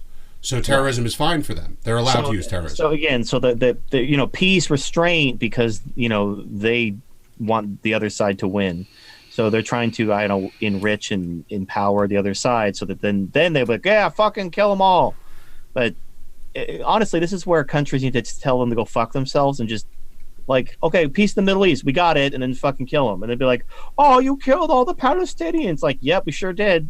Yep, doesn't it suck for us? Like, yeah. Man, shit, too bad we have all these fucking nukes. What are you going to do about it, motherfucker? Yeah. You want a piece? You want some? You want some? They're not going to do a goddamn thing, but everyone's like, oh, no. But that's how the entire West is that public opinion matters. That's why people don't know what to do about China and what people do. China's changing, actually, on this one. But Russia is still that way. Russia doesn't care about public opinion. And rightfully so, because Russian society has never valued public opinion. Russia has always been a society that cares about strength. Right? So when they say, but Putin is being evil to his people, Putin doesn't care at all. Like, he doesn't lose a wink of sleep about what he has to do for his country. China used to be like that. They're becoming less and less like that because the people are starting to get more of a better life. And, like, they can't just tell them to go fuck themselves and kill them all anymore. Because there's just too many people who came from being a peasant to being, like, not a peasant. So they're losing the ruthlessness that they once had. But don't get me wrong, if things hit the fan, they would gain it right back fairly quick. But it's the same thing here. It's what we do here. We're constantly urging restraint. And think about all the people on the right that are gun nuts, right? That have 20 different weapons and 500 different brands of bullets.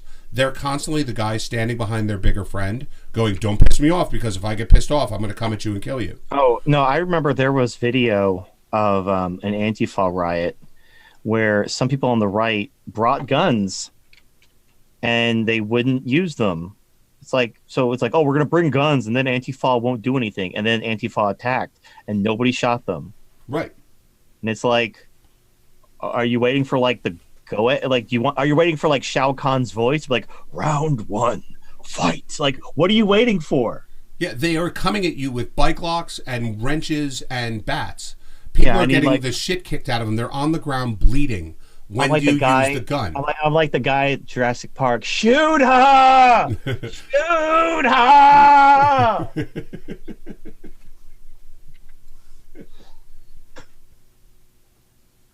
Wow.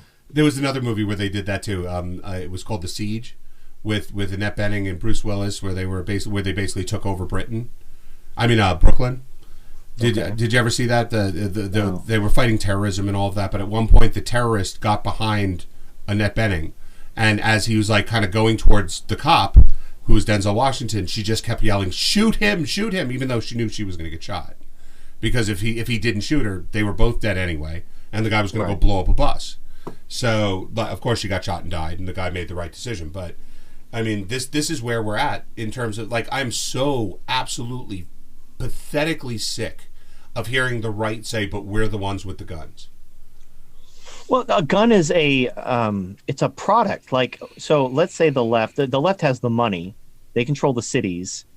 They also control the political establishment, the media, like fucking everything. The only chance the right has is a military coup. Right. If the military rises up and defends their oath, but that's really the only chance you have. And honestly, it's not going to happen.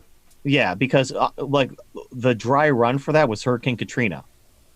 So when Hurricane Katrina happened, the cops were ordered to illegally go around confiscating people's guns at the order of the governor. Now, some of the police were like, that's an unlawful order, but they didn't like rise up and overthrow the government. They just said, I'm not going to obey that order, so I'm going to sit on my hands. But I'll let you guys illegally seize people's guns. I just won't do it. So that's what the right will do at the end of the day. The military that you're expecting to do a coup d'etat to restore the Constitution, they're all going to be like, that's an unlawful order. I'm going to sit on my hands and do nothing. While the ones who are like, yeah, fuck it, a paycheck's a paycheck, they will absolutely come in there and kill you and kill your family, and they don't give a shit what the Constitution says, and no one's going to come and save you. And as far as you having all the guns, one boatload from China, the left has all the guns. Right. One boatload, one shipment from China, and the left has more guns than you. That's all it takes. So, no, you're fucked. And frankly, you deserve to be fucked. Yeah. That's the one argument when people start making to me, I lose my fucking mind. When people go, oh, they don't know who they're fucking with because we have all the guns. It's like, first of all, they have all the guns. They're the ones in power. Okay? An F-35 will kill your ass dead with your AR-15. I'm sorry. Stop making the argument that we'll be able to just kill them all because we have the guns. If they really want to use the force, they can. Right.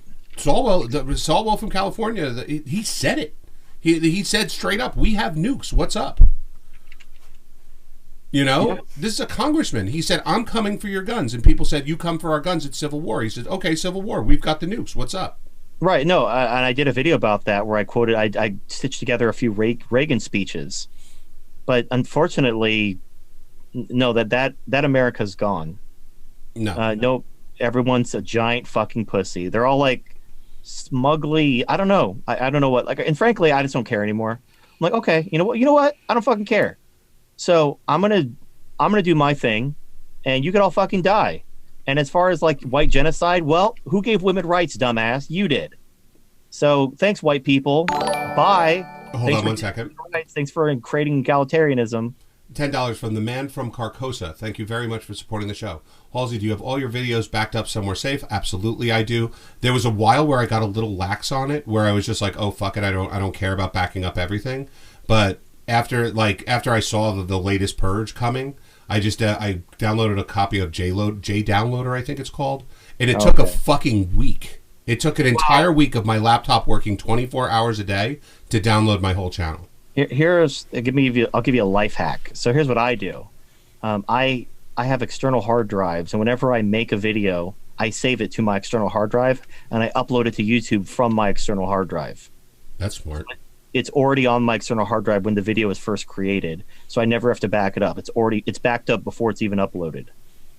So you see, I would have argued with you back a few months ago before I started using OBS, because I always wanted to save the live chat, but now I put the live chat on the screen, so it doesn't matter. So yeah, I mean, I downloaded my whole channel to my two external hard drives, and every time I make a video now, I just automatically do it.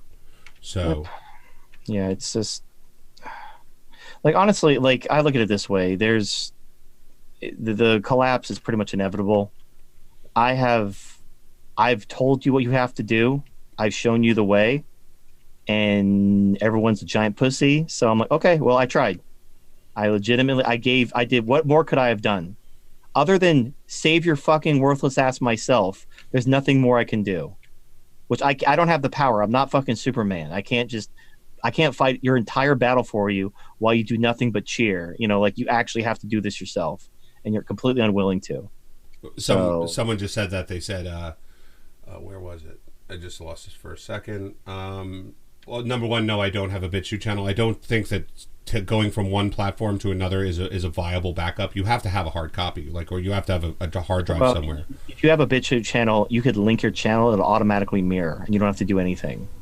So there's no reason not to have a BitChute channel.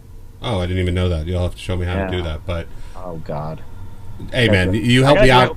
Why the fuck I got to do everything for everyone? Why can't anybody do anything around here? So what I'll do is I'll just figure it out myself, and then I want a pat on the head. No, you don't get a pat on the head for being an adult.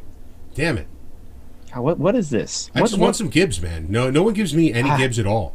What is? I feel like I'm like a preschool teacher. I'm like in you know that movie Idiocracy, where he's like a normal guy and he's trapped in the land of retarded people. Mm-hmm. That's what I feel like sometimes. Like, why? Hey man, don't call me retarded. I'm not that bad. Well, that's a little hyperbole, but I feel like I'm like the only adult.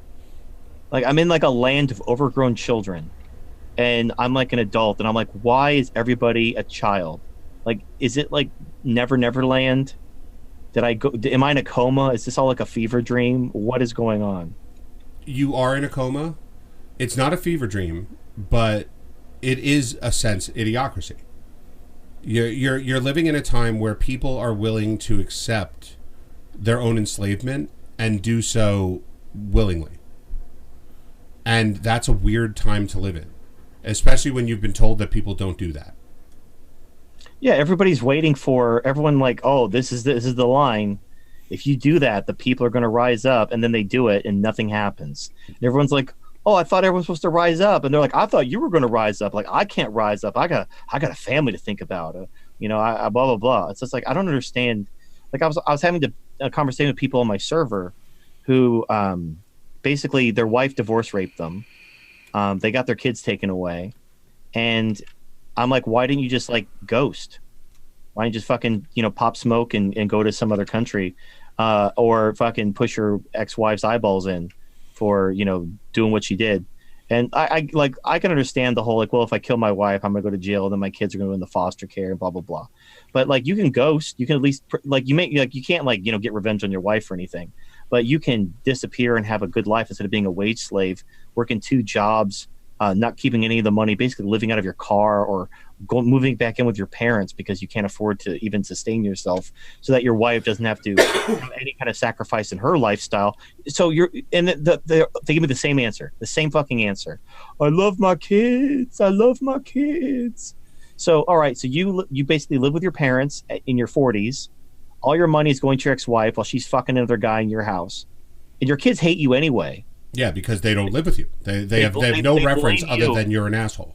They blame you for abandoning them because they don't understand shit. And your response is, but I love my kids. Like, you could be in Asia right now, living a pretty good life, better than your life is now. Your kids hate you regardless. Like, what the fuck? And they say it's because they love my kids. No, it's because they're pussies. Going to another country is scary. It's unknown. Just being a wage slave, that's like what they're comfortable with. And it's like, look, when your chains have become so comfortable that you're just accepting of it, I can't help you. No, they're like the slaves in the Bible that after the Jubilee year when they were set free said, no thanks, I'd rather stay a slave. So they got their ear popped a hole in and just stayed a slave for life. You know, people can get very comfortable being slaves. And you know what? In this country, we've fetishized unity, you know, where no matter what, we all still agree and we're all still a united country. So hug me. You know, well, that's herd morality. That's part of herd morality is like it's everything wrong. Progressivism, feminism, it's all based on herd morality. But then it's fucked. There's no cure for it. Basically, the natural cure is, you know, like the whole hard times. Like, okay, let me kind of explain something. You know that saying, bad times create good men and good men create good times and good times create weak men and weak men create bad times? Mm-hmm. It's not that men are created or whatever. It's that the men are killed. Yeah. Bad times kill weak men, leaving only the good men left. Mm-hmm. And then the good men rebuild society. And then when they create the good times create the weak men who then get killed when the bad times come. It's not that these weak men will become good men. They'll die. That's unfortunately, I haven't found an alternative. The only way to defeat herd morality is for the people who are espousing and promoting herd morality to die. Now, nature has a way of doing this through like war, starvation. Like the reason communism never works because it's based 100% on herd morality. And the way nature deals with communism is starving everyone who believes in communism. So once you're starved to death, no more communism. So my grandmother had this. She was like a really kind of based person. And it's hard. It was even hard for me to hear her say this, but you knew she was right. Is that you'd say like, okay, well, how is it that Jewish people still maintain such a high level, like, and some people go education or this or this or this or this. How is it that they maintain, you know, the ability to get back up on their feet after things happen? And she basically said, like, look, not all, obviously, but most of the stupid ones get killed. Like every time there's they've genocided us, they're not getting the smart ones who ran. You know, right. They're getting the people who hung around going, no, everything will be fine. Yep. You know, and then what happens? The next generation knows like your every day is a gift. So they work their asses off to make that day matter. You know, and then cycle repeats itself. Right. Well, and you know what's sad? Like no one wants to admit this. That's how evolution happens. Mm-hmm. There's no other way. Like we want to pretend like, oh, we don't need evolution anymore. We have religion, we have caring and kindness, and it's all, look, if you're not moving forward, you're moving backwards. Herd morality is like anti-Darwinism. It moves society backwards. It causes society to regress, and eventually it will destroy society, and it will take as much with it as it can. So, but look, humanity will be fine. Like, yeah, it'll survive for sure. Yeah, there will be so many dead bodies in the street, and not because like I'm going to go around and kill anyone at all. Like, no, they'll kill themselves. In fact, one of the only ways we can actually fix this problem permanently is by having a post-scarcity society, where we create like infinite energy and infinite resources effectively. Then there's no reason to have an economy. There's no reason to economize. And the reason why this fixes the problem is for the first time, the herd gets everything they want. They have unlimited stuff. Communism could finally work, everyone, because now we have post-scarcity. We have unlimited resources, unlimited energy. And what the herd will do is they will basically binge themselves to death. Yeah, they'll be the rat that you put too much food in the cage. Then yeah, eventually they'll just say, oh, well, if food's never going to run out, I'm just going to keep eating. And we'll finally be rid of them. And the thing is, we won't kill them. They'll kill themselves by basically hedonistically doing all the drugs until they die. And then, like, good, just take yourself out. I mean, it's already happening in California. Right. No, well, the problem is you don't want them to take everyone else with you. Like, the key is, how do you get the herd to cull themselves without taking everyone else with you? That's like the only, like, that's kind of the thing I'm trying to puzzle out at this point. And the only thing I can come up with is you basically have to create, you know, these cultural no-go zones where you protect what you want to preserve and you let the herd eat itself. Well, I mean, think about what I keep talking about, Urania, right? is that the media across the planet universally despises Irania, says it's this horrendous, racist, dark, backwards shithole, right? That's just trying to regain past glory they'll never get. Okay, the people of South Africa, the blacks, they're not willing to go after Irania because they know they'll lose. Okay, like if it comes down to it, they'll get their asses kicked. These people have been trained to make sure that they don't get invaded. Yeah, it's okay? like Helm's Deep. But it's something like the Battle of Helm's Deep, like the last stand of, like they talk about the orcs versus the men. It's like the last stand of white men against the orc hordes. Mm-hmm. But what'll happen is that they've now made Irania. They've accepted the fact they're not going anywhere. They've accepted the fact that no one's invading them. So what they do is they just tell everybody that it's a toilet. That it's just this horrible place that you would never want to live. It's District 13 in the Hunger Games. They just tell you, oh, you don't want to go there. Like they're these backwards racist morons and they just live in the past. It's like the Amish, they do that too. They're like, why would you ever want to live by the Amish? Like they don't even use a power drill. But in the meantime, the Amish are flourishing. Because everyone's afraid to go near it. And everyone is, like you said, they're sitting back with a burger in one hand and a cell phone in the other going, oh God, I can't imagine living how horribly they do. And you can do that. With a cultural no-go zone, you could just make people not want to go there. Well, and okay, so to use Irania as an example, so South Africa will go the way of Zimbabwe. Yep. The country, well, it already is. It's going to go bankrupt, hyperinflation, starvation, civil unrest, the whole 9 yards. All you have to do is survive, and then you win. Eventually, again, and then Purge Day will come at last. Yep. Glorious Purge Day will one day shine upon your face when the government runs out of money and they can't do their bullshit anymore. And then the day you've long awaited for is finally here. And then you do what must be done. It is. It's true. I mean, it literally, there's no fault in that logic. That sometimes you just have to sit back and say, okay, survival is what's necessary right now. Hockey mask time comes when you realize there's no other option. You're going to die no matter what. Yeah, it's like I lived a full life, I guess. So time to go for the high score. Yeah, because you have nothing left. At that point, it's like, okay, do I want to starve to death or do I just want to charge the army? Because starving sucks. So I'd rather at least let it be quick. It's not about charging the army. Like, you want to be smart about it. You don't just want to, like, suicide by cop. But you basically, you're not gonna be an old man. You basically need to make the peace with the fact that you might last a couple days, but you want to be smart. You want to make as big an impact as possible. Right. And you know what? Those are those days, like you were talking about with the 10 people on the boat. That's the day when you realize that you're not going to be on it. And okay, look, I would rather 10 people live than 20 people die. So I guess my time has come. Well, yeah, some people have said that's what you should do. Like kill 9 people and then stay behind. That's the moral. Well, no, that's bullshit. No one would actually do that. Well, but that would be, like, according to their principles, that would be the right thing to do. Is basically do the necessary evil thing according to their morality, but then take responsibility for the evil thing and then nobly sacrifice yourself. You see this a lot in, like, superheroes and stuff like that, where the hero will basically nobly sacrifice himself at the last minute. Mm-hmm. Yeah, and that's what they expect, because that, in order to maintain herd morality, it's total bullshit. But no, but what I'm talking about is that, like, you've seen Young Guns. Yeah. Do you remember when Kiefer Sutherland got shot? And he knew he was dying. I mean, it was obvious he was going to die. He got fucking shot in the chest. So he just grabbed 2 guns and he charged out first. And of course he got shot another 20 times. But at that point he knew that he can't live no matter what. So he'll at least try to give them some cover. So There's going to be the one guy of the 20 that isn't making it, for whatever reason. Like, not everybody's healthy, not everyone's whatever. There's someone that could probably do it, but it might not be that case.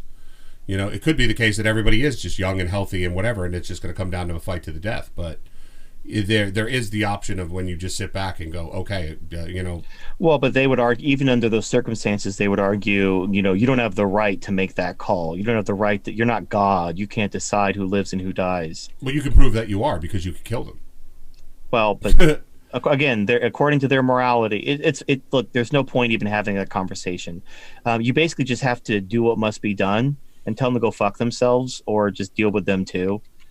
And the thing is like you're not their enemy, but they're fucking principles. They will literally get everyone killed. I've had enough conversation with them. They would rather see everyone die, including them, than betray their principles. So they will get you killed. They will get everyone killed. I think that's communism. That is communism. They will literally just nuke the system just to make sure it's fair. Well, and it's in their communism. Mind. Again, communism and religion are based on the same morality. True. So it's the same thing. Herd morality is religion. It's communism. It's the left and the right. The left has communism. The right has like traditionalism or even fascism. Like they like to again. It's all wolves arguing about who gets to eat you. They're all arguing, like they all want your money. Like if you're a producer and you're like a productive citizen, they all want your money. They're going to eat you, but they're fighting over who gets to eat you. And they're all making the case like, no, let me eat you. You know, my teeth are sharp. I'll rip your throat out. You won't feel a thing. Like, no, let me eat you. I'll start at your feet, but I'll tie the blood off and I'll numb you up and everything. It'll be fine. They're all like making the case like you should let me eat you because X. So I have a friend who's like half suicidal, because he's realizing that they're not going to do anything about immigration, right? That the Republicans and Democrats are not going to do anything. Because if they wanted to, they could have a long time ago, and nobody wants to. If they were going to do anything, they would have done it when Trump had the Congress, the Senate, everything. He had everything. Right. And they did nothing. That was their once-in-a-lifetime chance. They did nothing. Right. So I was talking to him about it, and I said, like, look, it's true.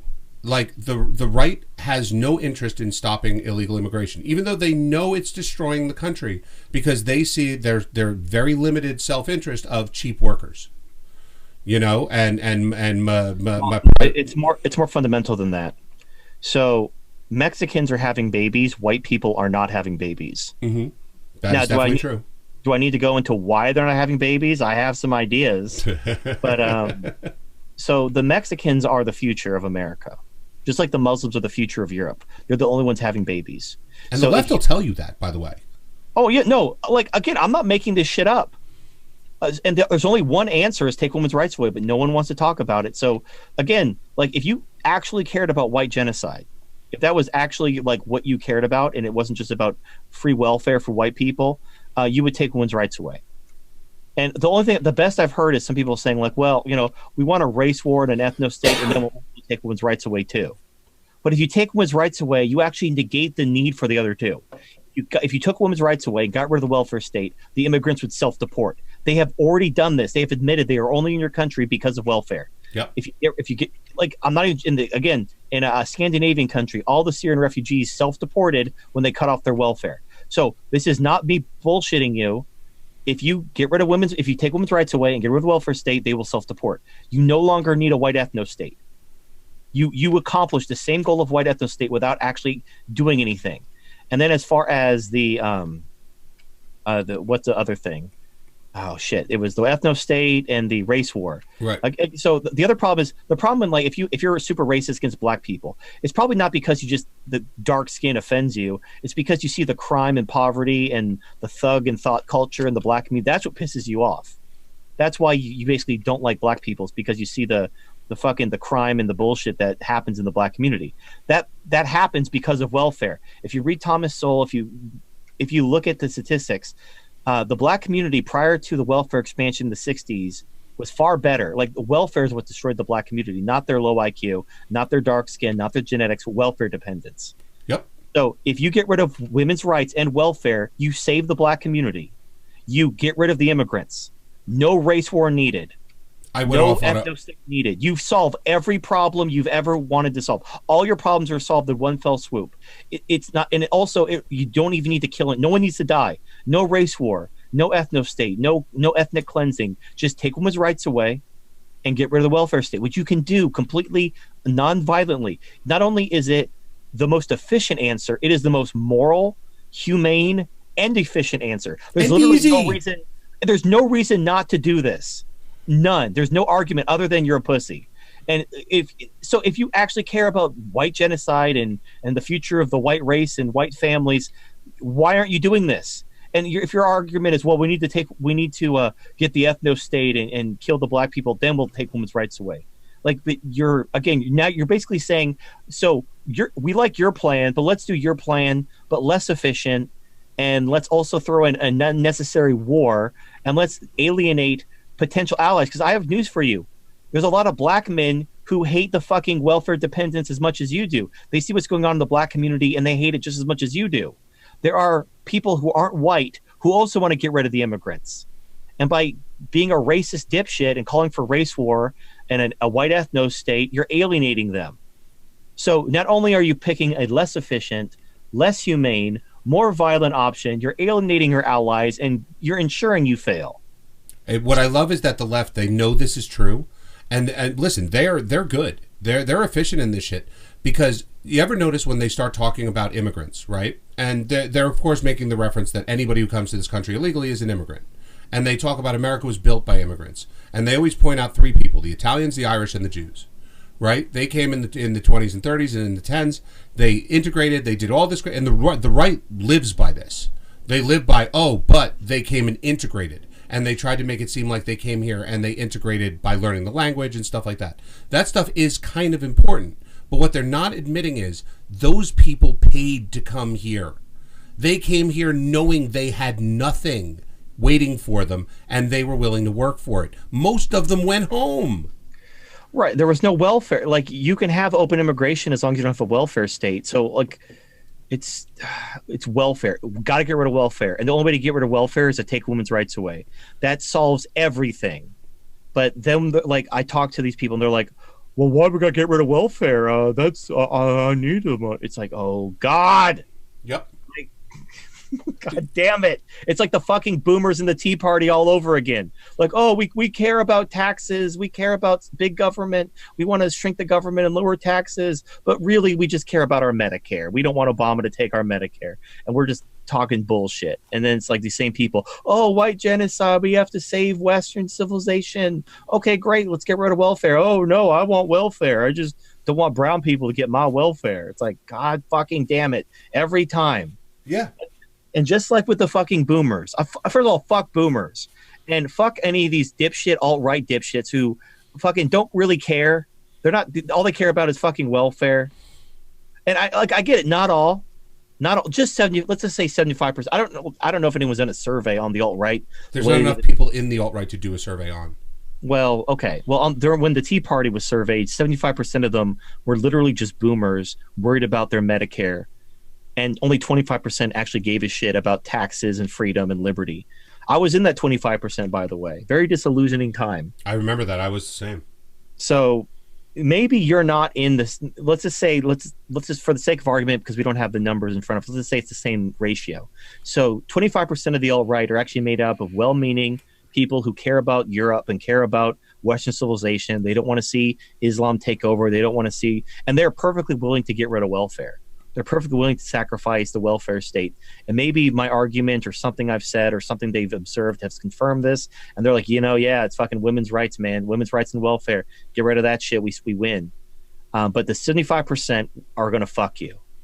And unfortunately, just like I learned with the Tea Party, once the boomers realized Medicare wasn't going away, they all became Republicans. They all just decided to say, oh, we're Republicans now. Yeah, the Tea Party, poof, like it never even happened. Like it was there one day and it was gone. There was only one anomaly, only one, and that was Ted Cruz. Every other person that got elected that they said he's a Tea Party Republican is just as bad as the rest of them. Except Marco Rubio, who was elected as a Tea Party Republican, is leading the charge for amnesty.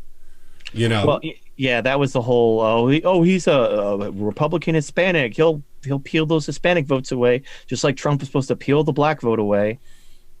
It's I can't. Like, you know what pisses me off is I washed my hands of politics after the Tea Party, and then this shit. Like, I wasn't thinking it from a political standpoint. I was thinking from a cultural standpoint. But it's the same goddamn thing. It's the same thing every time. And I'm just done. I'm done with these self-serving fucking welfare sponges who are just trying to preserve their gibs, and they're just using shit as a fig leaf to protect their greed. It's the worst too, because the way the venom that they have when you suggest saving society. You say we have to deal with the welfare state. The welfare state is literally destroying society. Everyone's going to fucking die. right? And they look at you and go, you are a disgusting animal of a human being. You want to take food out of the mouths of starving babies. You know, like you are the problem. Not only that, I also favor reverse abortions where we kill single mothers for being parasites upon the taxpayer.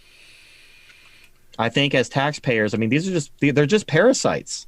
They're just a clump of cells. So I think as taxpayers, when we have these parasitical organisms feeding on us, we have the right to terminate them. I call it a reverse abortion. Who's with me? I actually would have a plan that would work better than that. Oh, what's your plan? Arranged marriages. No divorce and arranged marriages. I guess like what they did in Chechnya, where they just forced them to marry their baby's daddy. Or even if not, there are plenty of incels out there who would be more than happy to have a wife and raise kids, even if they're not theirs. I also had a joke thing. So you know how taxpayers are basically forced to subsidize these women? Mm-hmm. So basically, to get your welfare check, you have to like go to a glory hole room and suck like so many dicks for how much welfare you're getting. And so it's basically like a quid pro quo for like male and female roles. So you're getting men's money, and then the men are getting their dicks sucked. So single moms have to suck like X number of dicks depending on how many welfare programs they're receiving. And then of course the men, like, so basically if you're a taxpayer, you get to go and get free blowjobs down at the welfare office every month when people come to collect their paycheck. But I'm saying that, first of all, that's hilarious, and I'm definitely going to be using that. And secondly, as I said, there are more than enough men that wouldn't mind having a wife and raising someone else's kid. And I hate to admit that it's true. But well, it is. I mean, it's worth a shot. It's worth. We'll give them a shot. And I'm not just saying that, hey, you put all the names in a hat and everybody gets who they get. Right, no. Like you could do matchmaking. There's a million ways to find the best. If you assigned me a single mother, like there'd be an accident. Yeah, that would happen a lot more than you. I'd be like, oh my god, her eyeballs got pushed in by something. Yeah, there was an intruder, a one-armed man. You know, tiny Pakistani midget pushed her eyeballs in. It's the third time this month. But going back to what I was saying real quick is that the immigration, when they talk about immigrants who built this country. Notice how they never name a group past like the 40s? Yeah, because they came for the welfare. Right. They can't do it. They say, oh, immigrants built this country. They leave out the fact that the majority of them that went back, I think it was like 80% of people that immigrated here left. They couldn't hang it. They couldn't handle it and went back home. Right? So the 20 that stayed were the people that were willing to work because they had no outs. They would starve otherwise. Right? And then we implement the welfare system and we start importing immigrants, and now we don't know what to do because everybody wants to be here and just take their share. And now we're talking about it as justice globally. Now it's that somebody in Kenya who's never even thought of America before has a right to not only come here but be fully taken care of from birth to death. Yeah, right. So I mean, again, there's no way to stop this. Because women are the majority of voters. And we'll continue this. They will continue this. They will continue this until the hyperinflation and the double-digit bond rates hit. We are going to hit the wall at full speed. There's no way. We can't even slow this down. We will hit the wall full speed. So you can't save this. You can't fix this. You can only watch the glorious train wreck. No, but do not go like, oh, clown world, Hong Kong, because you will die. When we hit the wall at full speed and you're still here, you're going to die alongside everyone else. So you need to find a community, a group, somewhere to go. You need to have a plan, not just honk honk, like nihilistically waiting for the end so you can like laugh as the fires consume you. You need to have because honestly, I want you to survive. I want you to be part of the refounding of America. The Purge Day. And, yeah, we need everyone for Purge Day. I want you to join me in our great Purge Day celebration. Yep. And we can't do that if you die. So don't just honk honk and wait for the end. You need to plan to survive. And someone in the chat just said, I'd never raise another bitch's kids. Fuck that. That's cucking. You know what, though?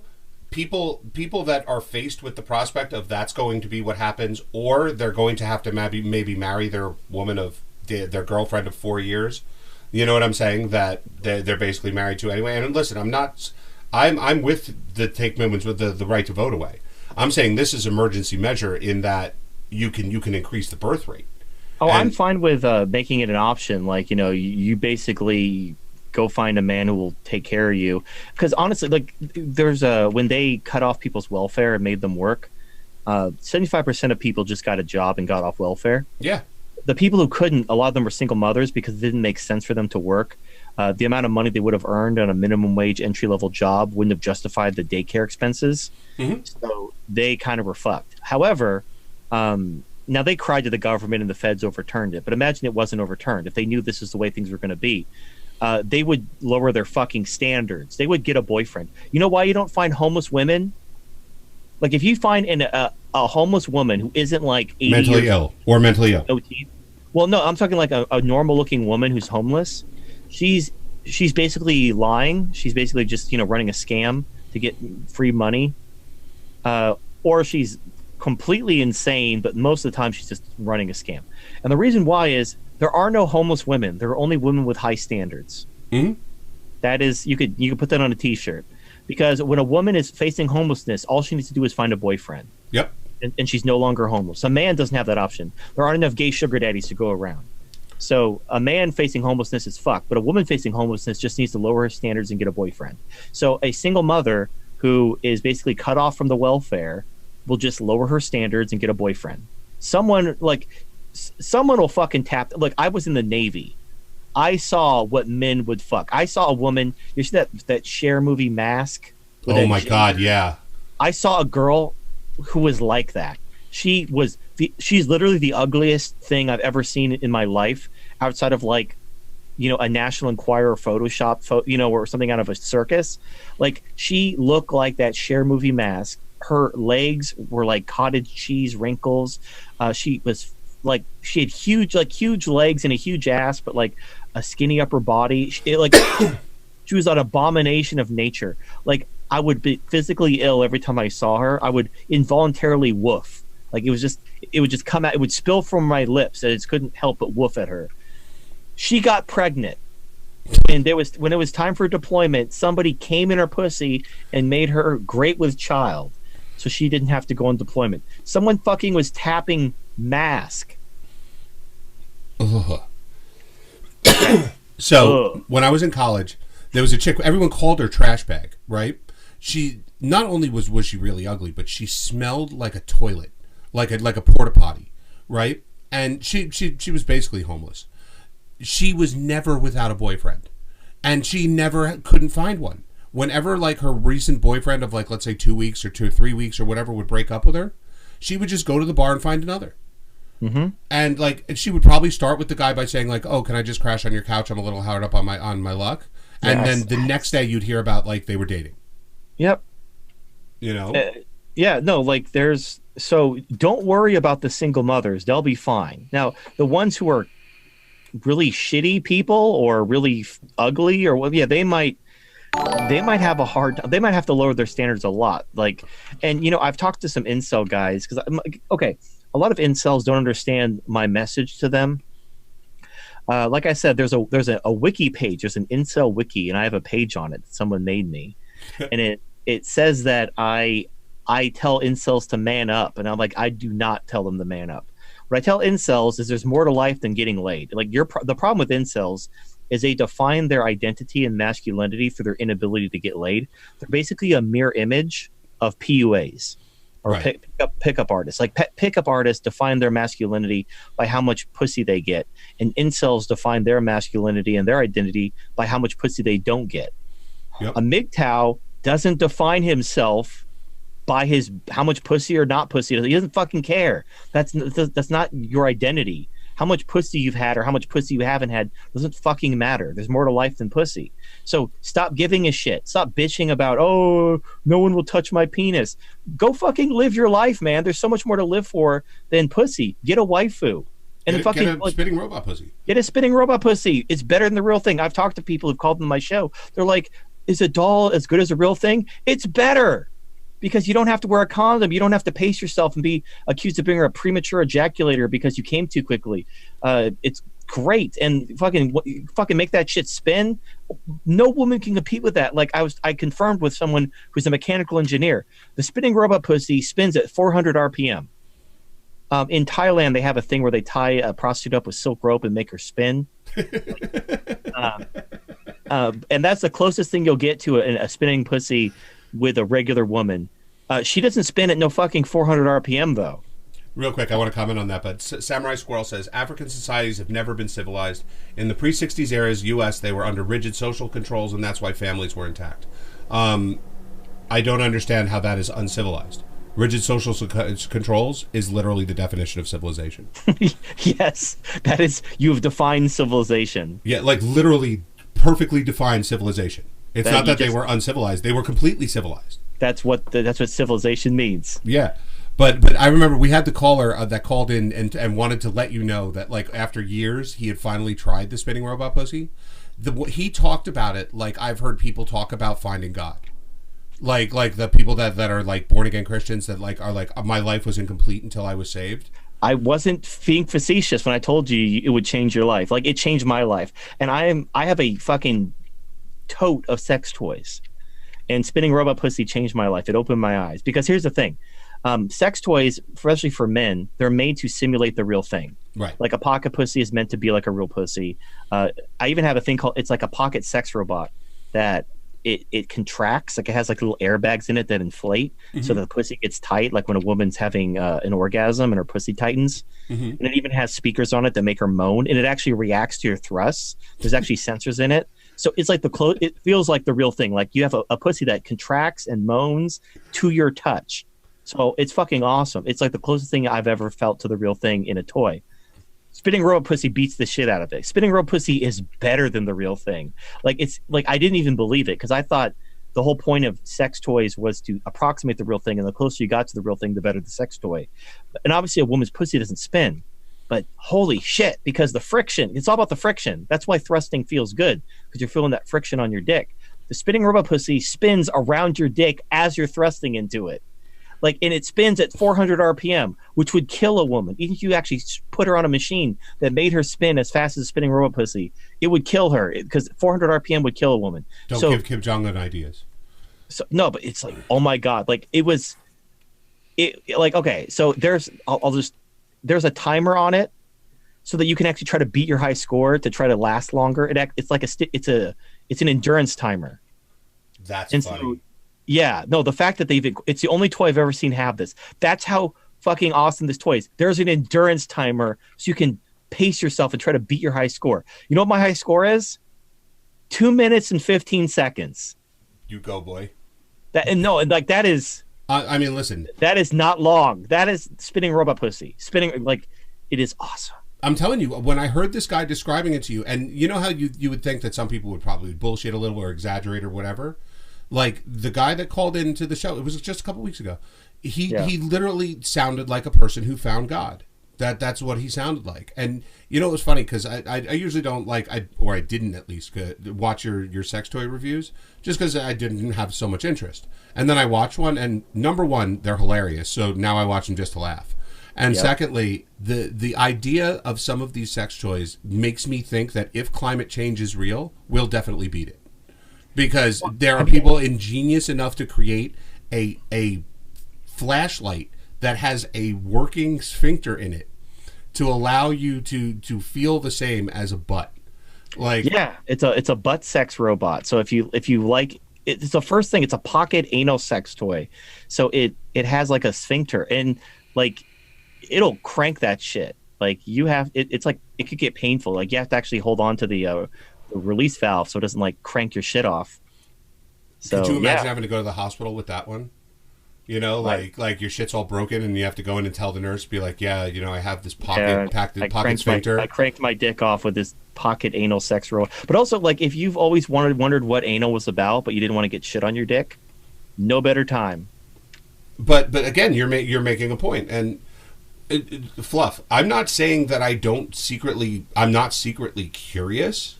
I don't have any desire to do it. Like, well, what about when your wife's on her period? You know, the Red River's flowing. Bro, you don't want to know what Orthodox Jews go through during that time period. Okay, we're talking separate beds. We're talking like.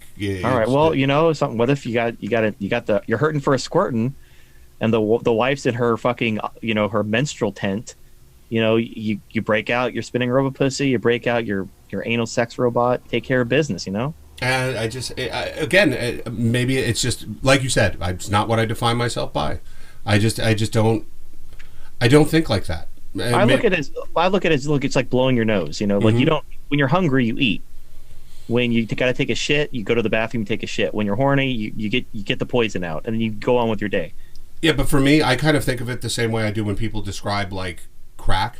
Like I imagine that smoking crack feels fucking awesome, right? Because people wouldn't do it if it didn't feel really. Not only good. that, it feels like falling in love. Like the chemicals you feel when you get high on crack are identical to like falling in love. That's why it's so addicting. So as I said, like I believe it feels that good. And do I have a curiosity as to how good that feels? Absolutely. But I'm not going to smoke crack because I know that there's probably going to be some level of negative repercussion if I do. Like, it's very unlikely I'm going to smoke it, go, well, oh, that felt awesome. I'm glad that I'm not hooked on it, and just put it down.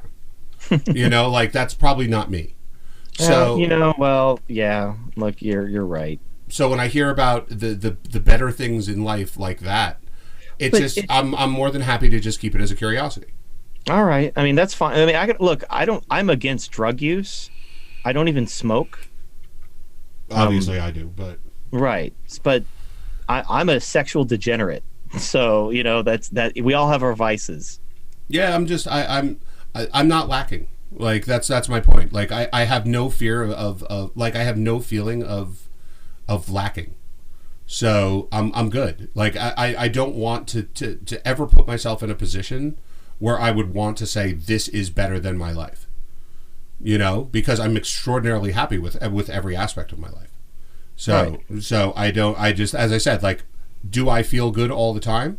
No, but I don't want to smoke crack to feel good all the time because I don't believe that will benefit me. I think it'll be worse. It's not about all the time. Honestly, look, you got a man has needs. Now you have a wife, so you're getting your needs met. That's great. I wish you a long and happy marriage. I certainly don't want anything to happen to you, or I don't want your like I tell this to everyone. Like I don't advocate for marriage, but if you're already married, I wish you only the best. I hope that you dance the funky chicken on your 75th wedding anniversary. Oh, I'll be long dead by then. But okay. Well, whatever. I wish you nothing but good times. But other people are like, no, like they're either divorced or they're just saying no to marriage, but you still have these needs. You have a biological need for love and sex. So, you get your waifu, you get your spitting robot pussy, you take care of your goddamn business. That's all I'm saying. I can't imagine why someone wouldn't if the alternative wasn't viable. Like if you had the needs to be met, and that option is one of them that's available, I don't know why people wouldn't do it. A lot of it is, well, I'm doing my part. See, the reason why they don't is because of the stigma, which it works out for me because that's why sex toy companies want me to review their products. They can't find anyone else to because of the male stigma towards. You see, if I was into it, I would find nothing morally reprehensible about that. I don't think there's anything wrong with it at all. So, like, I don't hold, number one, I don't hold moral judgments on people like that regardless. You know what I'm saying? Like, I don't care if you are a crackhead. Like, as long as you're not bothering me, I really could care less how you find your own happiness. That doesn't matter to me. You know? Another thing is, though, when it comes to masturbation, what's socially acceptable is all based on numbers and not based on any kind of logic. Like, for example, if a man were to watch two people have sex and let a dude give him a hand job at the same time, that would be gay really as fuck. Weird. That'd be gay as fuck, and it would also make you a cuck. You're watching people have sex and you're letting a dude give you a hand job. Yeah. But watching porn and jerking off, that's the most socially permissible way to masturbate. Is to jerk off. In fact, the only one that people will. Right, it's the only one that's socially acceptable. When you're literally just letting a guy give you a hand job while watching other people fuck, which is kind of cuckish and it's also kind of gay. But if you have a waifu, like a sex doll, that you actually are having regular sex with, you're not letting a dude give you a hand job, you're not watching other people have sex, you're having sex with your waifu, that's gay. That's weird. Like, you're supposed to let dudes give you a hand job while you watch other people fuck. that's normal. It's like, okay, well, I don't know what to tell you, buddy. Oh, I have to address this. Someone has brought up the bacon cheeseburger thing. Everyone says that I lack bacon cheeseburgers, but I've made it very clear that cheese is a taste. So you can buy fake cheese that tastes the same as the first, and if you're not eating it like as either like on pasta or by itself, texture doesn't matter. So the taste of cheese for a burger you can buy that's not made out of milk. Bacon, Well, yeah, they make it oil cheese. Yeah, I have bacon that you won't be able to tell the difference, with the exception of the texture. It's a little chewier than crisp bacon. Is that the beef fry? Yeah, it's called beef fry. And so I make bacon cheeseburgers all the time. I make bacon cheeseburger pizza all the time, where I just use fake meat. You know, and you wouldn't be able to tell the difference. So it's just there in my life. There's very little that I find I'm lacking. Like I don't sit around. Well, first of all, I don't think about the things that I'm lacking, because, you know, would I love to have a big mansion and like 10 cars and all of that? Yes, but I also see like that's not a route to happiness for me. I think it's funny how people, like, I love how people who aren't really religious, they're really strict about their dietary laws. Of all the things to be strict on, like, the dietary laws are the least, like, impactful. Mm-hmm. It's like, so you're like, oh, I have beef fry and I make a cheese out of oils. It's like, but like you don't care about the other stuff. It's like, why do you care about bacon? Like, all the things to care about. Like, we're talking about Purge Day and you're like, yay, Purge Day. But it's like, what? So Purge Day, yes. Bacon, no. Okay. Well, someone said that to me before. They said in the chat, and I actually wrote the answer. They said, if someone said you have to eat this cheeseburger to save someone's life, like, would you violate your religion? And I said, the religion already addresses that. They say that to save a life is paramount over everything. So if eating the bacon cheeseburger would save somebody's life, like, there's not even a religious violation to it, let alone would I. But you'd have to be a horrible, horrible person to say that you won't eat something to save someone's... I mean, granted, what scenario you're going to find yourself in where those are the only two options, this person dies or you eat the cheeseburger. But I'm just saying that the horrible level of person, religious or non, you'd have to be to not eat the cheeseburger at that point. Now, listen, if they told me that Bernie would die unless I ate the cheeseburger, I would say, no, I'm not violating my religion.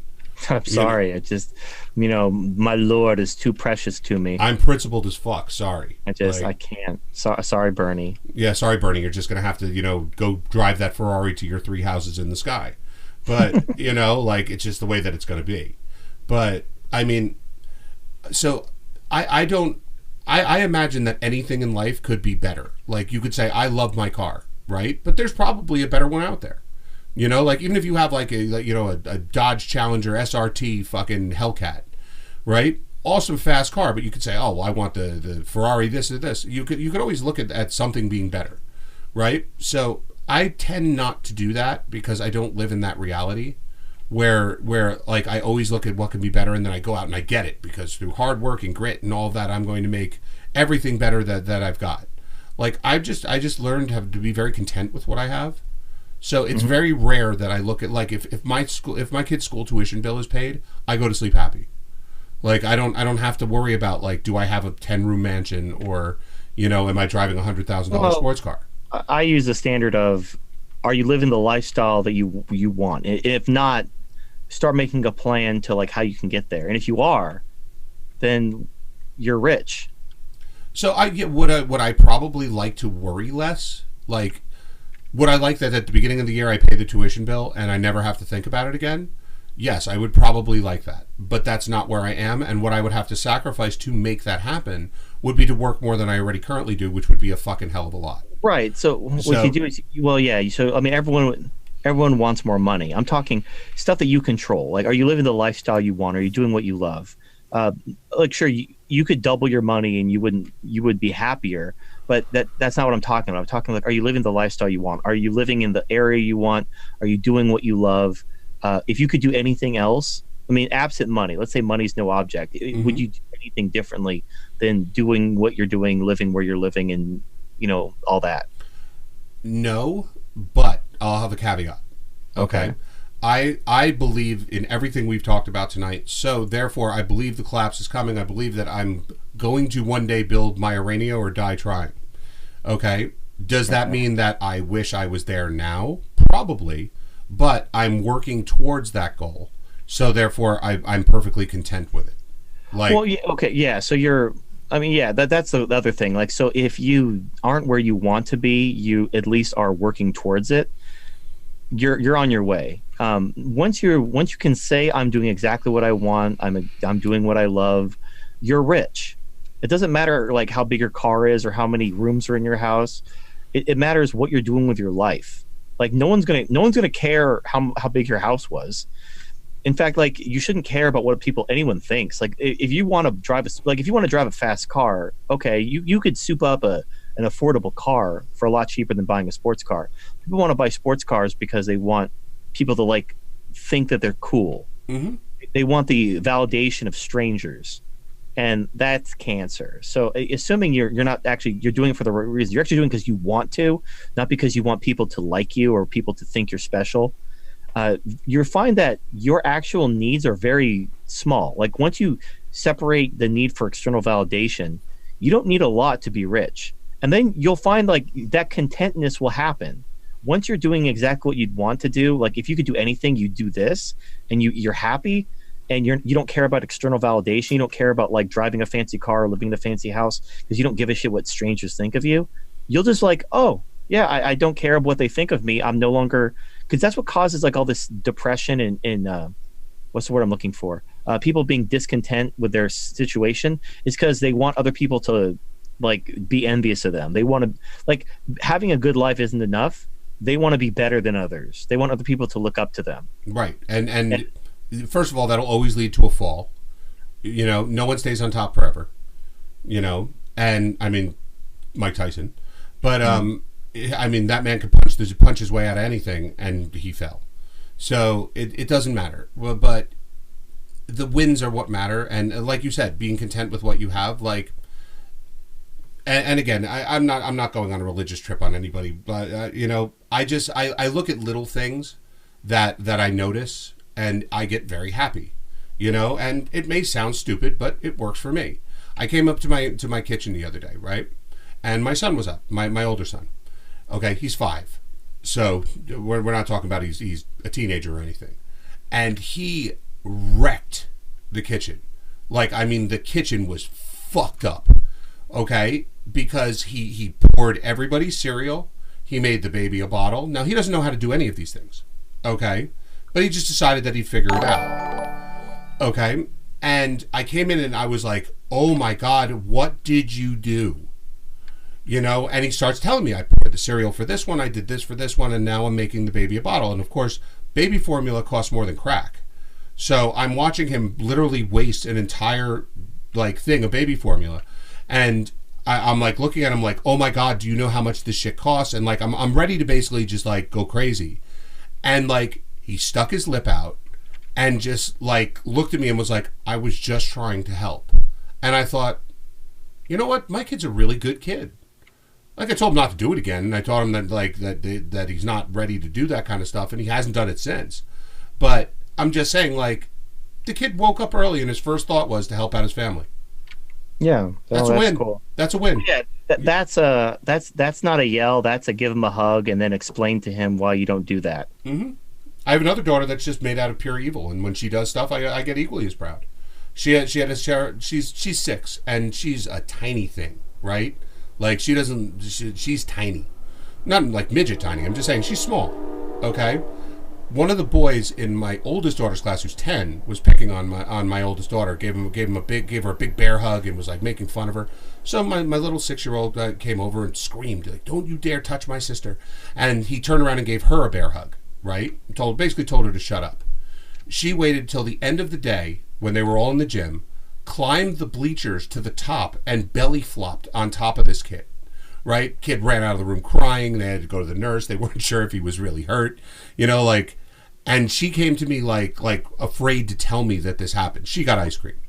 You know what I'm saying? And I'm like, even my kid who did something that would objectively be defined as kind of evil, like, like taking care of bullies That's always the right answer. Right. So Yeah, no, I would never punish my kid. Like even if they got suspended from school, if they were justified in doing shit, if it was like a bully picking on them and he just like whooped their ass, I'd be like, "Good job, son." so that's how it was with. I mean, as I said, so like even today, one of my daughters was saying that like, oh, I had a bad day because the boys they were all picking on me or anything, and I just said WW, the first letter of my daughter's name, D, and they said, what is it? What do you mean? I said, what would the evil one do? Like, and then the evil one pipes up, I'd punch him in the face. You know, she's 6, and the other daughter's 8. So I'm like, yep, see. And she's like, so I should punch him in the face? I said, if he's bullying you, why not? You know, you have to do. You can't let people bully you. And Well, no, but just you also should touch like sometimes when you punch people in the face, they punch back. oh, she knows that. Trust me, she's with the amount of kids I have, they all know that. Be aware. Yeah, don't. Yeah, yeah. I've had some incidents where. But that's when we have the talk about is the juice worth the squeeze. He might punch you back, but I'll tell you what, he's not going to pick on you anymore. It's too much work. He'll go pick on someone that won't punch him. You know? Yeah, that's true. That's true. Well, actually, that could backfire because I used to get in fights a lot, and it turned like you beat someone up, and then you'd have to fight their friend the next day, and then you have to fight their 2 cousins the next day, and then you're fighting this chain of. It's almost like you're in in Mortal Kombat. There's like the fucking ladder. Mm-hmm. Like you have to beat everyone else in the game. You're basically like working your way up this tournament ladder that you're not even aware is there. And you have to be like everyone up and their cousin because 6 months ago a guy picked on you and you beat him up. So now you got to beat up everyone he knows and everyone who he's friends with, and it's just this never-ending fucking bullshit. I had to do that until I actually really fought back when I was really young because I didn't hit a growth spurt until I was probably like 13. So I got picked on a lot younger. And they would gang up on me and pick on me all the time. And then I broke a chair over a kid's head. I got suspended for like a week when I was really young. But they never fucked with me again. But they would gang up on anybody until that person finally just put an end to it. You know. Yeah. Now, of course, nowadays you would probably go to prison, and your parents would, it'd be all your brothers and sisters would be in foster care. Or they would say that you're really a repressed female or something like that. Something. Because remember, docile kids are all that people care about now. They'll drug them to make them docile. Oh yeah, I know. If I were back in time, they would have drugged me. I know they would have drugged me. Yep. Well, we have now gone on for 5 hours. So every time. Yep. But I'm serious. You're my favorite guest, man, and thank you so much for coming. And everybody else is still having a blast, man. So, oh wait, hold on. We got I missed this one. Maba for $5 says the pursuit of happiness starts with having gratitude for not being affected with hypergamy. Give thanks daily. Yeah, well, men have their own equivalent instincts. So women have hypergamy, but men have dominance, and they both kind of suck in different ways. So dominance instinct is the male instinct, which compels men to compete with each other, acquire resources, and then women select the men with the most resources for mating. Mm-hmm. So the problem with dominance is why we can't have nice things. If you wonder why women can collectivize and they can fight for their own interests and they can form like political parties, but men can't, it's because of dominance. If you want to know why there's a schism in MGTOW every fucking year and why all the backstabbing in politics, it's because of dominance. So, you could be like, yeah, we don't have hypergamy. It's great. Yeah, it is great. But dominance sucks in its own way. Dominance really sucks because men automatically perceive each other as threats and competition and are always trying to screw each other over to better themselves. So it makes it really hard to like have friends as a guy because other men are always trying to fuck you over. It's the same thing for women. I mean, the bitch fight is a meme at this point. Well, yeah. I mean, I don't know. It's just, it sucks. It sucks. It sucks. It just sucks in general. There's no like, oh, thank God. I mean, don't get me wrong. I like being a male for no other reason than I have I'm smart and competent. In fact, the one thing I will admit, people say like white privilege is a myth. No, there is one form of white privilege which does exist, and that is the privilege of not having an excuse and having to take responsibility for yourself, which will make you strong and competent, as opposed to the people who can just point and whine and never have to improve. So that is a privilege. It is a privilege to actually be forced to take responsibility for yourself and become stronger through pain. That's why responsibilitarianism, is that what you call it? Well, that's the word I came up with. I had to because it has responsibility, but also contains the word tism. Mm-hmm. So it's got some autism. It's got a little touch of the tism. It's fantastic. Okay, man. Thank you very much for coming out. You can find him on YouTube, Turd Flinging Monkey. What's your BitChute? It's TF Monkey. It's TF Monkey, or just search for me on BitChute, Turd Flinging Monkey.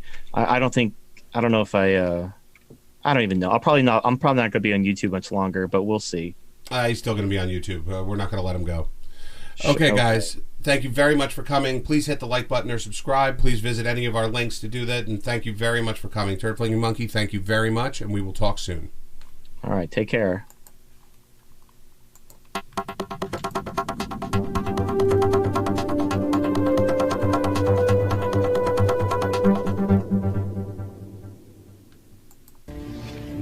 When in the course of human events it becomes necessary for one people to dissolve the political bands which have connected them with another, a decent respect requires that they declare the causes which impel them to the separation. We hold these truths to be self-evident.